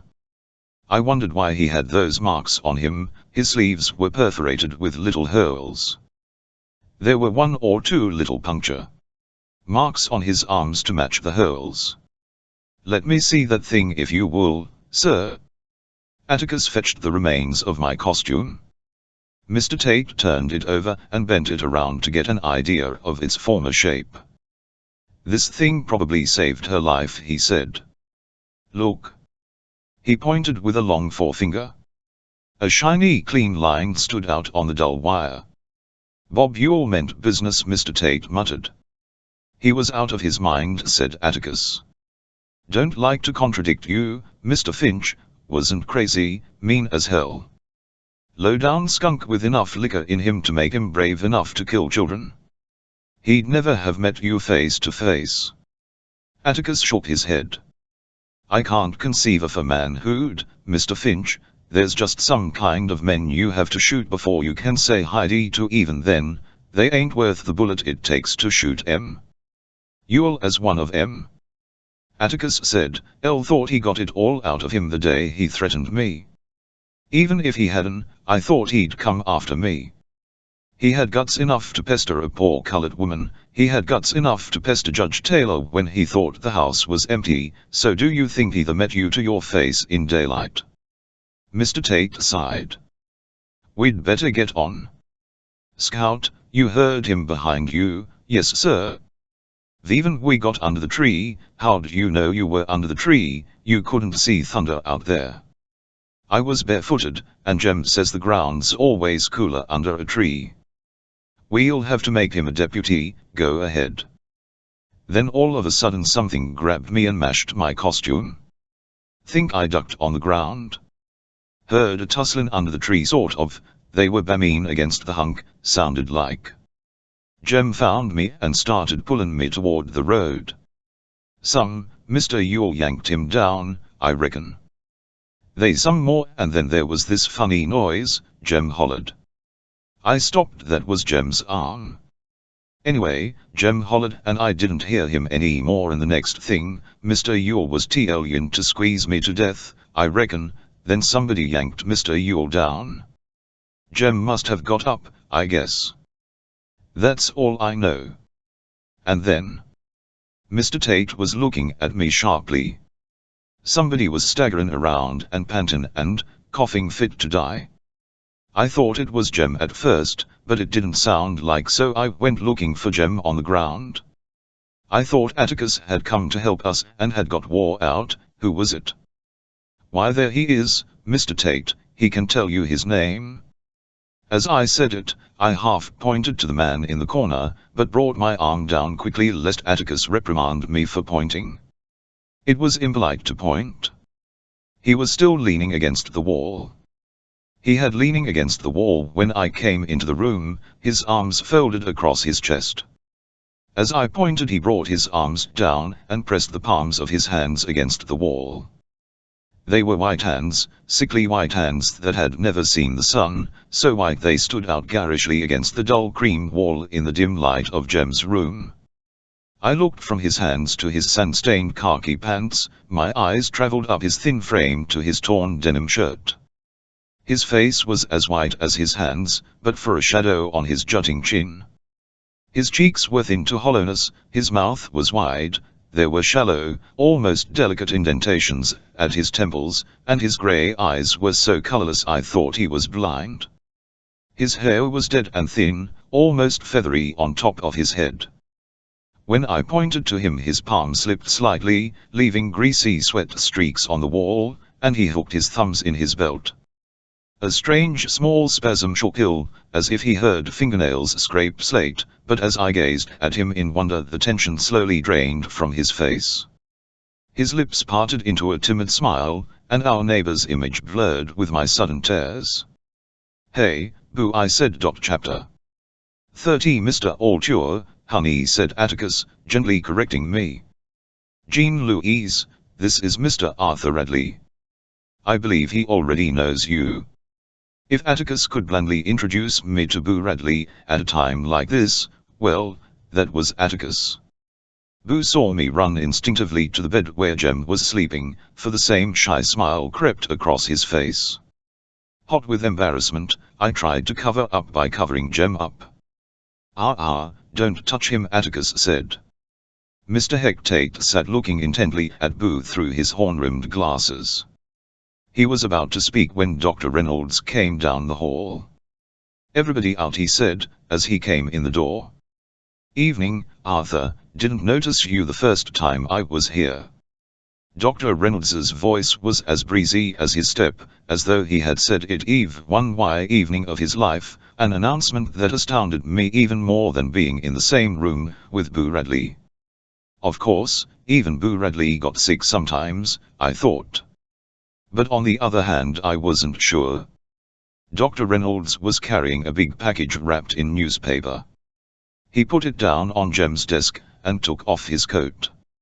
"You're quite satisfied he's alive, now? Tell you how I knew. When I tried to examine him, he kicked me. Had to put him out good and proper to touch him. So scared, he said to me. Said Atticus, glancing at Boo. Heck, let's go out on the front porch. There are plenty of chairs out there, and it's still warm enough. Why Atticus was inviting us to the front porch instead of the then I understood. The living room lights were awfully strong. We filed out, first Mr. Tate. Atticus was waiting at the door for him to go ahead of him. Then he changed his mind and followed Mr. Tate. People have a habit of doing everyday things even under the oddest conditions. I was no exception. Come along, Mr. Arthur, I heard myself saying. You don't know the house real well.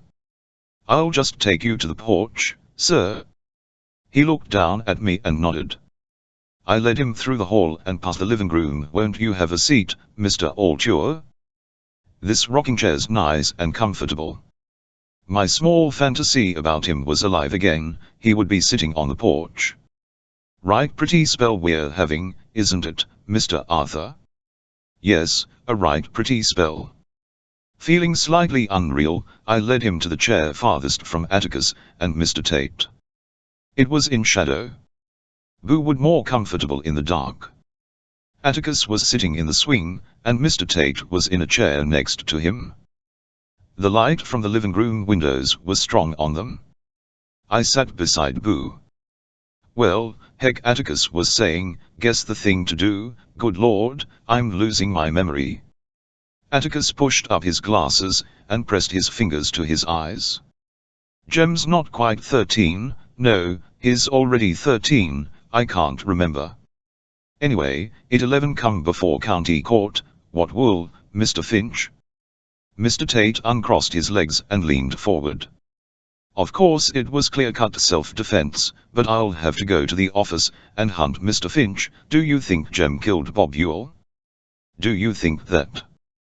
You heard what Scout said, there's no doubt about it.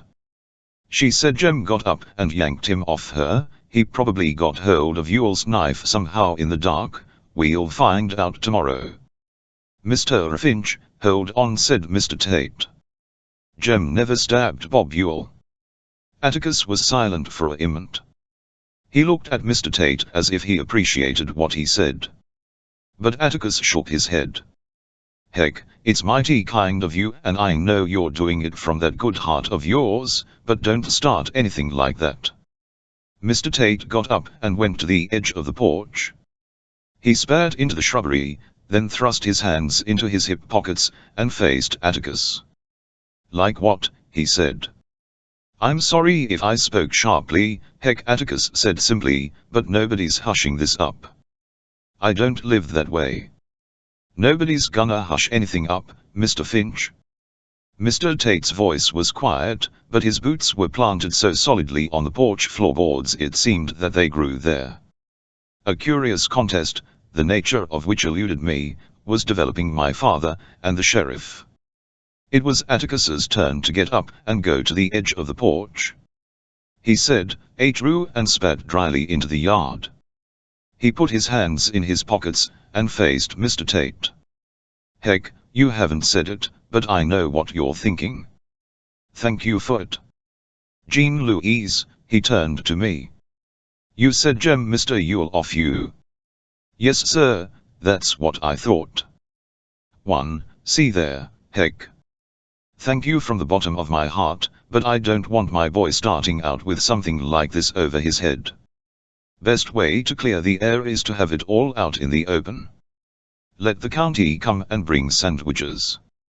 I don't want him growing up with a whisper about him. I don't want anybody saying, Jem Finch, his daddy paid a mint to get him out of that. Sooner we get this over with the better. Mr. Finch, Mr. Tate said stolidly, Bob Ewell fell on his knife. He killed himself. Atticus walked to the corner of the porch. He looked at the wisteria vine. In his own way, I thought, each was as stubborn as the other. Who would give in first? Atticus's stubbornness was quiet and rarely evident, but in some ways he was as set as the Cunninghams. Mr. Tate's was unschooled and blunt, but it was equal to my father's. Heck, Atticus's back was turned. If this thing's hushed up, it'll be a simple denial to Jem of the way I've tried to raise him. Sometimes I think I'm a total failure as a parent, but I'm all they've got.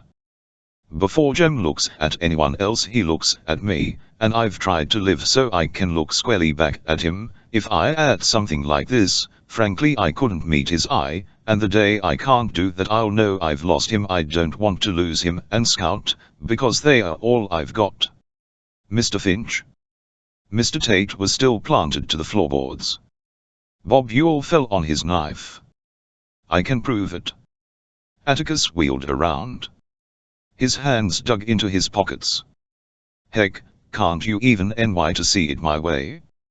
You've got children of your own, but I'm older than you. When mine are grown I'll be an old man if I'm still around, but right now if they don't TMS team me they won't TN1 street anybody. Jem and Scout know what happened. If they hear of me saying downtown something different happened, heck, I won't have them anymore. I can't live one way in town and another way in my home. Mr. Tate rocked on his heels and said patiently he'd flung Jem down. He stumbled over a root under that tree and, look, I can show you. Mr. Tate reached in his side pocket and withdrew a long switchblade knife. As he did so, Dr. Reynolds came to the door. The son, deceased's under that tree, doctor, just inside the schoolyard. Got a flashlight? Better have this one. I can ease around and turn my car lights on, said Dr. Reynolds, but he took Mr. Tate's flashlight. Jem's all right. He won't wake up tonight, I hope, so don't worry. That the knife that killed he'll, heck. No sir, still in him. Looked like a kitchen knife from the handle. Ken oughta be there with a hearse by now, Doctor, night. Mr. Tate flicked open the knife. It was like this, he said.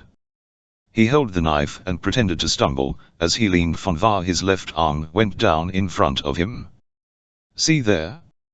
Stabbed himself to off that soft stuff between his ribs. His whole weight drove it in. Mr. Tate closed the knife and jammed it back in his pocket. Scout is 8 years old, he said. She was too scared to know exactly what went on. You'd be surprised, Atticus said grimly. I'm not saying she made it up, I'm saying she was too scared to know exactly what happened. It was mighty dark out there, black as ink. Take somebody mighty used to the dark to make a competent witness. I won't have it, Atticus said softly. God damn it, I'm not thinking of Jem. Mr. Tate's boot hit the floorboards so hard the lights in Miss Maudie's bedroom went on. Miss Stephanie Crawford's lights went on. Atticus and Mr. Tate looked across the street, then at each other. They waited. When Mr. Tate spoke again, his voice was barely audible. Mr. Finch, I hate to fight you when you're like this. You've been under a strain tonight no man should ever have to go through.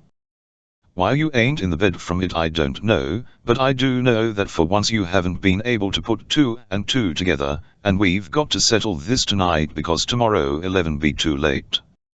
Bob Ewell's got a kitchen knife in his craw. Mr. Tate added that Atticus wasn't going to stand there and maintain that any boy Jem's size, with a busted arm, had fight enough left in him to tackle and kill a grown man in the pitch dark. Heck, said Atticus abruptly, that was a switchblade you were waving. Where'd you get it? Took it off a CLMN_K man, Mr. Tate answered coolly.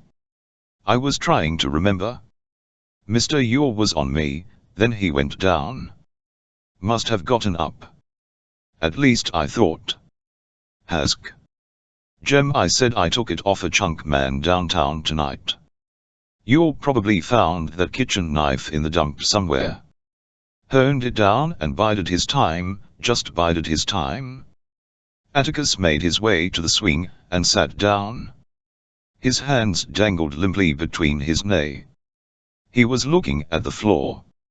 He had with the same slowness that night in front of the jail, when I thought it took him forever to fold his newspaper and toss it in his chair. Mr. Tate clumped softly around the porch. It ain't your decision, Mr. Finch, it's all mine. It's my decision and my responsibility. For once, if you don't see it my way, there's not much you can do about it. If you wanna tot, I'll call you a liar to your face. Your boy never stabbed Bob Ewell, he said slowly, didn't come near a mile of it, and now you know it. All he wanted to do was get him and his sisters safely home. Mr. Tate stopped pacing. He stopped in front of Atticus, and his back was to us. I'm not a very good man, sir, but I am Sheriff of Macomb County. Lived in this town all my life and I'm going on 43 years old. Know everything that has happened here since before I was born. There's a black boy dead for no reason, and the man responsible for it's dead. Let the dead bury the dead this time, Mr. Finch. Let the dead bury the dead. Mr. Tate went to the swing, and picked up his hat. It was lying beside Atticus. Mr. Tate back his hair and put his hat on. I never heard tell that it's against the law for a citizen to do his utmost to prevent a crime from being committed, which is exactly what he did, but maybe you'll say it's my duty to tell the town all about it and not hush it up. Know what'd happen then? All the ladies in Macomb, including my wife Dee, be knocking on his door bringing angel food cakes. To my way of thinking, Mr. Finch, taking the one man who's done you and this town a great service and drawing him with his shy ways into the limelight, to me, that's a sin. It's a sin, and I'm not about to have it on my head. If it was any other man, it'd be different. But not this man, Mr. Finch. Mr. Tate was winged to dig a hole in the floor with the toe of his boot. He pulled his nose, then he massaged his left arm. I may not be much, Mr. Finch, but I'm still Sheriff of Macomb County, and Bob Ewell fell on his knife. Good night, sir. Mr. Tate stamped off the porch, and strode across the front yard. His car door slammed and he drove away. Atticus sat looking at the floor for a long time. Finally he raised his head. Scout, he said, Mr. Ewell fell on his knife. Can you possibly understand? Atticus looked like he needed cheering up. I ran to him and hugged him and kissed him with all my might. Yes, sir, I understand, I reassured him. Mr. Tate was right. Atticus disengaged himself and looked at me. What do you mean? Well, it'd be sort of like shooting a mockingbird, wouldn't it? Atticus put his face in my hair and rubbed it. Millen, he got up and walked across the porch into the shadows. His youthful step had returned. Before he went inside the house, he stopped in front of Boo Radley. Thank you for my children, Arthur, he said. Chapter 31. When Boo Radley shuffled to his feet, light from the living room windows glistened on his forehead. Every move he made was uncertain, as if he were not sure his hands and feet could make proper contact with the things he touched. He coughed his dreadful rolling cough, and was so shaken he had to sit down again. His hand searched for his hip pocket, and he pulled out a handkerchief. He coughed into it, then he wiped his forehead. Having been so accustomed to his absence, I found it incredible that he had been sitting beside me all this time, present. He had not made a sound. Once more, he got to his feet. He turned to me and nodded toward the front door. You'd like to say good night to Jem, wouldn't you, Mr. Arthur? Come right in. I led him down the hall. Aunt Alexandra was sitting by Jem's bed. Come in, old Ture, she said. He's still asleep. Dr. Reynolds gave him a heavy sedative. Jean Louise, is your father in the living room? Yes, I think so. I'll just go speak to him a minute. Dr. Reynolds left some. Her voice trailed away. Boo had drifted to a corner of the room, where he stood with his chin up, peering from a distance at Jem. I took him by the hand, a hand surprisingly warm for its whiteness. I tugged him a little, and he allowed me to lead him to Jem's bed. Dr. Reynolds had made a tent-like arrangement over Jem's to keep the cover off, I guess, and Boo leaned forward and looked over it. An expression of timid curiosity was on his face, as though he had never seen a boy before. His mouth was slightly open, and he looked at Jem from head to foot. Boo's hand came up, but he let it drop to his side. "You can pet him, Mr. Arthur, he's asleep." "You couldn't if he was awake, though, he wouldn't let you." I found myself explaining. "Go ahead." Boo's hand hovered over Jem's head. "Go on, sir, he's asleep." His hand came down lightly on Jem's hair. I was beginning to learn his body English. His hand tightened on mine and he indicated that he wanted to leave. I led him to the front porch, where his uneasy steps halted. He was still holding my hand, and he gave no sign of letting me go. "Will you take me home?" He almost whispered it, in the voice of a child afraid of the dark. I put my foot on the top step and stopped. I would lead him through our house, but I would never lead him home. "Mr. Altuve, bend your arm down here, like that." "That's right, sir." I slipped my hand into the crook of his arm. He had to stoop a little to accommodate me, but if Miss Stephanie Crawford was watching from her upstairs window, she would see Arthur Radley escorting me down the sidewalk, as any gentleman would do. We came to the street light on the corner, and I wondered how many times Dill had stood there hugging the fat, watching, waiting, hoping. I wondered how many times Jem and I had made this journey, but I entered the Radley front gate for the second time in my life. Boo and I walked up the steps to the porch. His fingers found the front doorknob. He gently released my hand, opened the door, went inside, and shut the door behind him. I never saw him again. Neighbors bring food with death and flowers with sickness, and little things in between. Boo was our neighbor. He gave us 2 soap dolls, a broken watch and chain, a pair of good luck pennies, and our lives. But neighbors give in return. We never put back into the tree what we took out of it. We had given him nothing, and it made me sad. I turned to go home. Street lights winked down the street all the way to town. I had never seen our neighborhood from this angle. There were Miss Maudie's, Miss Stephanie's, there was our house. I could see the porch swing. Miss Rachel's house was beyond us, plainly visible. I could even see Mrs. Dubow's. I looked behind me. To the left of the brown door was a long shuttered window. I walked to it, stood in front of it, and turned around. In daylight, I thought, you could see to the post office corner. Daylight, in my mind, the night faded. It was daytime and the neighborhood was busy. Miss Stephanie Crawford crossed the street to tell the latest to Miss Rachel. Miss Maudie bent over her azaleas. It was summertime, and 2 children scampered down the sidewalk toward a man approaching in the distance. The man waved, and the children raced each other to him. It was still summertime, and the children came closer.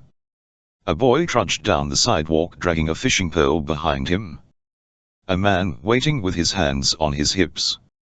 Summertime, and his children played in the front yard with their friend, enacting a strange little drama of their own invention. It was fall, and his children fought on the sidewalk in front of Mrs. Dubow's. The boy helped his sister to her feet, and they made their way home. Fall, and his children trotted to and fro around the corner, the day's woes and triumphs on their faces. They stopped at an oak tree, delighted, puzzled, apprehensive. Winter, and his children shivered at the front gate, silhouetted against a blazing house. Winter, and a man walked into the street, dropped his glasses, and shot a dog. Summer, and he watched his children's heart break. Autumn again, and Boo's children needed him. Atticus was right. One time he said you never really know a man until you stand in his shoes, and walk around in them. Just standing on the Radley porch was enough. The street lights were fuzzy from the fine rain that was falling. As I made my way home, I felt very old, but when I looked at the tip of my nose I could see fine misty beads, but looking cross-eyed made me dizzy, so I quit. As I made my way home, I thought what a thing to tell Jem tomorrow.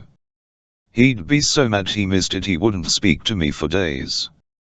As I made my way home, I thought Jem and I would get grown, but there wasn't much else left for us to learn, except possibly algebra. I ran up the steps and into the house. Aunt Alexandra had gone to bed, and Atticus's room was dark. I would see if Jem might be reviving. Atticus was in Jem's room, sitting by his bed. He was reading a book. Is Jem awake yet? Sleeping peacefully. He won't be awake until morning. Oh. Are you sitting up with him? Just for an hour or so. Go to bed, Scout. You've had a long day. Well, I think I'll stay with you for a while. Suit yourself, said Atticus. It must have been after midnight, and I was puzzled by his amiable acquiescence. He was shrewder than I, however. The moment I sat down I began to feel sleepy. What you're reading? I asked. Atticus turned the book over. Something of Jem's? Called The Grey Ghost. I was suddenly awake. Why'd you get that one? Honey, I don't know. Just picked it up. One of the few things I haven't read, he said pointedly. Read it out loud, please, Atticus. It's real scary. No, he said. You've had enough scaring for a while. This is too, Atticus. I wasn't scared. He raised his eyebrows, and I protested, Leschway's not till I started telling Mr. Tate about it. Jem wasn't scared. Asked him and he said he wasn't. Besides, nothing's real scary except in books. Atticus opened his mouth to say something, but shut it again.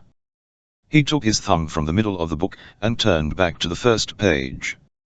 I moved over and leaned my head against his knee. New, he said. The Grey Ghost, by Secretary Hawkins. Chapter 1. I willed myself to stay awake, but the rain was so sun and the room was so warm and his voice was so deep and his knee was so snug that I slept. Seconds later, it seemed, his shoe was gently nudging my ribs. He lifted me to my feet and walked me to my room. Heard every word you said, I muttered. Wasn't sleep at all, about a ship and three-fingered Fred N. Stoner's boy. He unhooked my overalls, leaned me against him, and pulled them off. He held me up with one hand, and reached for my pajamas with the other. Yeah, and they all thought it was Stoner's boy messing up their clubhouse and throwing ink all over it. He guided me to the bed, and sat me down.